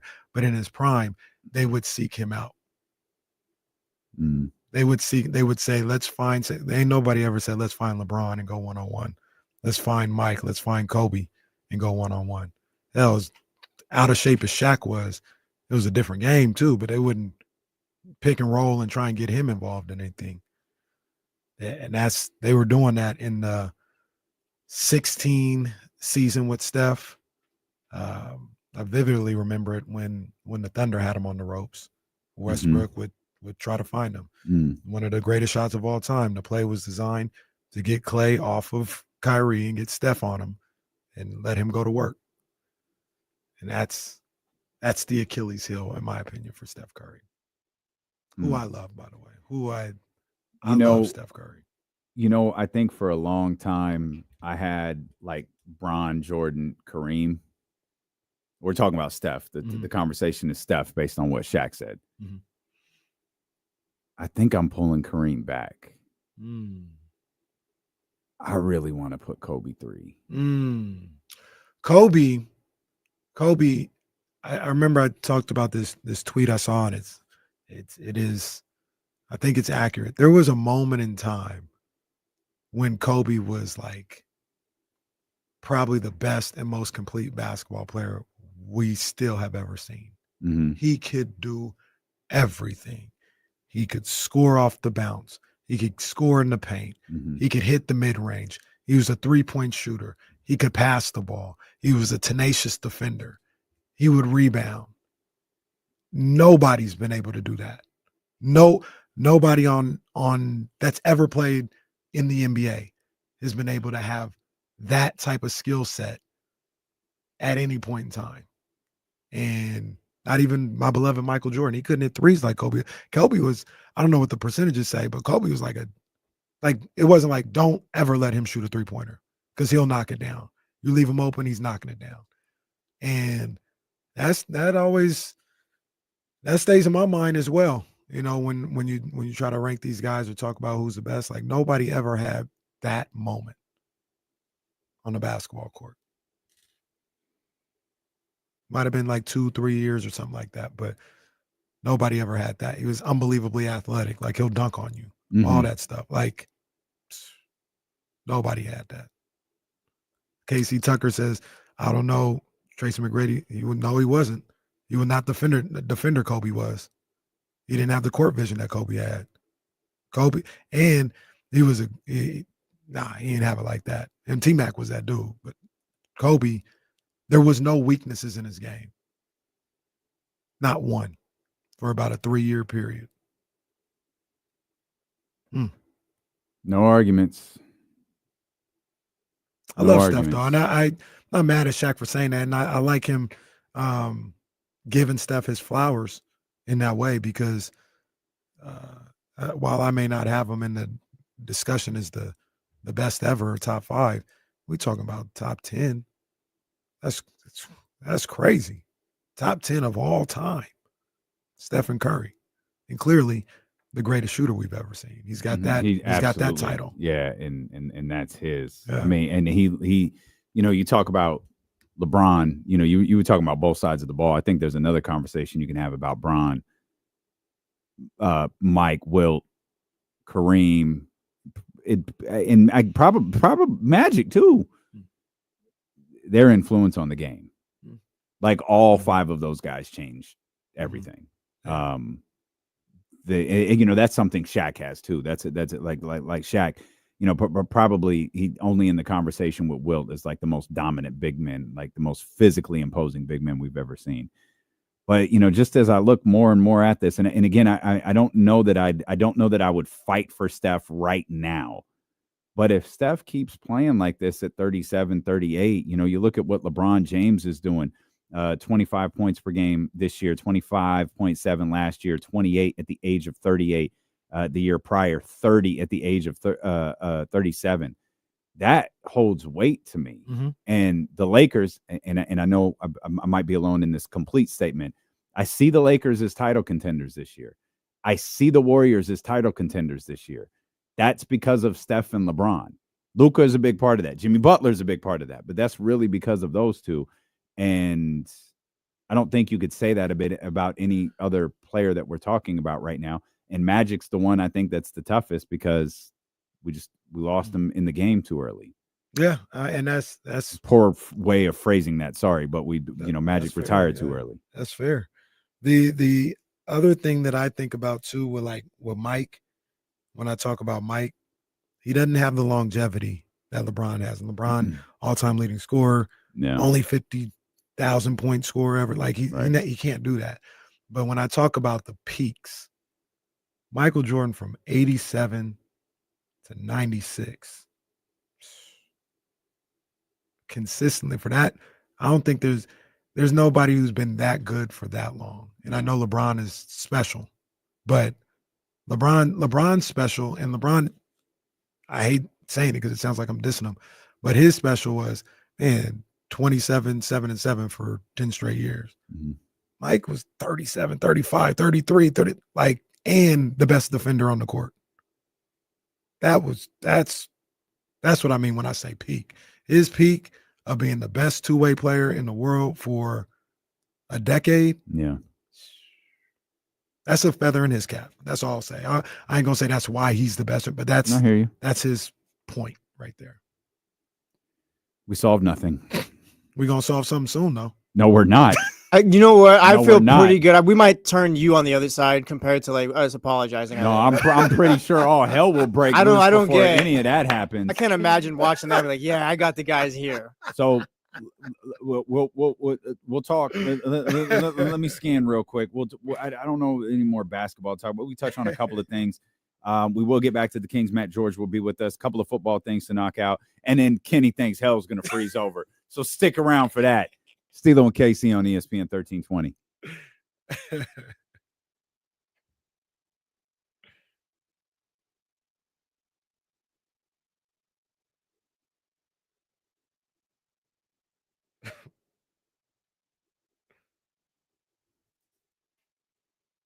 Hey, what was Will's message? What was that?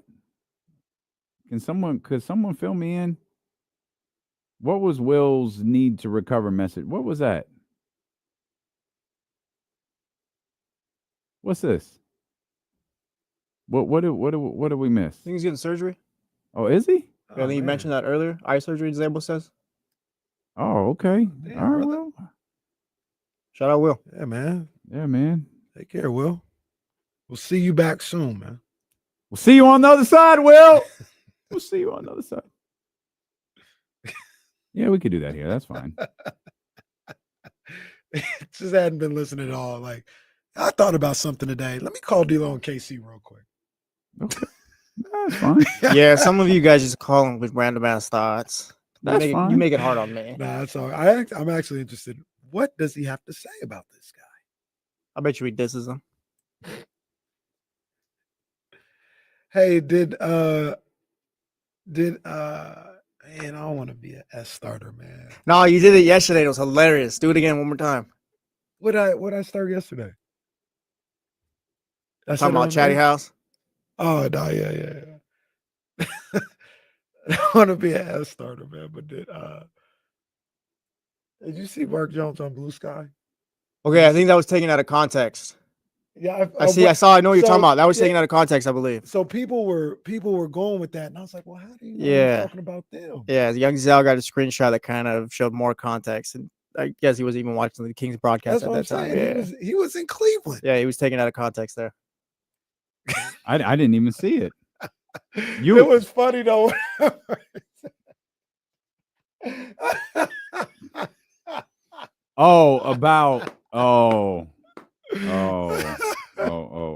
they took him out of context. But I was when I saw it, I was weak at first. I was like, oh snap. And then I was like, but hold on, no, he was in Cleveland. We saw him on the broadcast. He could have been talking about the Denver broadcast.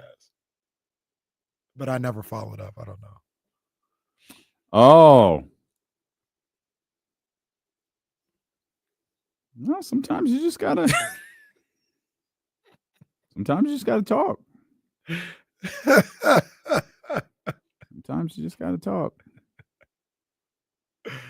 Oh man. Hey, let's talk a little football. Yeah, actually, let's talk to Jeremy here real quick. Elk Grove Kid Talk Line 916-909-1320. Jeremy, what's up, baby? Hey guys. Yeah, I just want to talk about Deebo Samuel and fucking talk show. Oh, man, what year is this? Jeremy, one, if you're gonna do it, say it with your chest. Yeah, like I mean, bro, like, oh god, Jeremy's gonna go home tonight and tell like his lady something about what he did today at the radio show. oh, I did it. I got these hoes. Hey Jesse, next time teach a man how to squabble. By the way, your radio show stinks. Bye. Like, good job, Jeremy. Bro, Matt George is cussed with more authority on this show. What you talking about? Don't get scared next time. Man, these little bitches. He must listen to 98 Rock, man. He must listen to the old 98 Rock. Thought he could get his stuff I off. said, I want to talk about Deebo Samuel. Your radio show stinks. You guys suck, man. Nerd. Okay, bro. Next time teach a boy how to squabble. Jeremy, call back. We'll run that back. You can do it again. Yeah, you need to try that again. Say it with your chest, you need dog. to try that again. Say it with your chest. You know, say it like a man. Women say it too, but you get what I'm saying. Like, yeah, do better. Well, my girl would say it with more stronger conviction than that. Do better. Joe from Elk Grove would say it with more Lazy stronger. don't even know what you said. You went for your moment and you fell flat. The funny thing is, that is pathetic. Jesse didn't even have to dump that. It'd be like, hey, no one heard him. That is pathetic. Jeremy, that was pathetic, bro. Jeremy, you don't even got to take a lap, bro. It's just, Go all home. right, yeah. Go home. Try again tomorrow. He got kicked out of Oh, practice. he's humiliated enough. He's humiliated. Oh, brother. Well, in any event. Well, we'll talk about football. Joey Bosa got cut. Yeah, that's nothing, right? Well, a lot of people in San Francisco thinks maybe he's. We don't need I don't think so either. I saw his numbers like the last 4 years. Well, that's not what I was. Well, that too. We don't need. Oh, we don't need two Bosas. I'm honestly not sure if we need one. No. I've already Call proposed. Cleveland. I've already proposed. Cleveland, this is for you. And I don't even know if it necessarily has to be Cleveland. Call anybody. Get him off the books. And look. No. Call Cleveland. Well, because they got a guy who wants out. Call Cleveland. Call them first for sure. But it's not like we allude. It's not even like the person for me. He's not producing like the money that he's being paid. He's not producing like the top guy that he's supposed to be. He's not been a scrub, but he's not a game changer, or he wasn't last year. And that's a lot of money to pay for somebody who has not been a game changer. So I'm open to moving him. Yeah. Like you said, call Cleveland first. But if they're not interested, I'm still making calls. I'm with you. Call Cleveland first. Yeah, I'm making calls. Yeah, I mean, I saw 49ers. I saw people talking like there's a reason Joey Bosa was released. Mm-hmm. Also, do you really want to sign up for a player who might play 6-7 games for you? Because that's pretty much what we're talking about with Joey. Like, how many games did he even play last year? Don't answer. I'll look. I was about to say I'm not sure. I was going to say we could play the game. We could set the over under because I don't think it's very high. He actually played more than I thought. That was last year. He played 14 games last year. Damn. This Roger. Who was good for him? Damn, Cal Ripken. Well, Cal Ripken of football. He played 14 last year, 9 the year before, 5 the year before that, 16, 12, 16, 7, 16, and 12. I did see this question on Twitter. I'm sorry, it just popped into my head right now.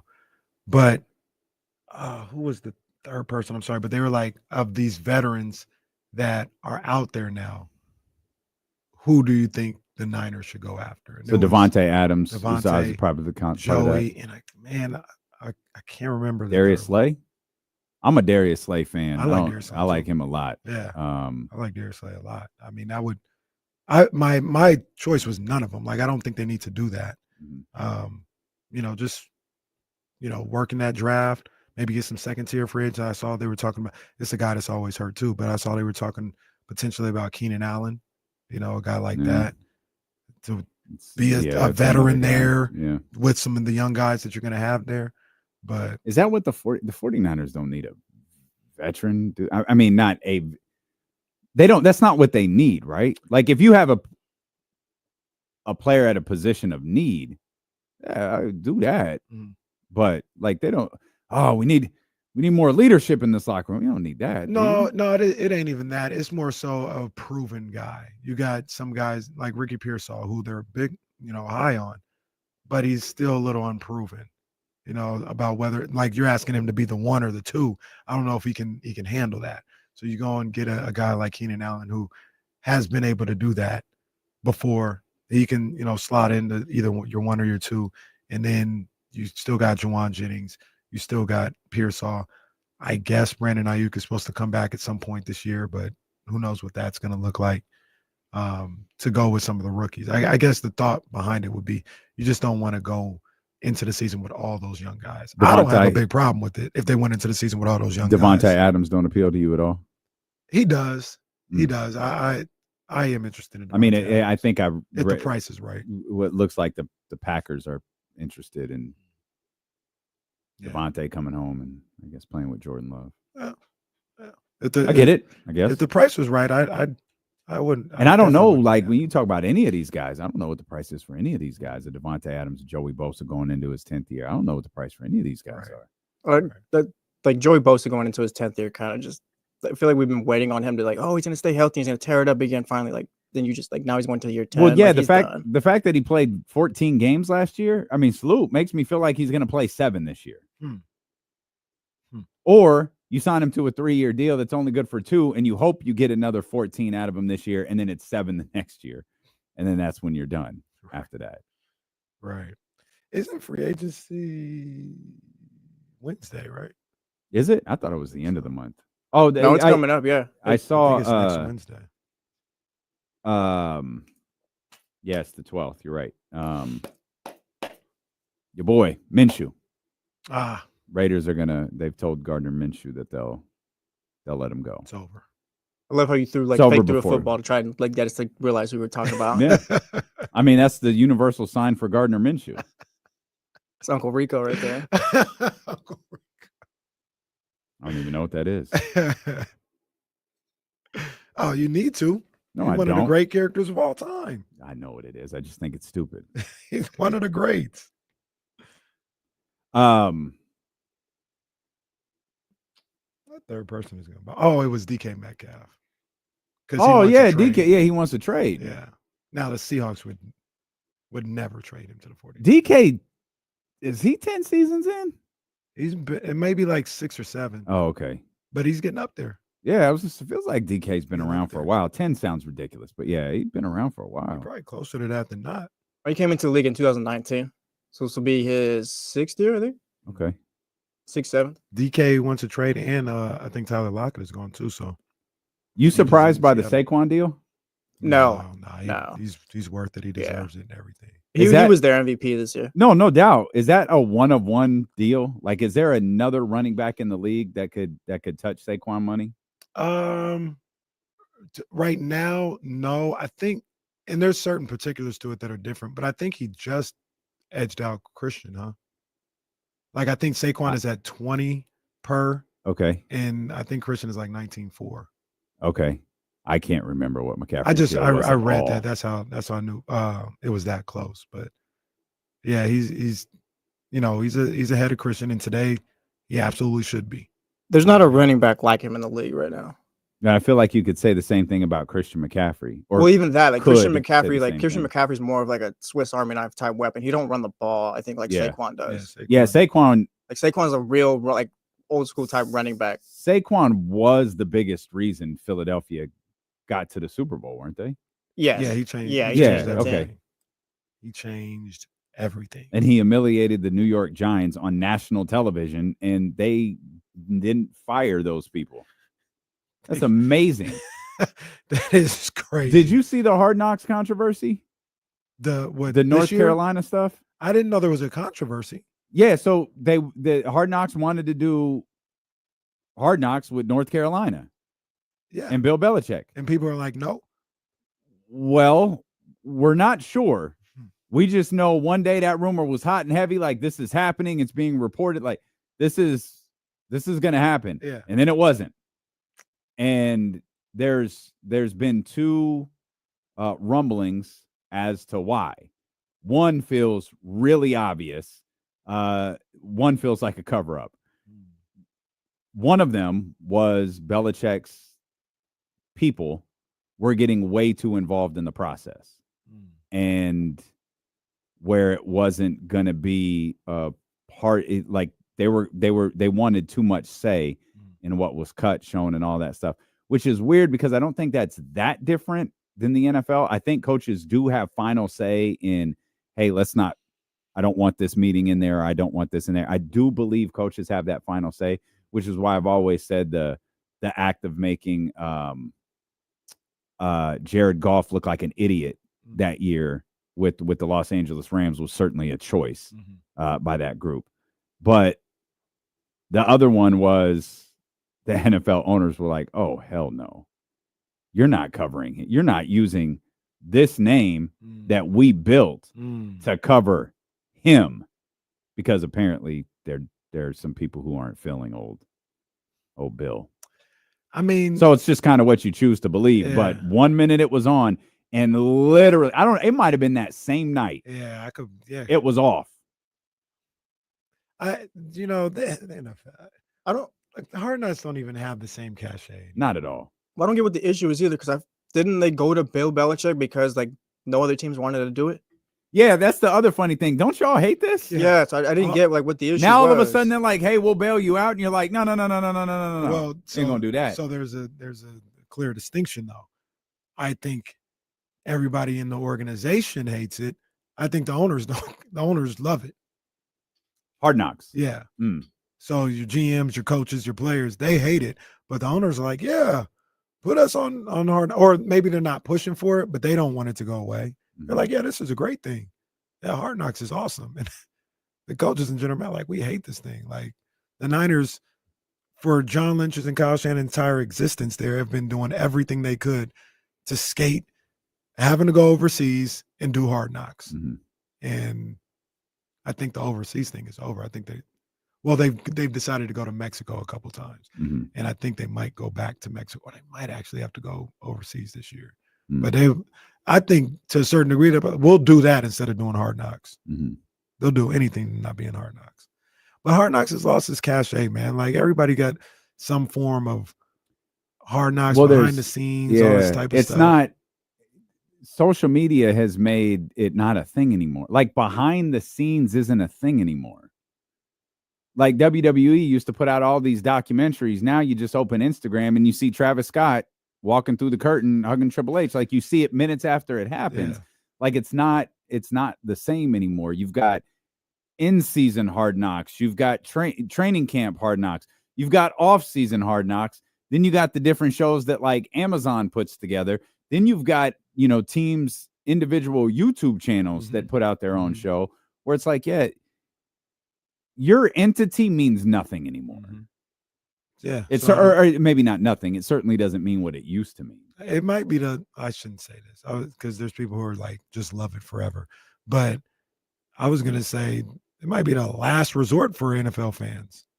Yeah, right. You know what I'm saying? Like, I'd just go to the player's Instagram or, the team put out this 4-minute clip and I'd rather watch.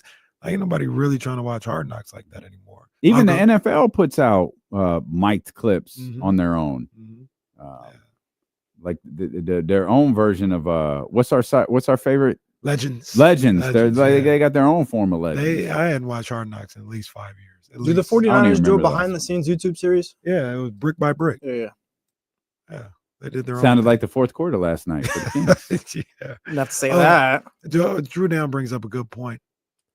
If there's anybody that enjoys putting on a show and enjoys having his franchise on Hard Knocks, it's the Dallas Cowboys. And, he's right.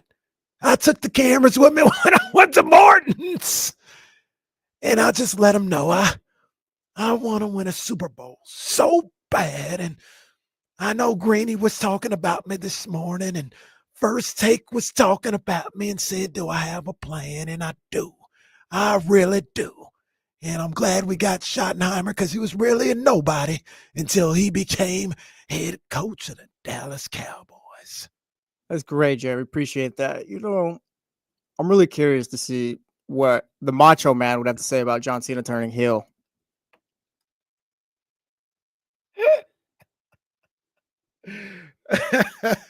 Are you trying to pull I wonder if Macho Man's here. Are you trying to pull my string or his? Hey, yo. I don't like how it sounded. Hey, yo. Play on, but yeah, you're the Macho Man here. You're the Macho Man here. No. What am I, a trained seal? Hey, bro, go with the bit. It's for the chatty house. No, see, that's the problem. Drew Down in here instigated all of that. That's Drew Down's fault. It's what they want. Or Luca Collins or Luca. John Cena is not a heel. He is a stand-up individual with a damning bald spot on his head. So stupid. I don't know why you guys laugh at any of it. Because it's funny. Oh, That's man, not it funny. is. You see them throwing Tyrese Halliburton in the WWE game? Wait, what happened? Oh, he's in 2K25. They're going to put him in 2K25, Tyrese Halliburton, and 2 other NBA players. Do we know who the other one is? I'm assuming one's got to be Jalen's Jalen gotta be Brunson, one, right? Yeah, I don't know yeah. who the third would be, but yeah, I saw that. Trae Young? Maybe. Ennis Cancer. Oh. Wasn't Ennis Cancer like the hardcore?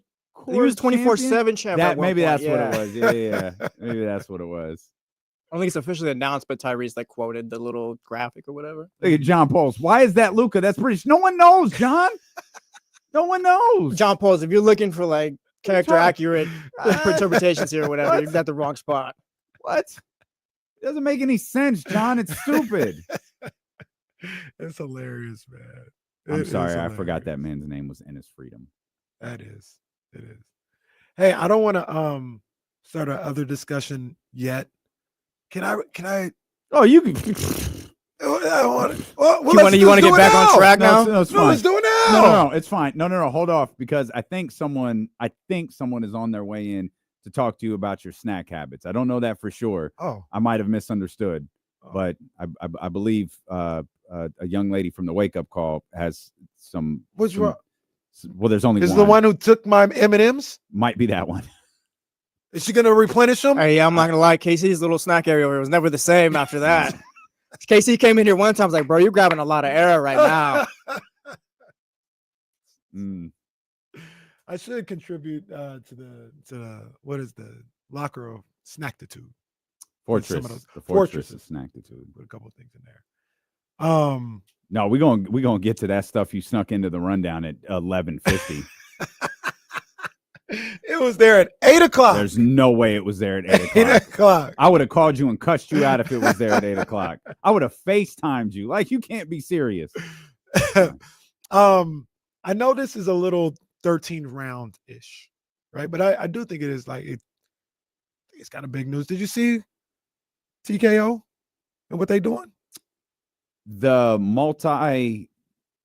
they're basically fight thing. Yeah, they're trying to create a boxing league.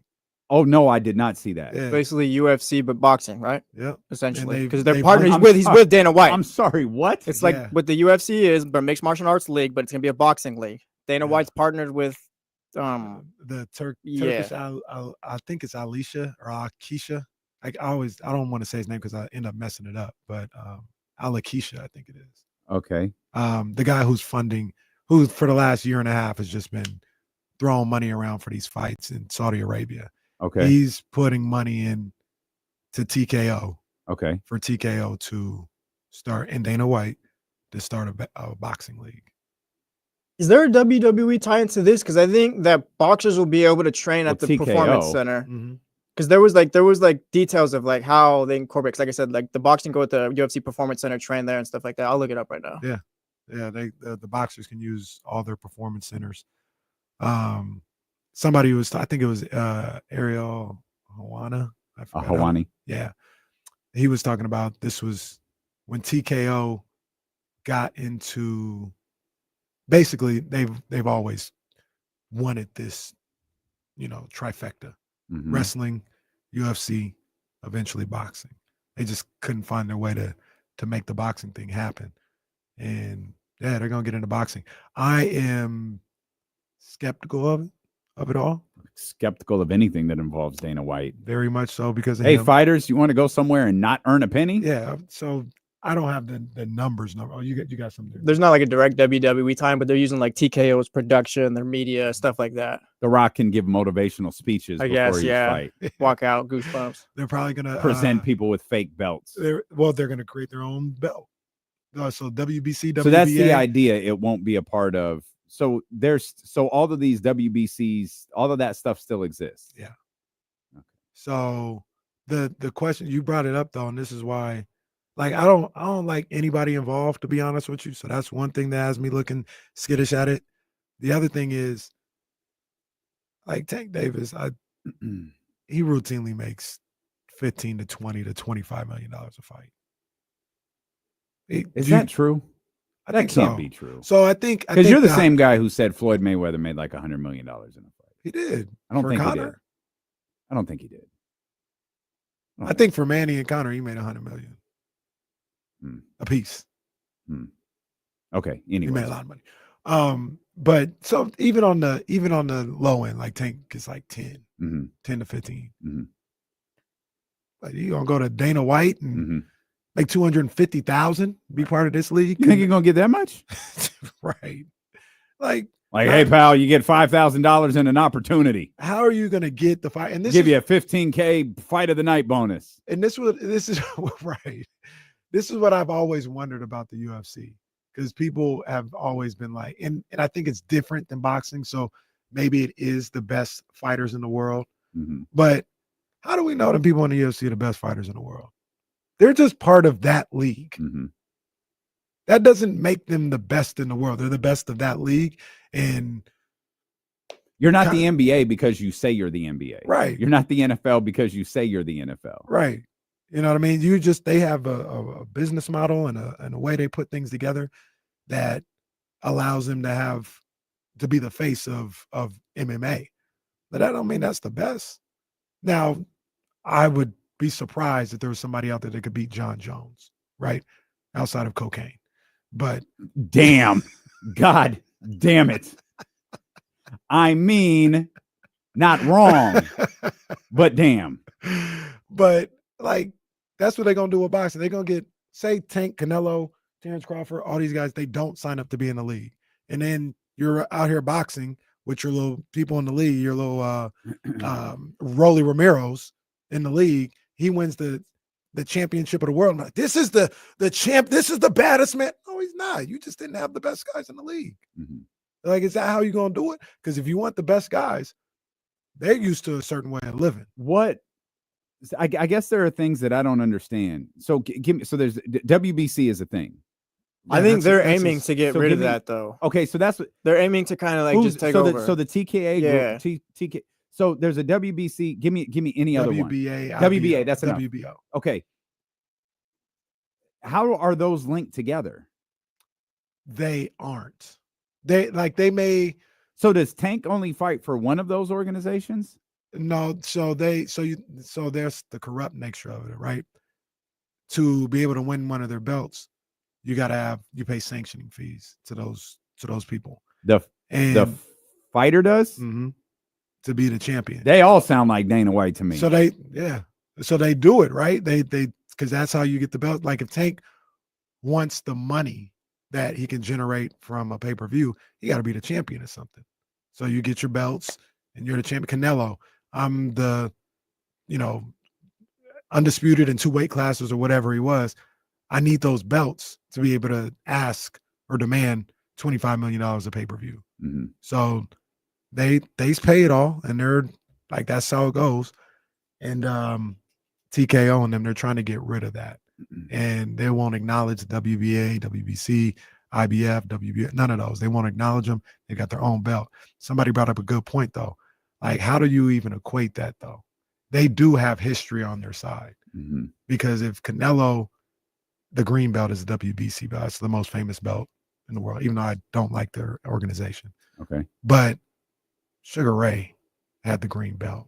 Uh-huh. You got when Tank wins it or somebody, it means something because Sugar Ray's on Oscar De La Hoya, Durant, TKO. How do they establish that? It worked in the UFC because they were the first or one of the first.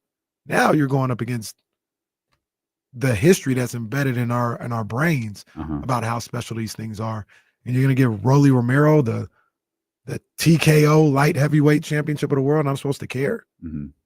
So I don't know how this is gonna work, but it was interesting that TKO was involved. That's what kind of that is. I was like, oh, okay, all right.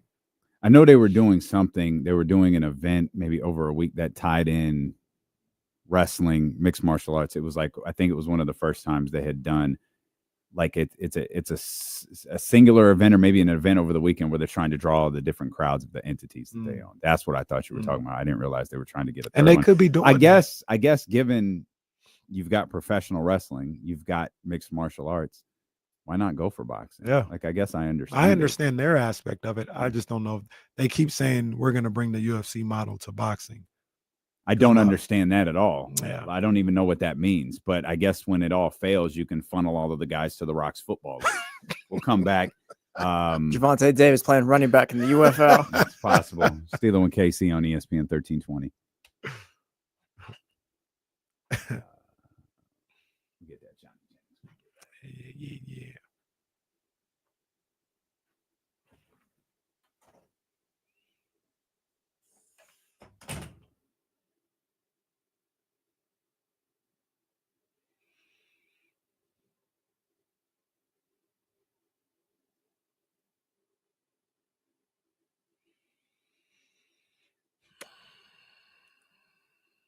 He does. He's got the Saudi connects.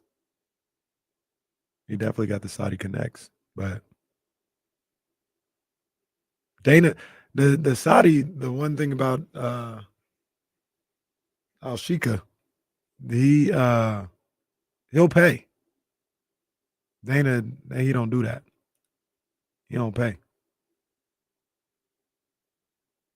Get Canelo versus Dominic Mysterio WrestleMania. Canelo went over there though, man. He went over there with the 4-fight deal. Yeah, he's ready for the bag, I guess.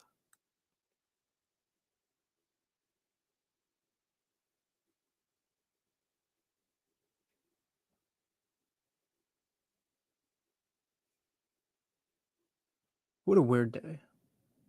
It's crazy, bro. It is.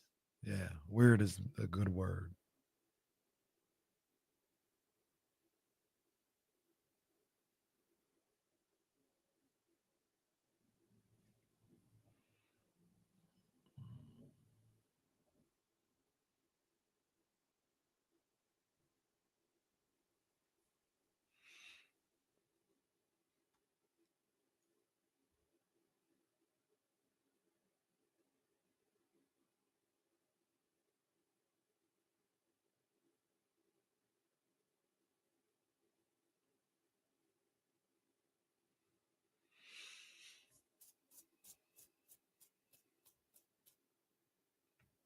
This is not my bag, so you could answer it probably better than me and everyone else in the chatty house. Why does Future not get thrown into that top 3 stuff? Because I feel like people love Future. I don't listen to him, so I wouldn't know. But I feel like people love Future. They love Everyone does. They love Future. It's a good question. I mean, hits wise, he's up there with Drake. You know what I'm saying? With Kendrick, all those guys. He got hits. He's got longevity. I think one of the reasons why is because he's not really a rapper like that. Like those guys are MCs. He's not really an MC like that. So I think traditional hip hop people, they acknowledge that he makes hits, but they don't like look at his bars or nothing like that and be like, oh, he's super nice like that. So I think that has something to do with it. But accomplishments, resume. Yeah, he's on that level. He is on that level. Katie is here. Hey, she just texted me. She was like, "Hey, I'm coming back from the appearance. Can I come in?" Yeah. Pull up on the stand. Kind of built our Kings conversation out too long. Didn't have that much legs. I was like, why are we shorter segments? Because I don't have shit to say about Jack LaRavia. Jake LaRavia. Second time I did that.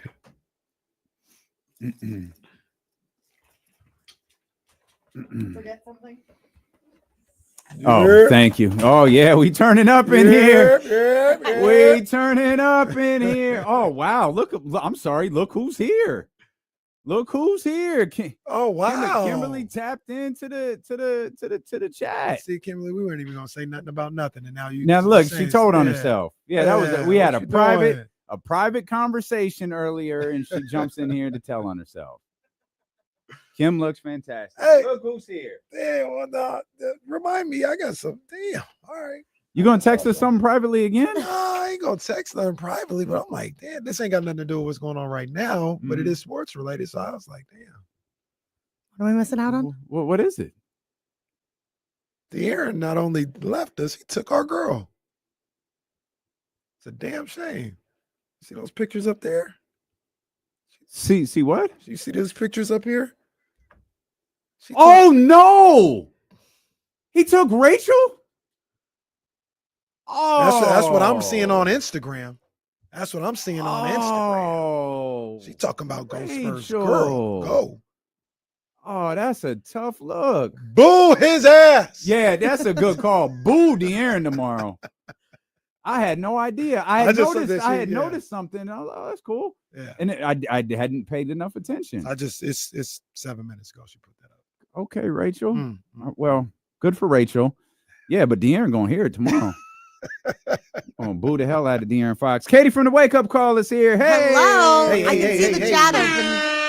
Yeah. You never know. I want the chatty house to know that they are afraid that I will see your comments. So here's the thing, though. Like, you go back and read them later anyway. Yes, I do. Haters and some lovers. There are. It's a mixed bag. Yeah. Like, you never know. Like sometimes with guests, we just close the chat. And, especially when the guests are of the female variety. Correct. Because they don't know how to act. Well, They keep calling me a snow bunny. Well, that's Stephen Brown. Yeah, Stephen Brown. Okay. Stephen Brown loves white women. What did Malcolm say that one time? Well, that boy was shirt starving. What? I don't know what it is. Stephen Brown really loves white women. It's his whole gimmick. It really is his entire Is that his personality? That's his whole brand. personality. That's his brand. Well, okay, I accept. Okay, yeah, it's fine. Not gonna hate on that. It's perfectly fine. Works for me. It's perfectly fine. What's happening?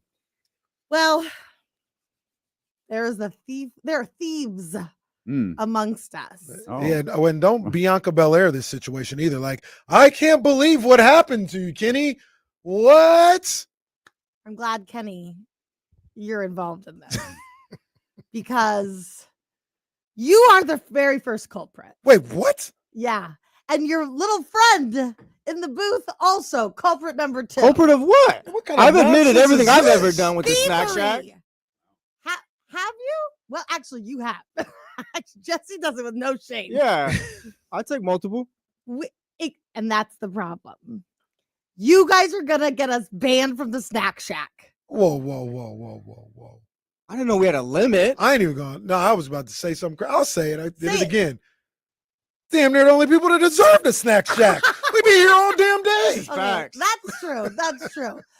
For those that don't know, and I think your people do know, but they give us free snacks here because the vending machine was like charging the building like too much money and like Kim's Snack Shack. Kim's Snack Shack. Yeah. Mm-hmm. Did you guys know that the snacks are for everybody? Yeah. Okay. Did you They come know, to work, they can get some snacks too. Right. They only will let us have a month's worth at a time. That is not a month's worth up there. What is Just to it? be clear, I am not a frequent visitor of Kim's Snack Shack. Okay. But the way they replenish that is not a month's worth of snack. It would be if Cap, that Kimberly used to fill that entire rack full of snacks. Yeah. Now it's like Yeah. a quarter of the way full. Okay. Agreed. I would like to hear what you guys think a reasonable amount of snacks per day is. First of all, do you think you should take a snack per day? Yes. Really? Yeah. Yes. Okay. I don't know what battle you're trying to fight, honey, but you're going to lose this Well, one. okay. Do you have snacks at home? Yeah. Do you want to bring some of your own snacks so that there's snacks for everybody else? See, this is why we Sure. have to steal from you guys. Okay, there are more than 2 thieves among us, apparently. Okay. Yes, you're one of them. And I'd argue you're the biggest thief of all of us. Hey, does this have to do with whoever snapped a photo of me in the studio? Oh, wait. Do you know who that was? Yeah, you know who that was, Katie? Well, okay, what are we referring to? Okay, so apparently, a couple days ago, I was talking to our guy Charlie, and he said about a few days before that, someone took a picture of Jesse in the studio. Okay, doing what? Eating. And No, this then no. reeks of your co-host, Okay. not named Kevin. Then in that case, no, we weren't a part of that. We were a part of getting Jesse in trouble for something else. Do you know about this? I just want to be clear. Huh? I'm Shawn Michaels. My hands are clean on this one. What else? What did you get Jesse in trouble for? Okay, so sometimes management comes to us, the wake-up call, and says, y'all nasty, and you need to clean your studio. We think that we are just living comfortably. They say that our studio looks dirty. We were pulled into yet another meeting where they said, stop being so gross. And somebody named Kevin may have thrown Jesse under the bus and said, have you seen What the hell's going on? Have you seen Jesse's studio? And then he also said that there was a rat in there. Oh. I didn't say that. So there's no rap, but my stuff gets cleaned up. And frankly, no one's came to me, so we're all good. They didn't? No. Oh, look at that. See, They y'all didn't need to even- leave me alone. They I'm here didn't from even- 10:30 to 6:30. You guys- I'm on my Dirty studio business. too. You can have dirty studio You just like guys we do. are such a problem in this cluster. You tried to tell on Jesse, and they literally looked at each other like, Yeah. yeah. You guys are allowed to do stuff that we're not allowed to do, though. That is correct. Oh, I thought you were going to That's fight what me it on is. it. No. That's what it Okay. is. And look, see, I'm the type, when we talk about the snack thing, right? Yeah. I'm the type where the game is the game. You know? Okay. If People go in there, they get what they get. Right. People invite people who don't even work here to get in the snack shack. It is what it is. I ain't saying nothing. Who said that? Who does children? that? Yeah, I ain't. And there are children who frequently visit, and the dad's first instinct is to say, "You and your little buddies can go get a snack." I don't appreciate that Tyler said on your talk about a rat. And I don't say nothing. It's just I just chalk it up to the game. Like, cool. I could be like, oh, that don't need to happen. But see, I'm gonna go complain. Like if there was a complaint box, I'd leave it empty. I'm not saying it came from you. I'm just because I know it didn't come from you. No. But I'm just saying, like, it is what it is. Okay, so let me ask you this. Going back to the snack shack. Mm-hmm. If everybody took as many snacks as you guys, do you think there'd be enough snacks? They might. Them sodas don't be lasting, and I don't drink sodas. Okay. Here, at least. Do you think that we should have a limit on the amount of snacks we have per day? Or is it just a free-for-all? I think it should be a free-for-all. If you want I think there's Jesse, go ahead. If you want to enforce a limit, that's fine. But as far as hold on. But like now, like as far as I'm concerned, take as many as you want. I won't care. There no limit. This is the rule. If you're in and out, if you're not at the office for more than 4 hours, you can't have a snack. For more than 4 hours. Correct. What if you're here for 5 hours? Yeah, you could have a snack at 5 hours. How many snacks can I have if I'm here for as many as you want? Really? Yes. Okay. If you come in and do a little typing on your computer and go, I've got to go to a client meeting. Let me grab these peanuts to eat on my way to my lunch. Okay, I agree with that. That's foul. Okay, the snacks should be for people that are here like every day, don't have the option to work from home, and are here for like a whole work day, or roughly a whole work day. I think the only people here for a full real work day are right here. Are all of the male variety. Okay. I agree with that. Can we balance? See, you guys eat all the yummy snacks. They stock it after I leave. And then you guys get in there, eat some of the damn seaweed, eat the gross stuff. Why are they buying that? Weird How about candy? Buy more of the good stuff. I don't know who buys it. Who? Jonathan. I learned this. Jonathan makes the order now. Okay. And Jonathan needs to get a little more aggressive with his ordering. But can you address what you did? What did I do? You broke in to Jesse's studio. It's facts. You stole from It's Jesse's not locked. studio. That really happened. And then attempted to make a show bit out of it where you and your two little cohorts tried to humiliate the three of us. This really happened. Knowing one of them is listening, like, hey, all right. Okay. Did I come in very early one morning and see that there were snacks in Jesse's studio and assume that you guys were hoarding the snacks? Yes, I did. Yes. Shows what Katie thought about us. Well, I know that you guys like snacks. Yes. Who does the most snacking? No. So why wouldn't I assume that you guys were just squirreling stuff away? Mm-hmm. So you assumed, to be clear, I just want to make sure everyone understands this. She assumed we were stealing snacks from the snack area and putting them into our office. Yeah. Maybe we putting knew, them into the studio. Maybe we knew we were eating so much. We're like, hey, let's get our own snacks so we don't take from there all the time. Well, I later heard that it was a gift for you guys. Well, maybe it was a Christmas gift. Maybe everybody watching actually watched Kenny and I open up a gift that were two gigantic boxes of mini muffins. Yeah, that was a weird gift for you. It was, but James was trying to be thoughtful. I like that. And I re-gifted it immediately to my man over here. Okay, I am sorry. I thought you guys were stealing. Okay. That's not all you stole, though. What did I steal? I believe many of Kenny's M&Ms went unaccounted for. I need some M&Ms. I need you to run that back. I need some M&Ms, Katie. I did eat a bunch of those. Am I the problem? I want to be clear. This is at like 6 a.m. that you're chugging M&Ms. I don't eat regular breakfast foods, and you know that. I'm very aware of that. So to be clear, what Katie was doing was drinking coffee, throwing back M&Ms, and washing it down with miso soup. The breakfast of champions. The Michael Jordan of radio over here. Okay, sorry. I thought you guys were stealing. Whatever. Yeah. Chat said you're racially profiling. So the guy that thinks thinks I'm a snow bunny does not think I am. So no, there should be no limit on the snacks. I don't think you're really making a point for why there shouldn't be, because it is supposed to be for everybody. It is for everybody. There's like 7 people that work here.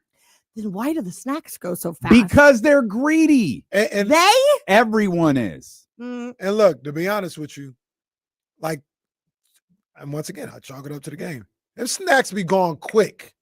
And I'm not, but it ain't me. Like, I go there and I'll be like, damn, they already got to this. I feel like they be going quick. And look, who get blamed but us? Hey, Casey, me and Jesse have talked about this. It be going quick. Did you ever put too many 7-Ups in the fridge for later? No, I didn't do that either, but someone did. Put it in the regular fridge. Yeah, to save for later. It out of there, put it in the regular fridge. Like snack fridge sodas to me. I chalk it up to the game. It's like, all right, baby, hey, it's the game. And you know that'll be so easy to find out, because who the hell drinks 7-Up? Well, there's no way multiple people in this building. I would drink 7-Up. I asked you very recently, when was the last time you saw somebody have a 7-Up? Yeah, most people are drinking Sprite. Yeah. Or Starry. No one's drinking 7-Up. 7-Up better than Starry. No, I'm guessing it was Charlie, because it has to be someone who's 70. It isn't anybody 7-Up good. But when was the last time you actually bought it? I mean, I don't buy it, exactly. Nobody does. But it was here. I think that's the whole point. Whoever was in charge of it bought 7-Ups, and then whoever took it out of the snack shack refrigerator and put it in the regular one. Yeah, that's safe for the later. That's trash. The moving from one fridge to the other. There's a secret refrigerator. I do. You think Kimberly's the only one? She only told you about that? Oh, I know. I found it myself when I was hoarding around for things. Once again, that's good thinking. We saw it? Didn't hear a word from us. Didn't hear a word. We chalk it up to the game. Like I said, me and Jesse, we be looking at that as soon as it's filled up, and we come in here, hell, during the show, and then after the show, the next day, like, damn, they got to that. They got to that, and we just, okay, that's Here's just how why it goes. it's easy to blame you guys. Don't say it out loud. It's because you put everything online, every single thing you guys do. So when I'm watching, what do I see? Just Kenny snacking. Kenny gets up, Kenny comes in, Kenny's got something else. And it's not that I don't want you to eat. I want you to eat. Okay. Yeah. But that's why you guys are getting blamed. Well, let me ask everybody else too. Thanks for watching the show, by the way. You're welcome. I like donuts. Donut Thursday. Yeah. Donuts be gone by the time I got here. Aren't they for everybody? Okay. Hey, Casey, I don't say nothing. Donut eating time though. I don't say nothing. I just be like, hey, I'm sorry, ma'am. Donuts can be consumed any time of the day. Donuts. You drink miso soup at 5:30 a.m. Casey, you ever get the Chick-fil-A for breakfast that they bring? Hell no. Hell no. Neither have I. Do you have any thoughts on that? And to be honest with you, now that we're here, we're here. Now that we're here, we're here. Okay. Every meetup, catered dinner or lunch, 12 o'clock. All the time. That's not me, because I don't want to be here. Well, none of this is all you. But I'm just saying. I'm just saying. And I don't say. We joke about it on the air, but I don't say nothing. When you guys don't get any Chick-fil-A, chalk it up for the game. Did I say it right? Did that work? Yeah, I mean, did I do it right? Okay. You're getting blacker by the minute. and that's what I do. Okay. That's what I do. You won't hear me saying anything about nothing. Okay, so maybe the solution is we start doubling. Maybe, guys, let's not fight with each other. Okay, we're in this together. Or steal from one another. or steal from one another. Okay, I always say that. Let's not steal from each other. That is one of your mantras. Very first thing I say. That's one of your mantras. Okay, yeah. Thank you. You're welcome. Okay, we need to get the company to double up on Kim's Snack Shack. Mm-hmm. Yes. Okay. Agreed. Because look at what they're causing infighting. They are. They want us to turn. We're turning on each other. Yeah. I can never turn on you guys. I don't have no problem. No, I couldn't either. Never on you. I don't have no problem. I'm just not gonna stop what I'm doing. Don't. Okay, so we're going to. We're gonna. Jesse, write this down. Strongly worded letter. I'm on it. Okay, dear sir and or madam, you guys can help too. Mm-hmm. We, the committee. Yep. Formally request. Mm-hmm. Okay, do you want to say of what? Of Kim Snack Shack. Okay. Okay. Mm-hmm. we got a title. Yeah. Okay. Yeah. Title it. Formally, Kimberly is literally here. She has appointed us the committee of the Kimberly Snack Shack. Formally request. Yep. You stop making us turn on each other. Mm-hmm. We know what you're up to. Are Please? you writing this down? No, please make Katie I got it. I'm stop. writing it down right now. Please Okay. make Katie stop stealing We know from what us. you're up to. If you want Katie to stop stealing. Okay, that's a good. Okay. Dot. And others. 95.7 the game over here. Okay, got it. And others. Okay, we'll put others in parentheses Yeah. so just nobody knows. Yeah. Please double up on the snacks because we hungry. Mhm. Okay. Also, keep writing. Oh, If we could put in some kind of protein, that'd be great. Maybe Here we go. also maybe ditch the 7-Up. Also, Well, we I hate mean, this the is a 7-Up. sec. Well, all right. Well, Now get you guys right. settle down. Did you steal the 7 Up ain't bad. Yeah, Did you that's steal a it? good Yeah, question. did you steal the 7 That's Up? a great me? question. Yes, because you've been going hard for 7 Up. This last You've been 10 going minutes, bro. Yeah. abnormally hard. Well, for first 7 of all- Up. Get so first excited of all- about 7-Up in a long time. First of all, if you got an upset stomach, the 7 Up is one of the things they tell you to drink. That's right. Or ginger ale.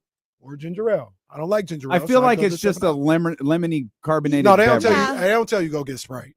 Ain't Well, nobody that's said because that. doctors are 50, 60 years old. They're How- telling you to get 7-Up. How upset is your tummy that you need that much 7-Up? Well, it's all these snacks. I mean, it is there. It's Don't never do me. it. I'm Don't. just saying. Now you're turning on him. See, it's happening. They got to you too. They did.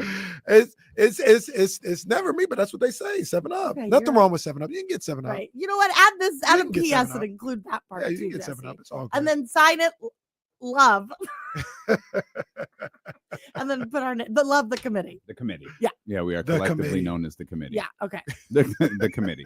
We have our own hand gestures. Oh, you do? Yeah, all gangs do. Oh, I'm not a gang. Oh God, you're mortified by the thought.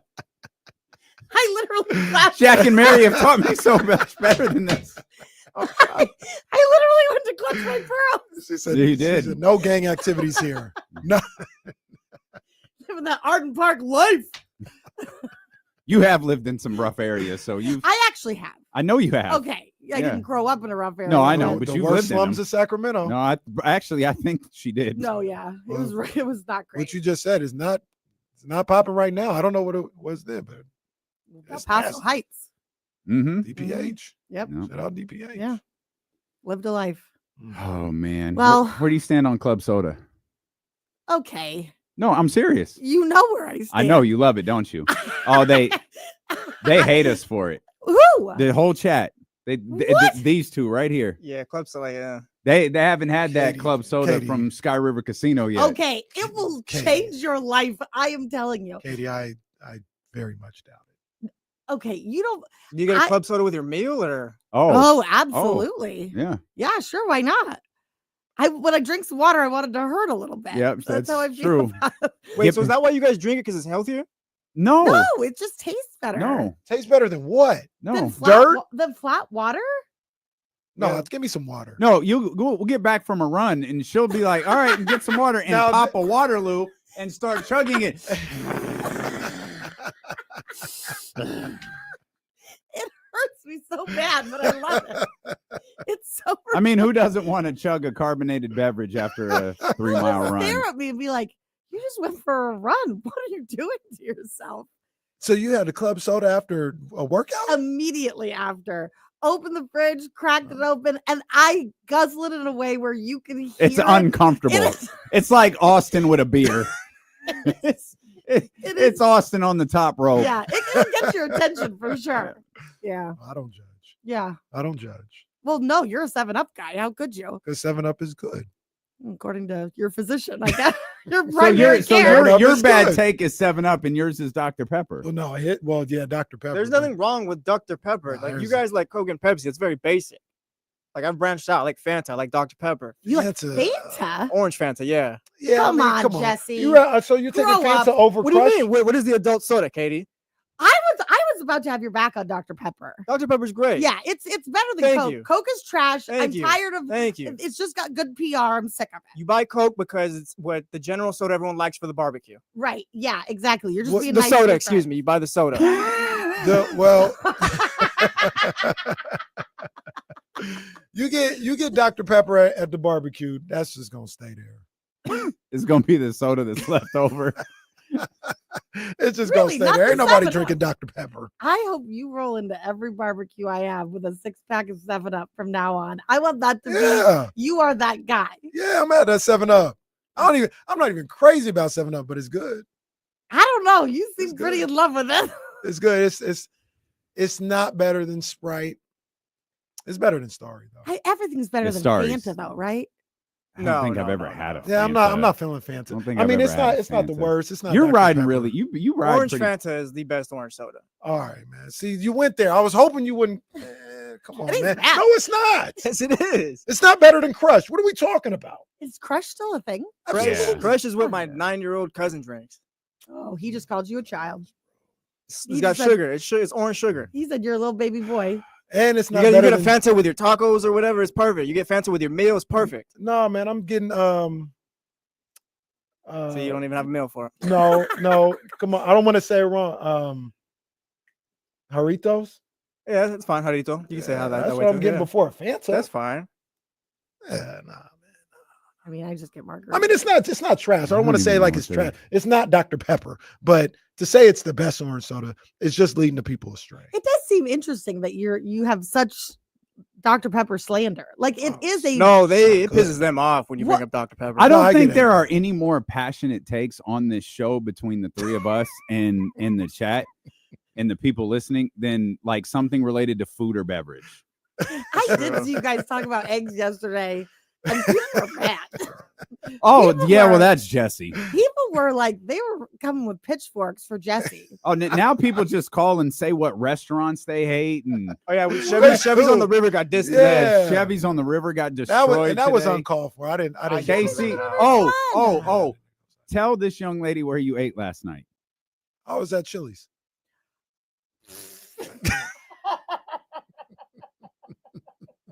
What's wrong with Chili's? I was very recently forced to go to a Chili's against my will. And you didn't enjoy it. Okay, hold on. Before I answer that, did you enjoy it? Absolutely. Chili's is Which good. part? The triple dippers? I don't partake in Quesadilla those. explosion salad? Don't partake in those. I'm What? at Chili's. I'm not going to get that there. Okay, what, See, that's your first mistake. I'm at Chili's. I'm not going to get that. what are you gonna get? I'm going to get a burger. That's what they're good at. Okay. It was one of the worst meals I've ever had. Well, like What I did you said, have? that was The your The quesadilla mistake. explosion salad, Oh, That- God. which had like 7 pounds of shredded cheese and then like a drizzle of lettuce and then quesadillas surrounding it. I mean, it's in See the what I'm name. I saying? don't know why it wasn't. I'm not sure either. See what I'm saying? That's like I Shouldn't fillet be of in your- fish. I don't go to McDonald's when I want fish. Don't diss the That's my fault if I ordered a fillet of fish at McDonald's. What'd you say, Filet of- Jesse? I said you don't get a quesadilla at Chili's though. I think that was your first mistake. I was They- trying to get a salad. They not gonna mess up the burger. You should just went with the burger. Yeah, if you get anything And other than a get- 3 for $10, you messed up. And get chips. Get chips and salsa. We don't need all that. I extra did get the salad. chips and salsa. They keep it simple. Yeah. See- it was an aggressive amount of chips for a very small, just sort of thimble full of salsa. See, you're like Mike Brown. You're asking DeMar DeRozan to do all this stuff that, like, no, he shoots. Chili's makes burgers. You understand that reference? Of course I You do. did watch the Kings game last night. I Do you did. have And I any know who thoughts? Mike Brown is. What you do? R.I.P. You actually. Oh, damn.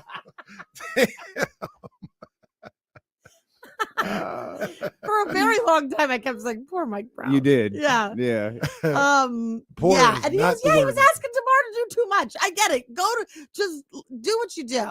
Yeah. Okay. Can we That- get She's don't been throw adamant down- about that again. from jump. Try Chili's again I won't. and That's go I and can't. get the just bacon burger. Okay, Damien, will you take me to Chili's? I won't. I absolutely I told him I was won't. going to Chili's. He goes, why? So concerned. This is very concerning. No, we'll go to Q. That's a good look. Matt George texts, I want to be on with Katie. Make her stay the rest of the show. Oh. Well, Katie's been working all day. So I she's- have, yeah. And I had a remote. But wanted to show up here before she went home and start a fight. Well, So, we Well, I appreciate just it. and wanted- confess to stealing. And have a kumbaya. And we had a Tell- moment. And we all had a Go- moment. we And we Go, learned. go back and tell your people Okay. I'm about to go take some almonds right now. Okay. And then I'll take 2, just like you guys. Okay. It's the Okay. game. It's the game. It's the game. Katie from the Wake Up Call. Thanks, guys. 5:30, 106.5 The End. We'll come back. Matt George. Okay. All right. Nah, So respect needs no, to be no, shown, no. bro. So okay, I've been waiting for this all Respect day. need to be shown. Your we're boy, just fighting your today, boy guys. decided to sneak a segment into the rundown at like 11:50. It was 8 a.m. It was there for not everybody 8 to a.m. see. So we're gonna have a conversation about what's on Kenny's mind when D'Lo and Casey return here on ESPN 1320. Katie. You guys are so fun. That's fantastic. I love that you guys are allowed to talk for so long about like Whatever the fuck we want. oh, I gotta make fun of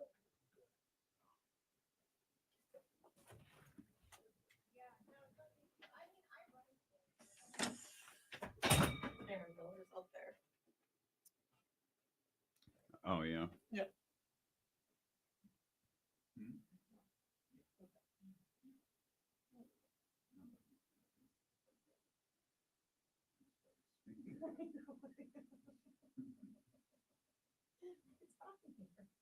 It is? Kind of. You guys make me nervous. You did great. Thanks.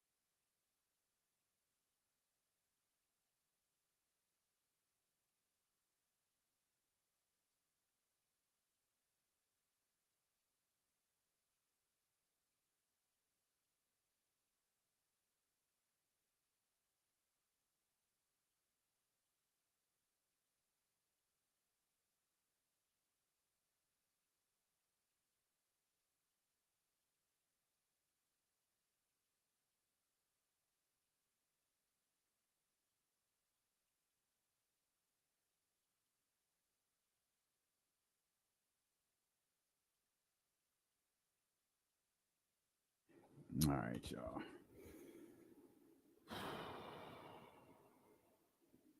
Shout out to the powers that be, because I clearly got the bloodline running with me or something. All the snitching going on, nothing reaching me. Yeah.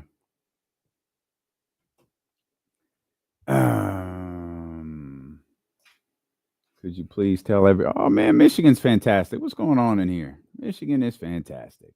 That's my guy. That is my guy. She is terrific, Casey. Absolutely terrific. My best friend.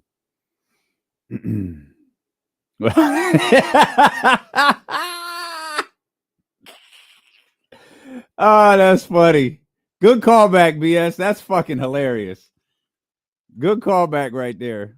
They saw Katie leaving. BS said she got that bag with the 20% discount Caraway. That's hilarious. That's right, Collins. It's a conspiracy against me, I guess. No. It's getting ridiculous. Oh, drew down. Damn. Cracker challenge. What? That was Cracker challenge was an all-time Casey moment. That was amazing. And then Jesse, what'd you ask him? I asked him how many crackers he knocked down. What? That's amazing. That's now, that was an all-time follow-up. That was right one there. of my favorites right there. That was one of my favorites. Shout out to Katie for coming in to hang out. For a few I think minutes. me and Casey came out the winner in that one, by the way. Yeah, we stood on business. I think she knows she was wrong. Well, I took it as I would actually, it would actually be better if it was her. I'd be like, okay, whatever. Me and Katie, that's my girl. We have a talk. But I took it as she was the messenger. I hear you. I like, think you're right. Like, I'm gonna whatever. take 2 more bags. I'm gonna take 2 more bags of fruit snacks in honor of that person. Guess what I got? Yeah. And also, we can clip this and send it to him. I hit him with the Tyson. The Tyson chop is always the best. Always the best. Mike was so excited. So excited. Oh, that's a crazy Photoshop, Dr. David. Uh-oh. He's got Katie. Come on, man. What's going on here? He's got Katie with the Stone Cold salute. Brad sent me a meme that said with the John Cena, you know how they've been using John Cena's face as the meme? It says John Cena turned heel before the Cowboys made an NFC championship game. Bro, that is nasty work by the Cowboys. Amazing. That is pretty pathetic by the Cowboys. I'm sorry. Like, That you can't man even get was- to the NFC championship game. That man was granting make-a-wishes for 20 years, and the Cowboys couldn't make the championship, the NFC championship.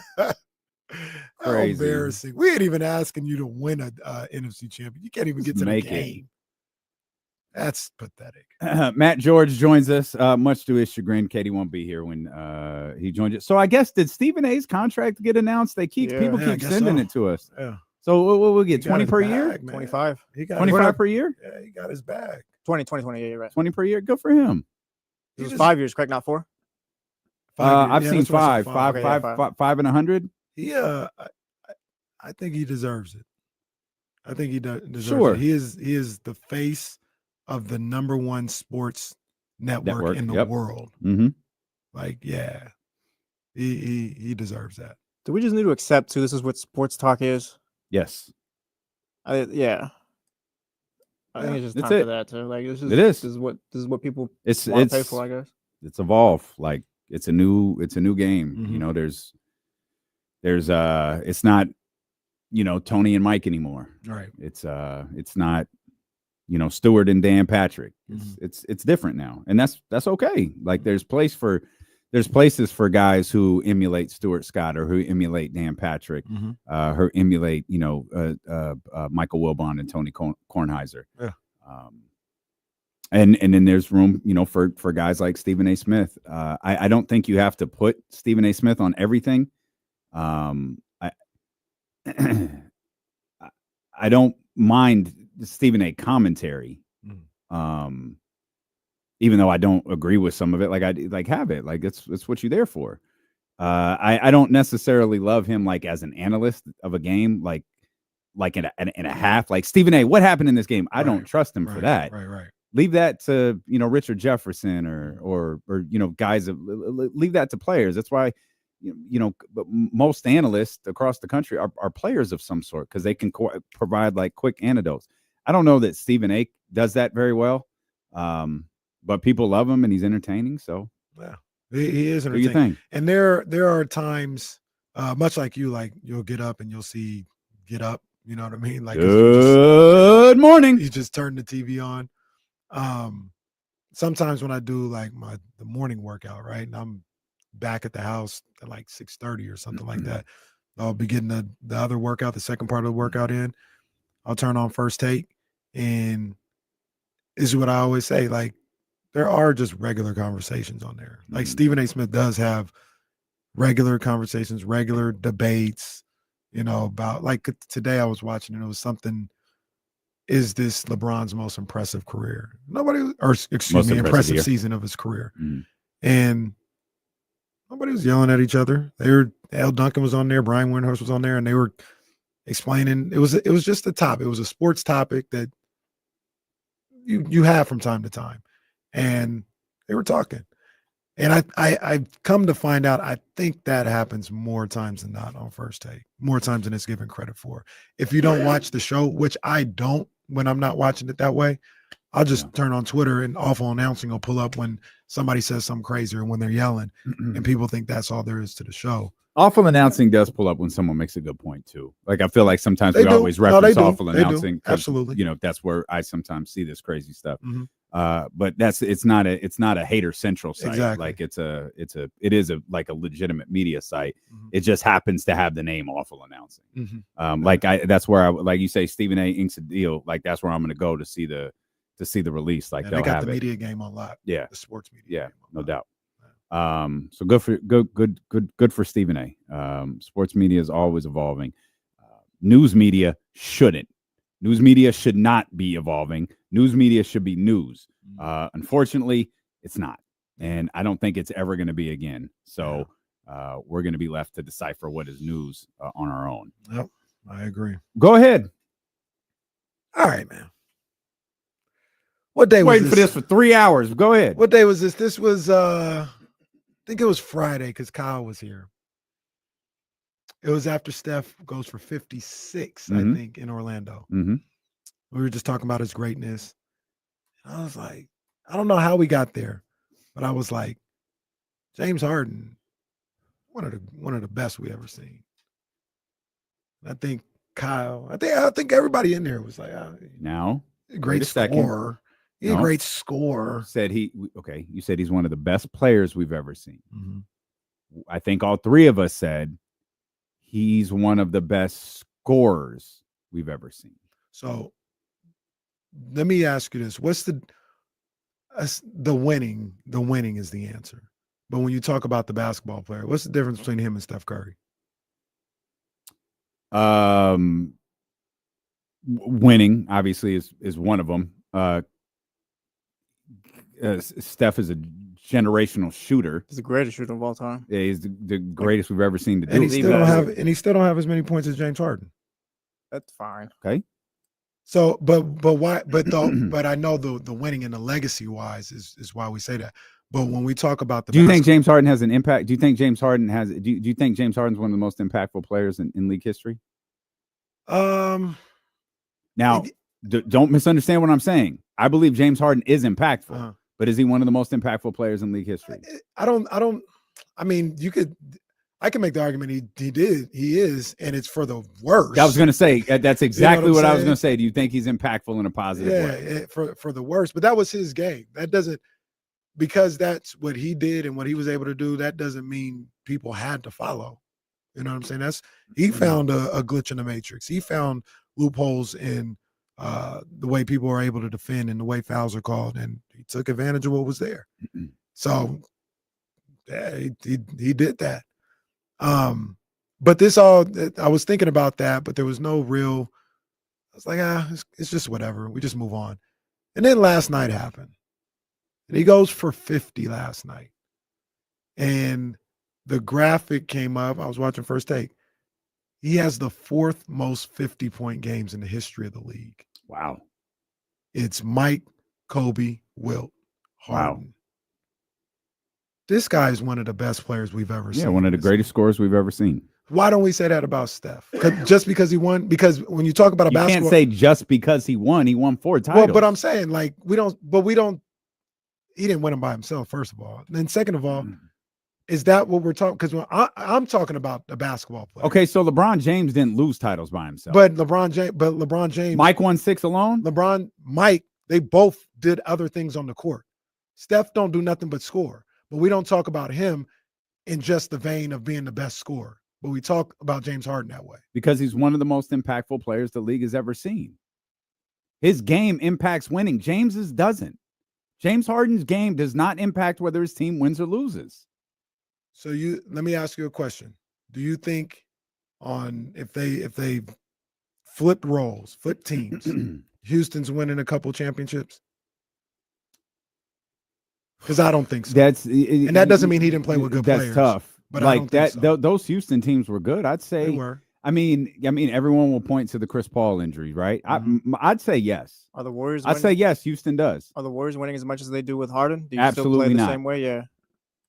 Absolutely not. Is Klay Thompson if James Harden is there and Steph Curry isn't? Let's not forget, Steph Curry is probably the most unselfish megastar in the history of the league. He is. I'm saying, I'll say the Rockets win titles and the Warriors don't. The Rockets don't win titles. Maybe a title. Maybe a title. And I think you talk about Harden, KD, Clay, and Draymond and all KD, those guys. I don't think KD goes to Golden State to play with James Harden. I mean, they went to a finals with James Harden. Now he was a different type years of player, before. but he gets credit for that. I think he was on that team and he was a driving force. I think KD goes to Houston instead. Maybe. What was the? I don't think he goes to Golden State. But I think we're getting off subject. We're talking about like. I don't think we are. Well, this no, ties into what people don't like James Harden. They don't like him. That doesn't mean he isn't one of the 75 great. Like he is unbelievable. If talent. the conversation is James Harden one of the 75 greatest players of all time, like sure, he's one of the greatest talents we've ever seen. Okay, he's not on Steph's level though. Sure, top 75. Because absolutely. he don't have the resume. Yeah, I'm just talking about that matters. But I'm not arguing for him to be on Steph's level. I'm saying the numbers. So that what he puts are up, you arguing for? I don't think he's respected. I think everyone. No, I disagree. I think everyone will acknowledge he's one of the 5 best to play at his position, top 75, and all that. But no one's wrong when they say he's not a winner and he chokes in the playoffs and he folds. I think what would be the because somebody part of somebody. So I've never said James Harden isn't good. Somebody could say that about Russell Westbrook, and what would you say? Say what? He's not a winner. He doesn't make people would run away from him and not want to play with him. Would you agree? That's fine if people think that, but that wouldn't take away from his greatness, though. No, not at all. I think people use that for James Harden. You guys just did to take away from his greatness. Well, no, I'm not trying to. I guess I don't understand what you're asking. I'm not trying to take. I'm mentioning him not being a winning player in your conversation. In you asking me what the difference is between him and Steph. I don't think there should be any caveats when you talk about how great James Harden is. No, that doesn't have to be. James Harden is an incredible basketball player, and that's it. You say he's an incredible scorer. That's the first time you not the first time. But since Friday, isn't. No. James Harden. No. That's That's not true. You said that's it before. Not true. I don't want to make it like James Harden James Harden is an incredible basketball player. You said Friday. James Harden is one of the greatest basketball players we've ever seen. Now, when I hear that, I'm thinking 10, 20. If I'm out of line in that thinking, I don't think that he is. I think he's one of the greatest scorers, and you might be able to make the argument he's like a top 5 scorer of all time, maybe top 10 scorer of all time. But in terms of like just one of the greatest basketball players I've ever seen, I don't think of James Harden. He might be top 25. And to be clear, I don't think of Russell Westbrook in that regard either. He might be top 25. Greatest players of all time? Yeah. Look, that's a list. I don't even have that list off the top of my head. I don't think so. But maybe he's one of the best. If you're going off of only hoop, like pure hoop, that maybe. But like when you're talking about the all-time greats, the winning, like that stuff matters in that conversation. That's why I say 25. Because when you get to 25, there's a lot of people that don't have. Is he better than Garnett? And Garnett usually falls in these lists around 20 to 15. I see. Can I point something out here real quick? You got me stuck on that one. I don't know. Can I point something out real quick? Mm-hmm. Harden goes to Houston, averages 25.9 points per game his first year, 25, 27, 29, 29. Then he hits this run where he is like, this is where you're looking at the Rockets wondering if they're winning championships. 30, 36.3, 34.3. He's been in the league 5 years since then. You know, it all changes after that. Like his production and stuff like that? This is always so hard to read when you're on multiple teams. 24.6 points per game, 22 points per game, 21 points per game, 16 points per game, 21 points per game. He hasn't been remotely close to the player he was in 1920. Okay. I mean, I'm not saying he's sustained that or done anything of that nature. But I think his stretch of being hey James, he's fine. Do you think he gets his stretch of being like fine is as long as his stretch of being good? Do you think great? Do you think he gets discussed any similarly or worse than Melo? I think Melo gets more disrespected than James Harden does. I think Melo by gets, who? Because outside of me, when was the last time you heard somebody say positive about James Harden? Oh, it's been a minute. Because I just don't think he's that player anymore. He's not. He's not that player anymore. Because he's at the again. This isn't like the first year where James is like a little bit down. When you score 30 points, 36 points, 34, when you do that, that's your measuring stick. And like now he's 10 to 12 points below that. Right. So it's not like I don't think people are talking about James Harden, period. It's not that they're not talking about him positively. I just don't think they're talking about him at all. Yeah. I understand that point. I just think like you go, and this may be a bad comp, or everybody in this chat would just be like, they hate James Harden. And I'm not even saying I love James Harden, but I look at James Harden and I'm like, damn, this guy, this is one of the top 25 players. Did you like watching James Harden play basketball? No.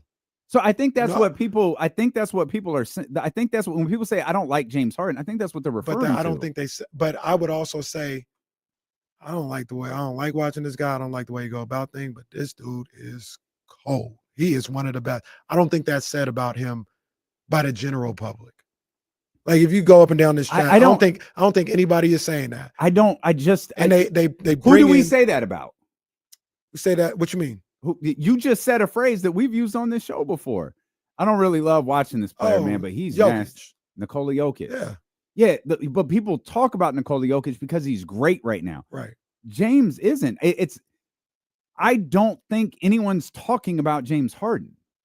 That's what I mean. And if you're going to sit down and say, hey, let's have a career retrospective on this player, I think plenty of people in the chat listening or not would be like, yeah, he wasn't my favorite, man, but he could hoop, or he could score, or he could put the ball in the bucket, or whatever line you want to use. I think they would say that. But I think a lot of people would start like you and I would say, I didn't enjoy watching him play. He slowed the game down. He mucked it down. He shot 15, 16 free throws every game. He knew how to rope in fouls. It was brutal to watch. It was a brutal viewing experience. I think the first thing they would leave, and he's a quitter with that. They would leave with that. I think they would leave with the fact. I don't think there's anything wrong with that.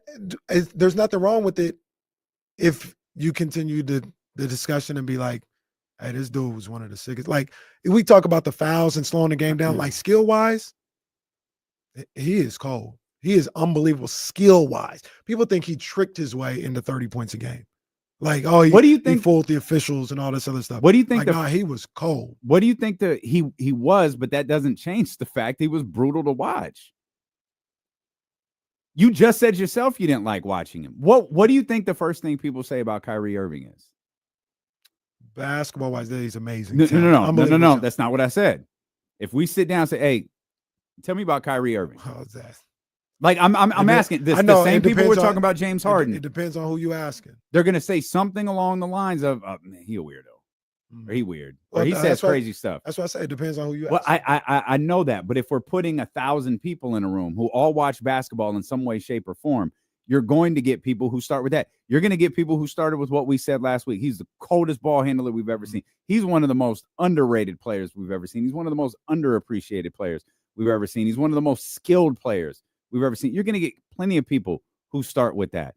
But you get casual sports consumers, basketball consumers. You got diehard Kings fans who casually consume the league. Not most of them. Those are Warriors fans. The Warriors fans will start with Kyrie's weird. James Harden, I just don't like him. You'll get a lot of that. Maybe you'll get someone who starts with, James Harden's one of the baddest hoopers we've ever seen. I have never heard that phrase tied to. You'll get people opening up with Draymond Green changes every game he's in. I'll give you the number to one. Right. Yeah, like you will. You're you right. will. Like if you ask enough people, that's what you'll get. It's just like I'll never. James Harden was just like, I respect him as a scorer. Like I never thought he was I didn't watch him in his time going, man, he's one of the greatest basketball players I've ever seen. I can look back and go, his run of scoring, whether you want to call him a scorer or a basketball player, makes him one of the best to ever do it. Is he better? Is he better than Dwayne Wade? Yes. Yeah, you talk about hate. Dwayne Wade was amazing. You hate Dwayne Wade. But Dwayne Wade was one of the great two guards in history. Dwayne Wade was I don't like how he got there. Like, I don't understand how he got there, but he got there. He's one of the great two guards of all time. Harden's better. You act like he slept his way to the top. I don't even know what that means. Like, because his game, like, I didn't think he could shoot. I didn't, all this other stuff. So I don't know how he accumulated, years where he was averaging 25 a night. But he did. He averaged 35. He averaged 35, 8 and 4 in that 06 finals, that first round. Wow. And he has those moments. So people might say that puts him ahead of Harden. I think Harden was a better player than Dwayne Wade. A better complete player. Mm-hmm. More skilled player. I think he was better. But he does, like, the other thing that I think about basketball wise is the way Harden performs in the postseason. That goes with his legacy as well. Absolutely. That goes into the bigger conversation for sure. But I don't know. I just with James Harden, I feel like a lot of times the things that people don't like about Harden, they lead with that when they talk about him. I didn't know this until Kyle brought it. The active scoring list, third on the list. I didn't know that. He's third all time in 3-point shooting, or is he second now? Harden. High on that list too. On what list? On the all-time 3-point shooting list. 3-pointers made? I'm pretty sure. Yeah, he's up there. Wow. I just think, like, when we discuss Harden, like, when I say he is one of the greatest players we've ever seen, I don't think people lead that way with Harden. I just don't. And I think he is. He's one of the greatest players. I think he's a top 25 player. He's one of the baddest. Yeah, he's second. He's second all time. It's a distant second, but but he's in second. I think with Harden, probably add up 2, 3, 4, and 5. And it is crazy how Steph has run away from Ray Allen. Reggie Miller isn't even top 5 anymore. The game is different, man. With Harden, like, he's a top man. He's one of the 75 greatest of all time. Like that, we all acknowledge that, I think. But I think when it comes to like Dame said, like, the greatest ever, like the top 20, I don't think he's in that conversation. The only reason I say top 20 and top 25 is because I think once you start getting into like 15 to 25, you got a lot of people that might not even win a championship that are listed there. Like, I think he's a little lower on the list than this, but like Iverson, Barkley, Malone, Patrick Ewing, those guys that's when you start getting around 20 to 25. And I think he's better than those guys. That's interesting. So apologize. I do think he's absolutely not. No, both of you. No, I do at the same time. Hold on. Tell me what I owe him an apology for. Because you diminished, what's the word I'm looking for? You just kind of brushed off his greatness by saying score. No, he doesn't have greatness. No, I'm not apologizing. You can go. I said he's top 75 and top 5 at his position. He's what more top do you want? 25. No, I don't even have the list in front of me. How are you going to be top 5 at your position and not be top 25? Because you're a shooting guard. Ray Allen's probably top 5 shooting. Clyde Drexler might be a top 5 shooting guard, but he's not top 25. You know what's going to be hilarious? When LeBron James passes Reggie Miller in all-time threes made, that's going to be. How far away is he? 10? He's 10 3-pointers away? He's 10 away. Oh, man. Reggie is 2,560. LeBron is 2,500. Oh, I'm sorry, he's 20. 2,540. He's still going to get it They're this year. going to talk about Reggie like he's a fraud. Four of the top 5 3-point shooters are active. Wow. Clay, Dame, and poor Ray Allen just fighting to stay alive. Fighting for my life. And then there's James Harden and Steph. Peja was third when he retired, no?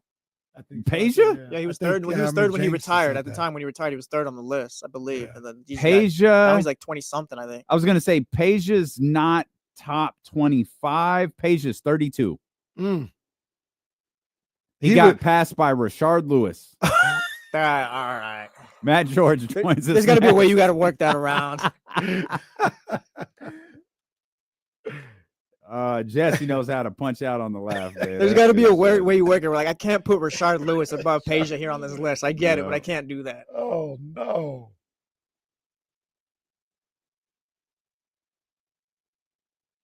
The LJ Fighter, do you want to say that Clyde Drexler is a top 25 player of all time? Because I said he wasn't. So You want to make that take? Go ahead.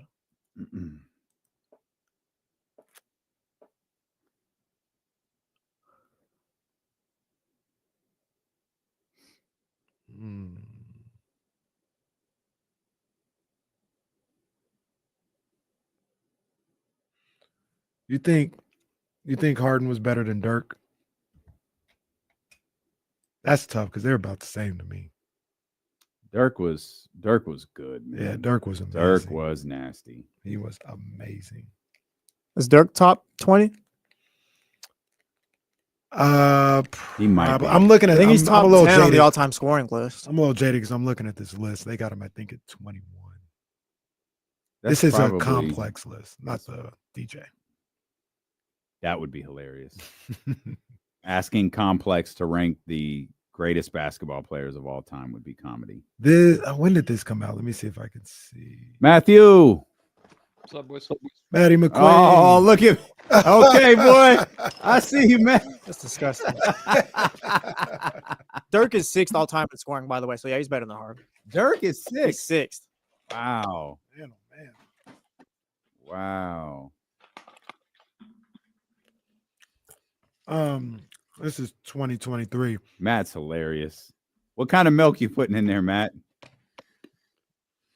Almond milk. Okay, I see you. Matt, how long have you loved Raisin Bran? My entire life. That's wild to me. Matt will sell out for the bit every time. It's not a bit. It's a lifestyle.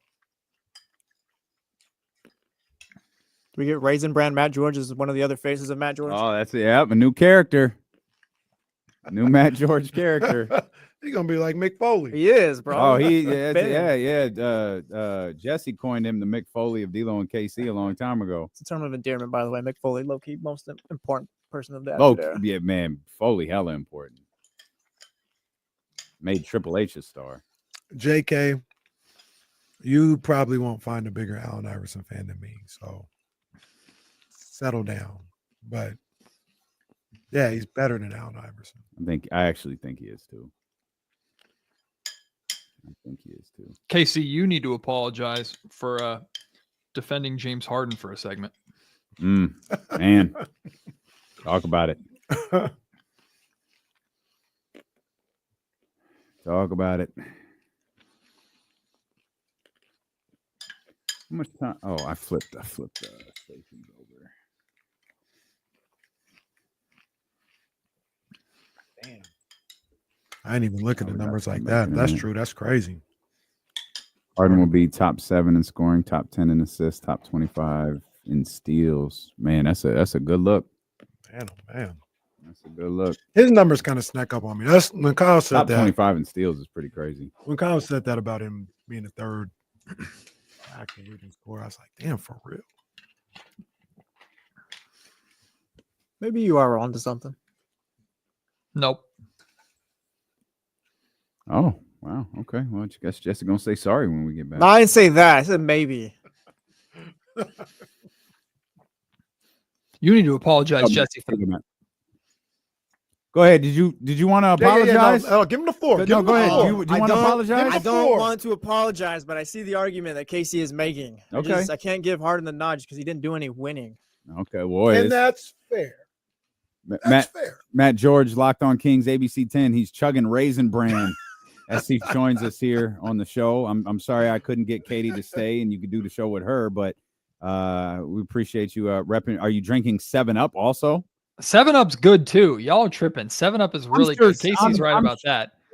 I'm sure 7-Up is fine. Like, it's a lemon lime beverage. Like, I'm sure it's fine. Also, I will not tolerate Applebee's slander. Applebee's is great. Applebee's is Fiesta Lime chicken at Applebee's. Ooh, it's the best chicken I can go for. I'm gonna be the first person that's ever done that regarding Applebee's. Yeah, like Matt. You need to apologize about Chevy's over there, bud. Matt acted like there's a Michelin star on Applebee's. Yeah, Matt, you acting like Chevy's ain't good. I know it's not. Hold on. I know Chevy's is not good. You're wrong, sir. Chevy's is bomb. Happy hour at Chevy's. Okay, now you're going over the deep end. I wouldn't say it's bomb. It's It's cool. And then you get the ambiance of Chevy's on the river. All right. And, yeah, it's a All right, good time. ally. All right, you're on your own then. Screw you. Turn I on know me it, literally immediately, jackass. Thanks. Chair shot to the back. We didn't even get a shield run before you. Oh my stepped on God. me. Well, I Cool. switched profiles. We don't have it. Oh, no, I gave it. I'm Cody Rhodes and you're John Cena. I see how it is. I think I know what you're doing. You're trying to get doing? me to take you to a nice restaurant. Like that's your whole. Well, bit I here. mean, we had one of the freaking waiters come up at a Kings game and say, "Why haven't you taken me?" But it's cool. We lived next to each other for like 3 years, and you never invited me over other than once. But it's fine. No, it's cool. I don't care. Okay. What do you guys want to talk about? I'll take you to a nice restaurant, man. It's something to get you to not do the chef's kiss for Applebee's references. I'm going to Chili's with KC. F y'all. That's what I'm saying. Look, man, and when we go to Chili's, man, just get the burger. You know, we don't need to venture into chips and queso, bro. You know what I'm saying? Just, Matt, we're gonna take you and Brittany out. We're gonna take you. Are you making Brittany eat this food too? Yes. Okay. All right. At the time, she chooses it. She I likes don't Chili's. believe that. She I don't likes believe Chili's. She likes Chevys too.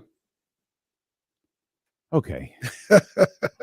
Again, now that we've Sorry, I don't live in the hills in Roseville where I can see the beam from my house or downtown Sacramento. So we got down on the city, man. we got to eat amongst the commoners. We can't eat in like the 5 stars and at the compound or anything like that. Matt, can you see the city from your home? No, I absolutely cannot. Just damn. Not everybody can. No, Not everybody can. And you talking about you going to gas stations like you pump your own gas? What you talking about? Well, no, I don't pump gas. That would be extremely problematic. I went to get some Gatorade. That's what I did because this show was killing me, and I was doing it from home, and I was attempting to stay alive. So you're welcome. You and 3 electric cars. Matt George, host of the Locked On Kings podcast, ABC 10 as well. Matt, how do you feel? This has been a discussion between me and KC quite a bit today. Just vibes, just feeling after last night's loss to the Denver Nuggets. Yeah, I feel like today's opposite day because KC came in hot and I'm feeling pretty good about it. Like I was pretty optimistic. Like my first takeaway. Now I understand the fourth quarter and how everything went and how disappointing that was, but I was okay with it because you did your work ahead of time, right? Like you put yourself in a position to where a loss like that stings, but it doesn't kill you. That was kind of my whole premise. It stings because you would have rather, of course, had 5 straight coming home. But in reality, because you handled your business by beating the crap out of the teams that you should beat, like the shorthanded Mavs and the Utah Jazz, and then you had that really impressive win in Houston. Like a loss like this doesn't kill you versus even if this loss meant you went 500 on the road trip, 2-2. Like that feels a lot different than a loss like this happening, but you're coming home 3-1 on the trip. I just think there's a big difference with that, even if it's only one win or one tick in the win column. So I'm feeling pretty good about how the Sacramento Kings played. I think they're playing their best basketball of the season right now. I mean, Doug Christie's got them top 5 in offensive rating, number 1 in defensive rating over the last 5 games. They've clearly figured something out. And now I'm just begging and pleading, like, can we see it carry over to home games? Because we've seen this before. We've seen the Kings play their best basketball on the road, but you got a lot of really, really important home games coming up here in March. Tomorrow being a big one, sure, but Sunday against the Clippers starts the stretch of death, in my opinion. Like you got a lot of games in there against really, really good teams, but on your home floor, you play the way you were playing on the road. We know how much the Golden One Center is going to respond. Plus, my pessimistic guys, I want to see it in person. I want to see the way that they played during this road trip. I want to see it in person against a team to the quality of the Nuggets or the Rockets. So I'm very much looking forward to seeing that, and I'm okay. I'm pretty fired up with where they're at. Yeah, I mean, I don't know if I was necessarily mad. It was a little bit frustrated. They had an opportunity last night, and they weren't able to cash in. As a whole, I like the way the team has been playing.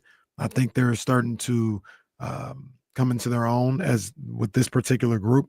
But also, you know, it's you got to win. Like it's at the time we don't have enough time to. I'm not saying people are saying moral victory with this one, but we don't have time. Like we had a bad night last night. talking about the Sacramento Kings. That was a bad night. Can't afford many bad nights at this point in the season. And that's kind of what has me frustrated. I think they're playing well enough where they can steal some of these. I shouldn't even say steal. They can just win some of these games that some people don't think that they can. But every night is an opportunity. And man, it hurts when you don't take advantage of them.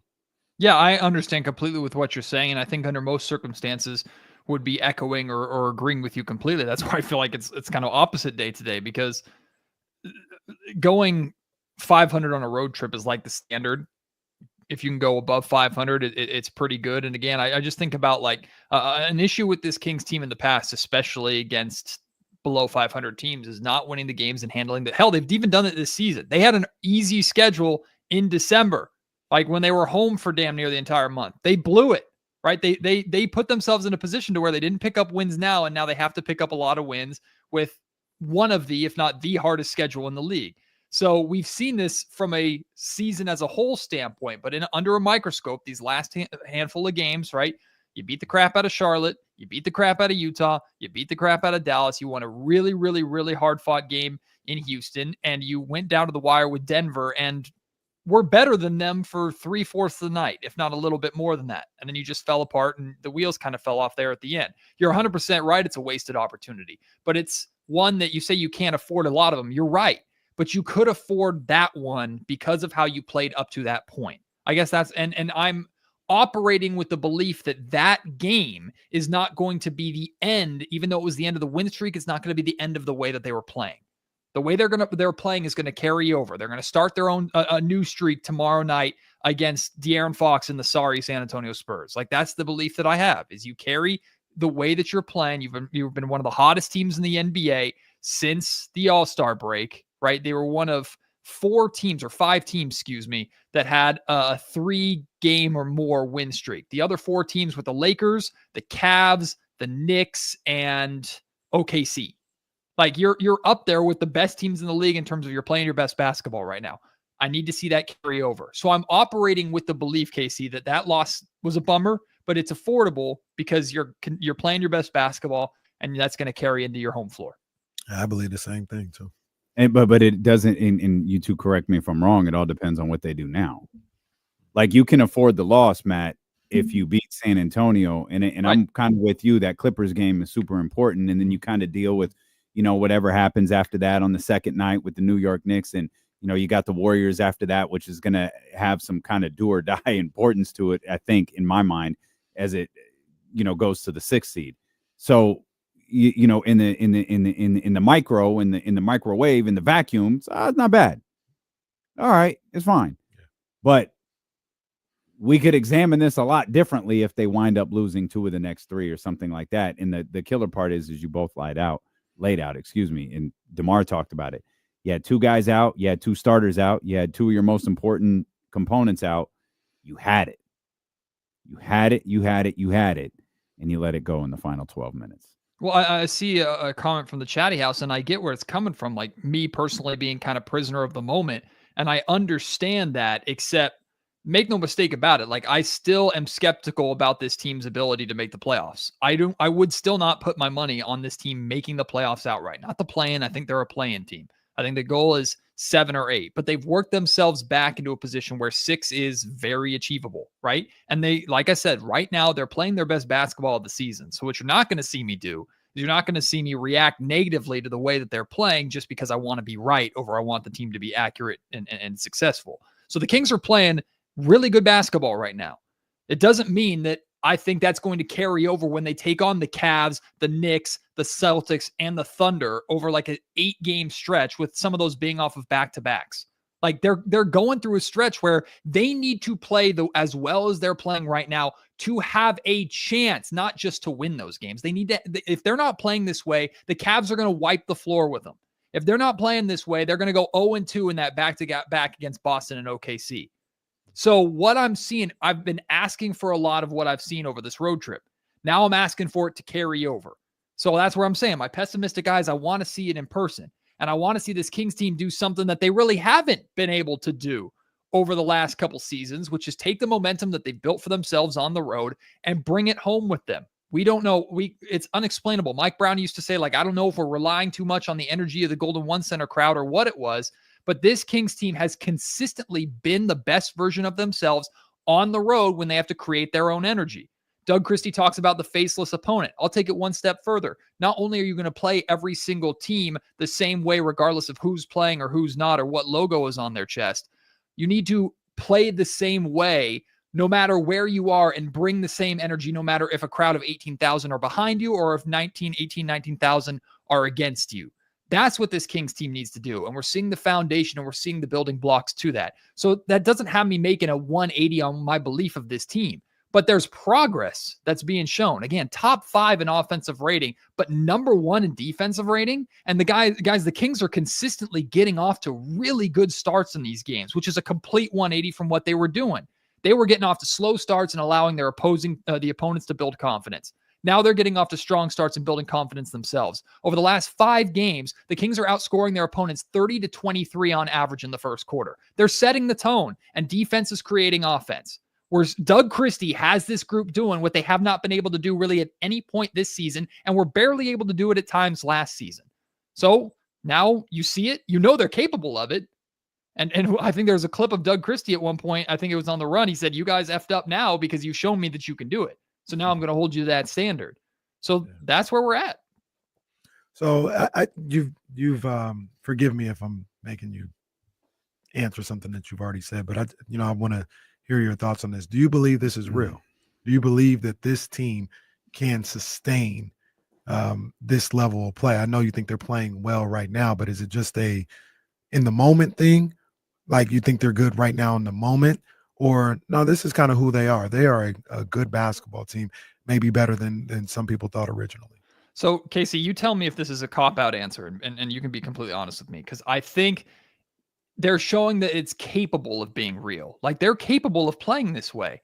But are they going to play this way when they're punched in the mouth? Right? Because these teams coming in are going to punch them in the mouth.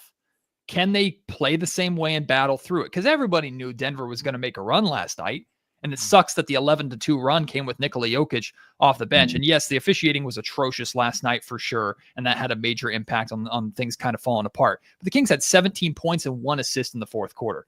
What I really didn't like about that game is not that it's a dig on DeMar DeRozan, because I don't think DeMar DeRozan played bad last night at all. But once again, the Sacramento Kings went back to isolation heavy ball down the stretch, and it wasn't working for them. When we've seen this Kings team get into a battle, get into a fist fight with teams, they go ISO heavy. Now they have really good isolation players that sometimes it works out. Sometimes DeMar will carry you through. Zach LaVine hit some stupid shots last night. He had a turnaround mid-range jumper. You're like, no. Oh my God, that was great.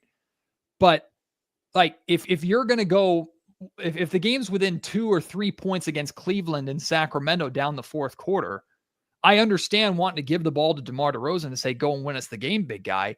But I don't know if this team has the capability. I don't know if Doug Christie is able to call a timeout, bring these guys together and go, can we move the freaking basketball a little bit more? I know you need big shot makers. And I'm not talking about like the last 30 seconds of a game, KC, because that's when it's pretty much give the ball to me, clear out, and let me go to work. But the game, the entire fourth quarter, the Kings had 17 points and only 1 assist. That's 12 minutes of not moving the basketball. So I want to see when the Kings get punched in the mouth, when they get into these circumstances consistently, do they fall back into kind of their old ways, their instinct, or do they continue to play together and play the type of basketball that they've showed they're capable of over this 5-game stretch? I thought one thing that hasn't really gotten discussed a lot today, because we've talked about the non-Jokic minutes, we talked about, kind of more of the aspect the Kings having this. I thought Doug and that Kings staff, that Kings coaching staff, I thought they had a hell of a game plan 100%. for Nikola Jokic. You saw Keegan Murray out there on him. They were basically challenging everybody else. Yeah. And I thought that was a hell of a call from that coaching staff. It was pretty damn effective, especially as Matt just pointed out. He got beaten the non-Jokic minutes. So like that's tough, man. But it's lost. It's lost in the result of the game. But I thought Doug had one of his finer coaching performances last night. For the first time, like for real, I was ready to remove the interim tag last night. I was like, this is he completely outcoached Mike Malone the first half of this game, arguably the first 3 quarters. like completely outcoached him.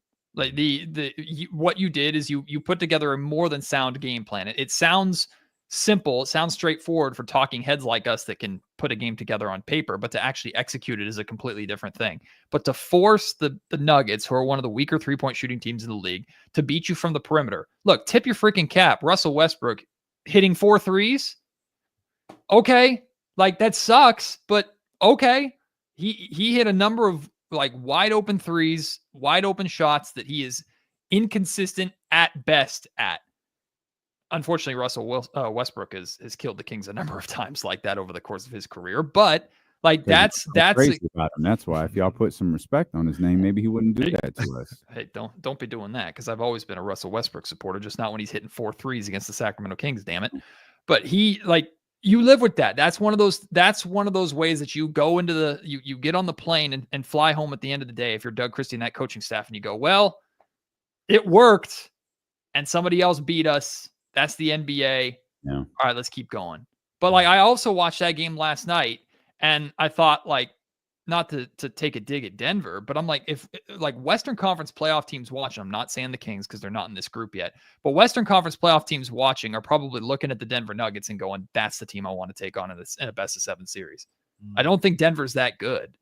I think they've got they're very, I mean, obviously Nikola Jokic heavy, but they're pretty one-dimensional offensively. It's Jamal Murray knocking down threes, maybe.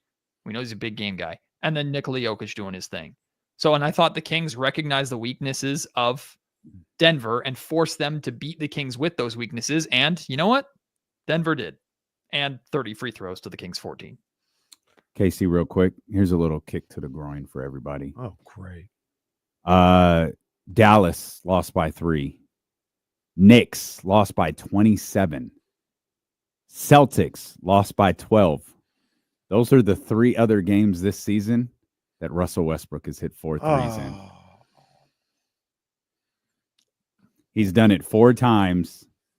They are 1-3 in those games. And to be clear, 4 of 7, 4 of 9, 4 of 7, 4 of 6. Damn. That's D'Lo's fault. Get your boy. What are his point totals in that? 25, 26, 27, and then 16. Yeah, that sucks. Yeah, man. That sucks. He was really good last night. And like you mentioned, Matt, and he has way more games where he's hit 0 threes than where he's hit 4. Yeah, 4 is crazy. 4 is like, or 3 for that matter. If you 3 or more, in fact, you might be able to go 2 or more and still he'll have more games with 0. Like Curry hitting 11, him hitting 4. Yeah, you're never taking that in prize picks. You're never taking that in prize picks. Pretty but much. You know, you guys mentioned it and we talked about it earlier. I mean, that's the game plan. You know, Jokic gets that ball, you might want to double down, start to swarm him a little bit, leave Russell Westbrook and a couple other guys open to hit the threes. And he hit them last night. And you got to tip your hat. And you know, Jeff Van Gundy would say this, and you know, a lot of coaches would say, but with good teams like Denver is, like I'm with you, Matt. I don't think they're as good as people are saying, like championship, but they're still a good team with some really high level players. You can't take away everything. You're going to have to give up something. And they decided to give up Russell Westbrook threes, you know, those type of looks. And he buried them last night, man. And you just tip your hat. And like you said, you move on to the next Decided game. to give up Jamal Murray free throws too. Well, those were taken. The ref said, here. We're taking those from the Kings. Help yourself, guys. Help yourself. Can we talk about that real quick though? Because this has been a big issue since Doug Christie took over, is the amount of fouled 3-point shooters. But a lot of it's happening because the Kings are just trying to aggressively close out. And Jonas Valanciunas cemented himself as a true Sacramento King last night because he fouled a 3-point shooter. Keon fouling Jamal Murray, it was an aggressive closeout. So it was a bummer, but like I can live with that. What I couldn't live with was that Keon wraparound steal attempt on Nikola Jokic. Even if people watch it back and they're going to defend Keon because Keon is a man of the people, maybe he got ball, maybe he didn't. The officiating was trash last night. It was inconsistent. It was ticky-tack, and it was going heavily in the favor of the Denver Nuggets. So you tried to gamble for a steal on the biggest star on the floor in that moment and give the referees an opportunity to make that call. That to me was, and this is not like an anti-Keon thing, because Keon, I made the comparison of like Keon is like the defensive version of Malik, right? Malik Offensively, he has these passes, he has this flair, he has these finishes. It's chaotic. I love it. But every once in a while, that chaos kind of gets you. But more often than not, it's good chaos. Keon gambles for steals. More often than not, he gets them. But when he doesn't get them, it puts him out of position, or it can hurt the team. This is one of the things I know for a fact Mike Brown really didn't like. Now, Mike was wrong. Keon absolutely should have been playing and not be getting DNPs. But that was a moment where I felt Keon showed his youth a little bit. Keon showed his lack of experience. You're going for that steal. If you had pulled it off, great. You also would have poked the ball away when everybody else is running back the other way. Even if you poke that ball away, you're not getting it. You're behind Jokic. So it just is an unnecessary play to make in a situation where you read the circumstance, you're not getting foul calls. DeMar DeRozan is getting chopped at the wrist every single time he goes up the floor. He's not getting any foul calls. I just thought that was a good learning moment for Keon. They didn't lose the game because of it, but that's a moment where it's like, oh, Keon is this good, but he still is building that experience. 2 years from now, when Keon's signing a new pretty nice contract, I expect that to be, but hell, I expect he and Doug Christie had a conversation about that on the plane on the way home. That fouling on the three, that was the one that frustrated. That's right. We do that a lot. Yeah, they do. Like once or twice a game. Every time we go to the game, like last time we were there, I think they had 3 in one half. League leaders. Once or twice a game. Fouls. Yeah, they got to stop that high five thing, because that's a foul. I don't know why that's even a strategy, and I think that's my boy Luke Louts. That's my boy, but you can't hit somebody's hand when they're shooting. They can't. I think legally, maybe he's like, no, you can, as long as it. No, that's a foul. Well, from what I understand, the idea is what Keon hit the hand/wrist of Jamal's, not his shooting hand, but his supporting hand, his offhand. Right.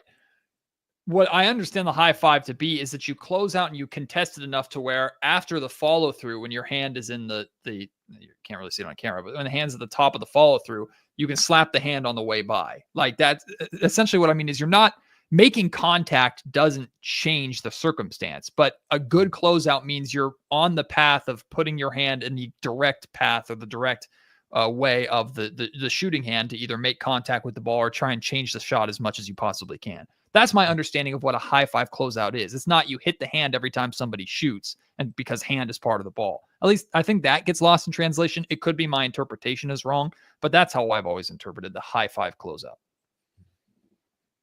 Well, just stop hitting the other guy as you're high fiving the closeout, or just block the shot. You just start there. Well, you do that. You think you can make sense of Jake LaRavia as a basketball player for Sacramento? No. I mean, flurries of points every once in a while. Jake LaRavia is that perfect, like, King fan favorite to where, I mean, you remember his debut, right? He burst onto the scene, had a steal and like 6 points in 30 seconds. What do you have? 7 or 8 points in 30 seconds last night? Like big burst and then kind of whatever. Jake, like I was disrupting my coworkers because I was yelling at both Jake and Zach LaVine at the end of that game to someone shoot the damn ball because they passed it back and forth between the two of them on the perimeter like 4 times. Credit to Denver. Like they did a really good scramble drill there to make sure, but LaRavia had to either take that first shot or swing it over to Keegan Murray, who had nobody on him at the top of the key, and they just passed it back and forth, and that was frustrating. I don't know if I know LaRavia had a good game. I don't think I would have had LaRavia on the floor there at the end, but like the reality is with Jake LaRavia, like real quick, to be fair to Doug a little bit, Keon was at the scorer's table for a while.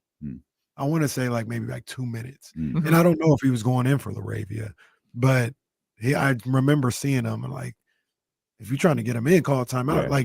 But he was there for a minute. So maybe he was coming in for LaRavia.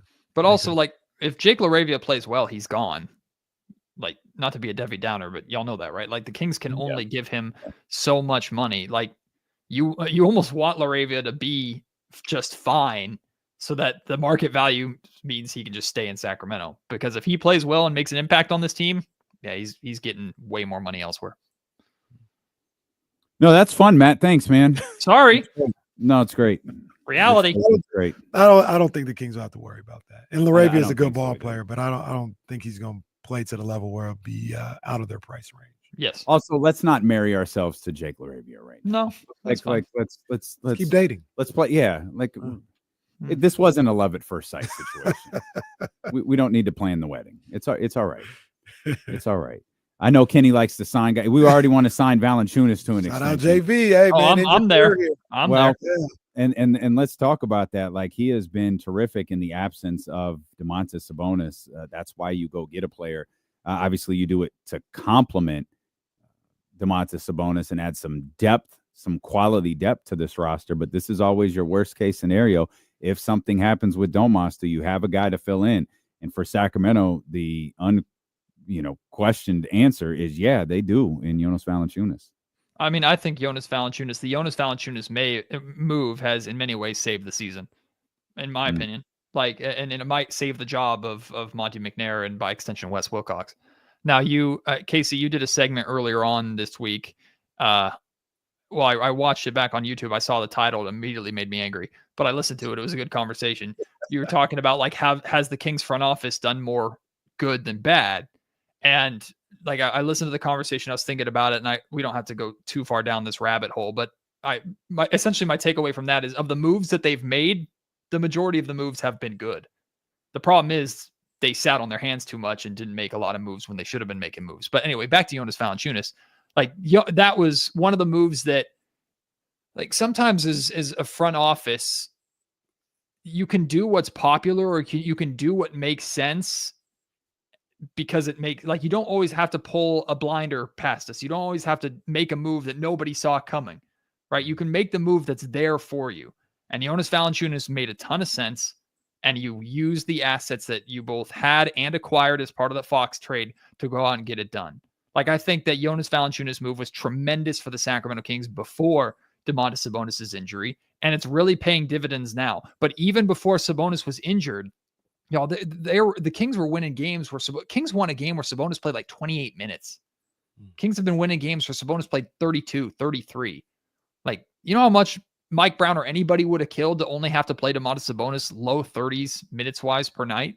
That's what Jonas Valanciunas gives you. And then in the event that you lose Sabonis for a week, and hopefully it's not much longer than a week, Valanciunas can hold down that spot. Now, make no mistake about it, because I see people getting their stuff off, and you're dead wrong. Like, Jonas Valanciunas is not better than Domantas Sabonis, and the Kings are not better with Sabonis not playing. If Sabonis were out for a month or 3 weeks or more, if Sabonis is out for a lot of these games that they have coming up against these top teams, Kings are in trouble even with Valanciunas. Sabonis is one of the best, if not the best player on this team.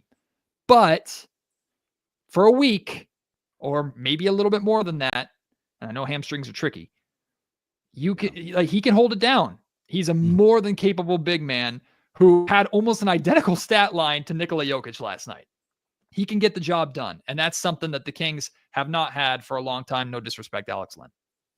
Oh, I like Alen, but I like Alex. Close. I don't even think Lakers fans like Alex Len. That's what KC said. No, Jesse said that. Oh, Jesse said it. Yeah, Laker Nation not feeling Alex Len. Or Alen. They're like 11-2. Relax, guys. Like, calm down. You guys are doing just fine. What are they complaining about? Leave our boy Alex alone. Alex out there living his life. You feel good overall, though, 3-1 stretch. Like you said, you weren't super down after the loss. Tough that they had it. But, overall, the response to whatever took place in that meeting after the Warriors game seems to have been pretty positive, even in a close loss against Denver last night without two of your starters. Yeah, the best way I can sum it up, D-Lo, is I've been pleased and been happy with what I've seen over the last couple of days, but it's also setting up to where if it doesn't carry over and it just disappears when in these big games against the Golden One Center, I'm going to be even more pissed off than I was before, because we know you're capable of it. Like, go out and do it. Yeah. Do it consistently. That doesn't mean you're going to always beat every team. Like, you can, if you fight hard and lose by 5 to the Cleveland Cavaliers at home just because that team is in God mode right now, okay. But don't be changing up what you're doing now that you're at home. Like, certainly don't lose tomorrow night against De'Aaron Fox and the Spurs. Like, I understand Fox is coming in, he's pissed off and everything like that. That Spurs team is whack. Like, you should wipe the floor with that team. Let Fox get his 40 points, whatever. Stephon Castle shouldn't be beating you in addition to that. Like, Devin Vassell shouldn't be beating you in addition to that, even if the Kings wanted to go and trade for those guys, or I at least did. like, go out and handle your business, wipe the floor with the Spurs. Like, you've been wiping the floor with all the teams that you should be beating. They've been doing a really good job with that in the Doug Christie era. Handle your business in those games that you should. And then starting Sunday in Los Angeles, fight like hell. Like, I know James Harden went for 50 last night. Still really boring. But, like, I'm okay with the Kings' chances against the Clippers in whatever the hell the name of the stadium is. Because Intuit Dome or whatever with the wall, I'm okay with the Kings' chances in that game if they play the same way they've played in Houston and Denver. Very okay with it. I agree. Boo De'Aaron tomorrow. No, don't do that. No, boo him. He took Rachel. Don't do that. Rachel's with us. Yeah, don't do that. That's not okay. No. That is not okay. Boo. Why are you booing De'Aaron? Because he took Rachel from D-Lo and KC. He took Rachel from Sacramento. He deserves to be booed for that.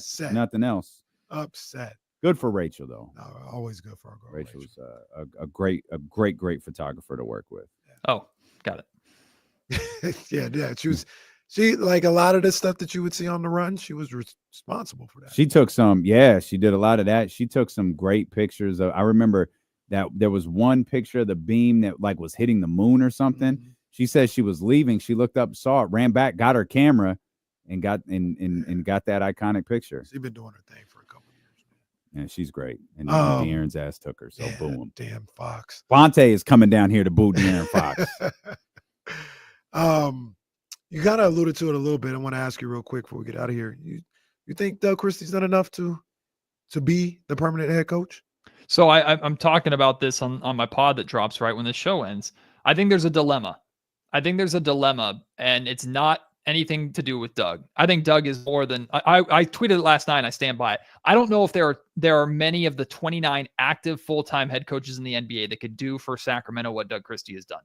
Doug Christie has kept this group together through a lot of you know what. Like, he's done a fantastic job.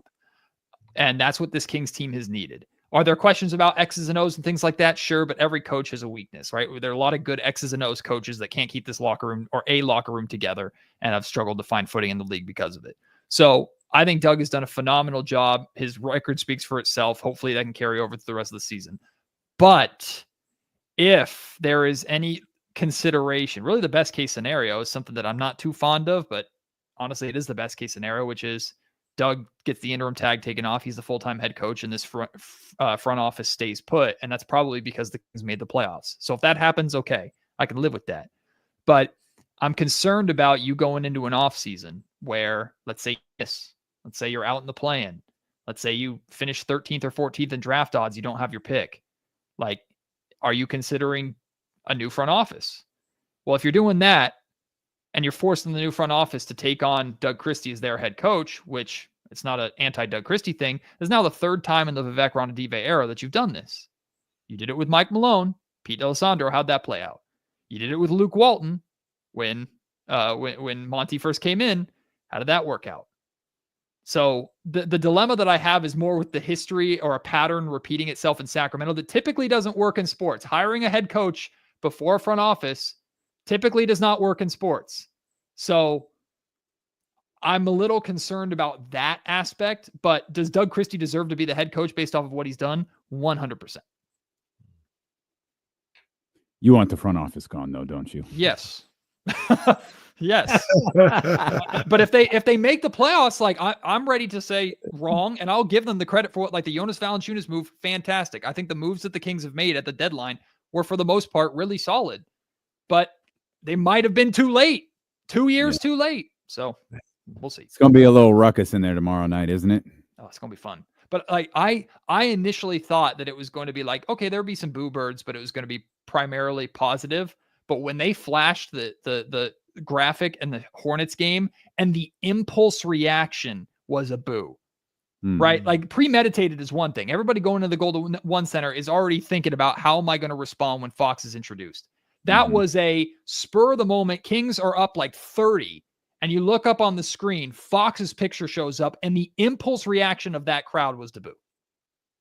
Like that speaks volume to me. I think it's going to be a passionate fan base for sure.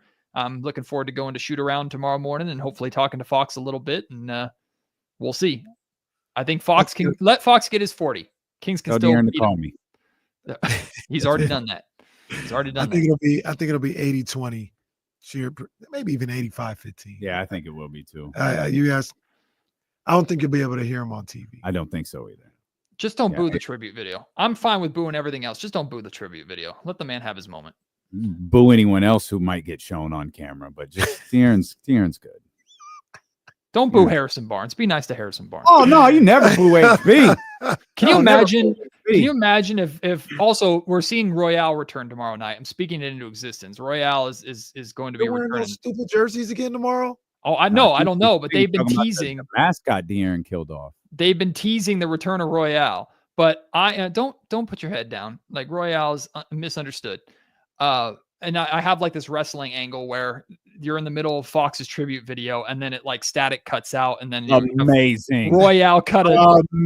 Like an Undertaker. Can you imagine? Oh, can you imagine? It's gonna be the best thing ever. Or like you have during the intros, the light turns off, and this hooded figure comes out and stands next to Fox, and then throws his hood back, and it's Royale's big ugly head. I love this. I have these ideas in mind. But I love all of this. You've killed it. You have got you've got 45 seconds to tell us what you think of John Cena's heel turn. Oh, so good. So freaking good. Who like give the cameraman, it might have been Stu, the main guy, but whoever got that angle, the perfect corner angle of Cena's face. But also I've watched it back like 3 or 4 times. Cena's having so much fun. There are a couple of times where his lip starts quirking up. Like I think he's having fun. I'm excited to see where it goes. He's doing a great job. He should be well. I'm for a bald Cena heel. I'm all for bald Cena heel. So great. I can't. I mean, does he come out in all black or like what does he do? I can't wait to find out. Matt, we'll see you tomorrow night at the Golden One Center. Thanks as always. Go check out the Locked On Kings podcast on YouTube or wherever you get podcasts from. He's going to drop a new episode right now, and we will see you tomorrow here beginning at 10 a.m. It's a packed Friday as always. Sacramento sports leader, ESPN 1320. Congratulations, McClatchy. Forgot to mention my girls. They won? Yeah. Won to the semifinals. Very nice. Archbishop Mitty. Have you heard about the conspiracy theory with Rock's new faction? There's a theory online. So there's a theory online when Rock did the slit the throat, then he held up 2 fingers to signify like 2 more members. Oh. And the theory is because Rock has talked a lot about her recently, Becky Lynch is one of them, and Seth is the other, because Seth helped kind of make everything happen. And you have CM Punk, who is Seth's nemesis right now, who cut that promo on Cena and Rock to kind of set up a faction on faction thing. I don't think this is a Mania thing. This might be beyond Mania to keep the story going. But there's a belief that like this Rock's bloodline, instead of being like the Roman story, is now Rock's like faction of him. Corporation. Yeah, the fucking Vince McMahon very story. much so. That's the theory, and I love it. Becky Lynch coming back as a bad guy would be phenomenal. Oh, I like that. That's a good call. Becky could stay.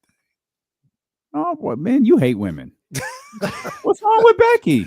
Becky was all right. Okay, so Becky was good. She had a moment. She had a moment. After the moment, though, it was like, all right. If Bianca and Jade meet, like it's not going to happen. But if it was Mania, Bianca versus Jade 1-on-1, who are you going for, Casey?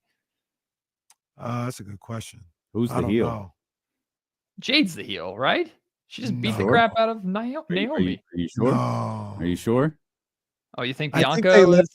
I think they left it. They left enough there to if they haven't decided yet, they could make Bianca the heel, and it would make perfect sense. Because she had that thing with Rhea, and Rhea is such a baby face that, like, Rhea can't be a bad guy. She's too lovable to be a bad guy. Like they love Rhea. I did not see the Io Sky thing coming from. I did not see the Io win coming at all. Got to get another win. I'm fine.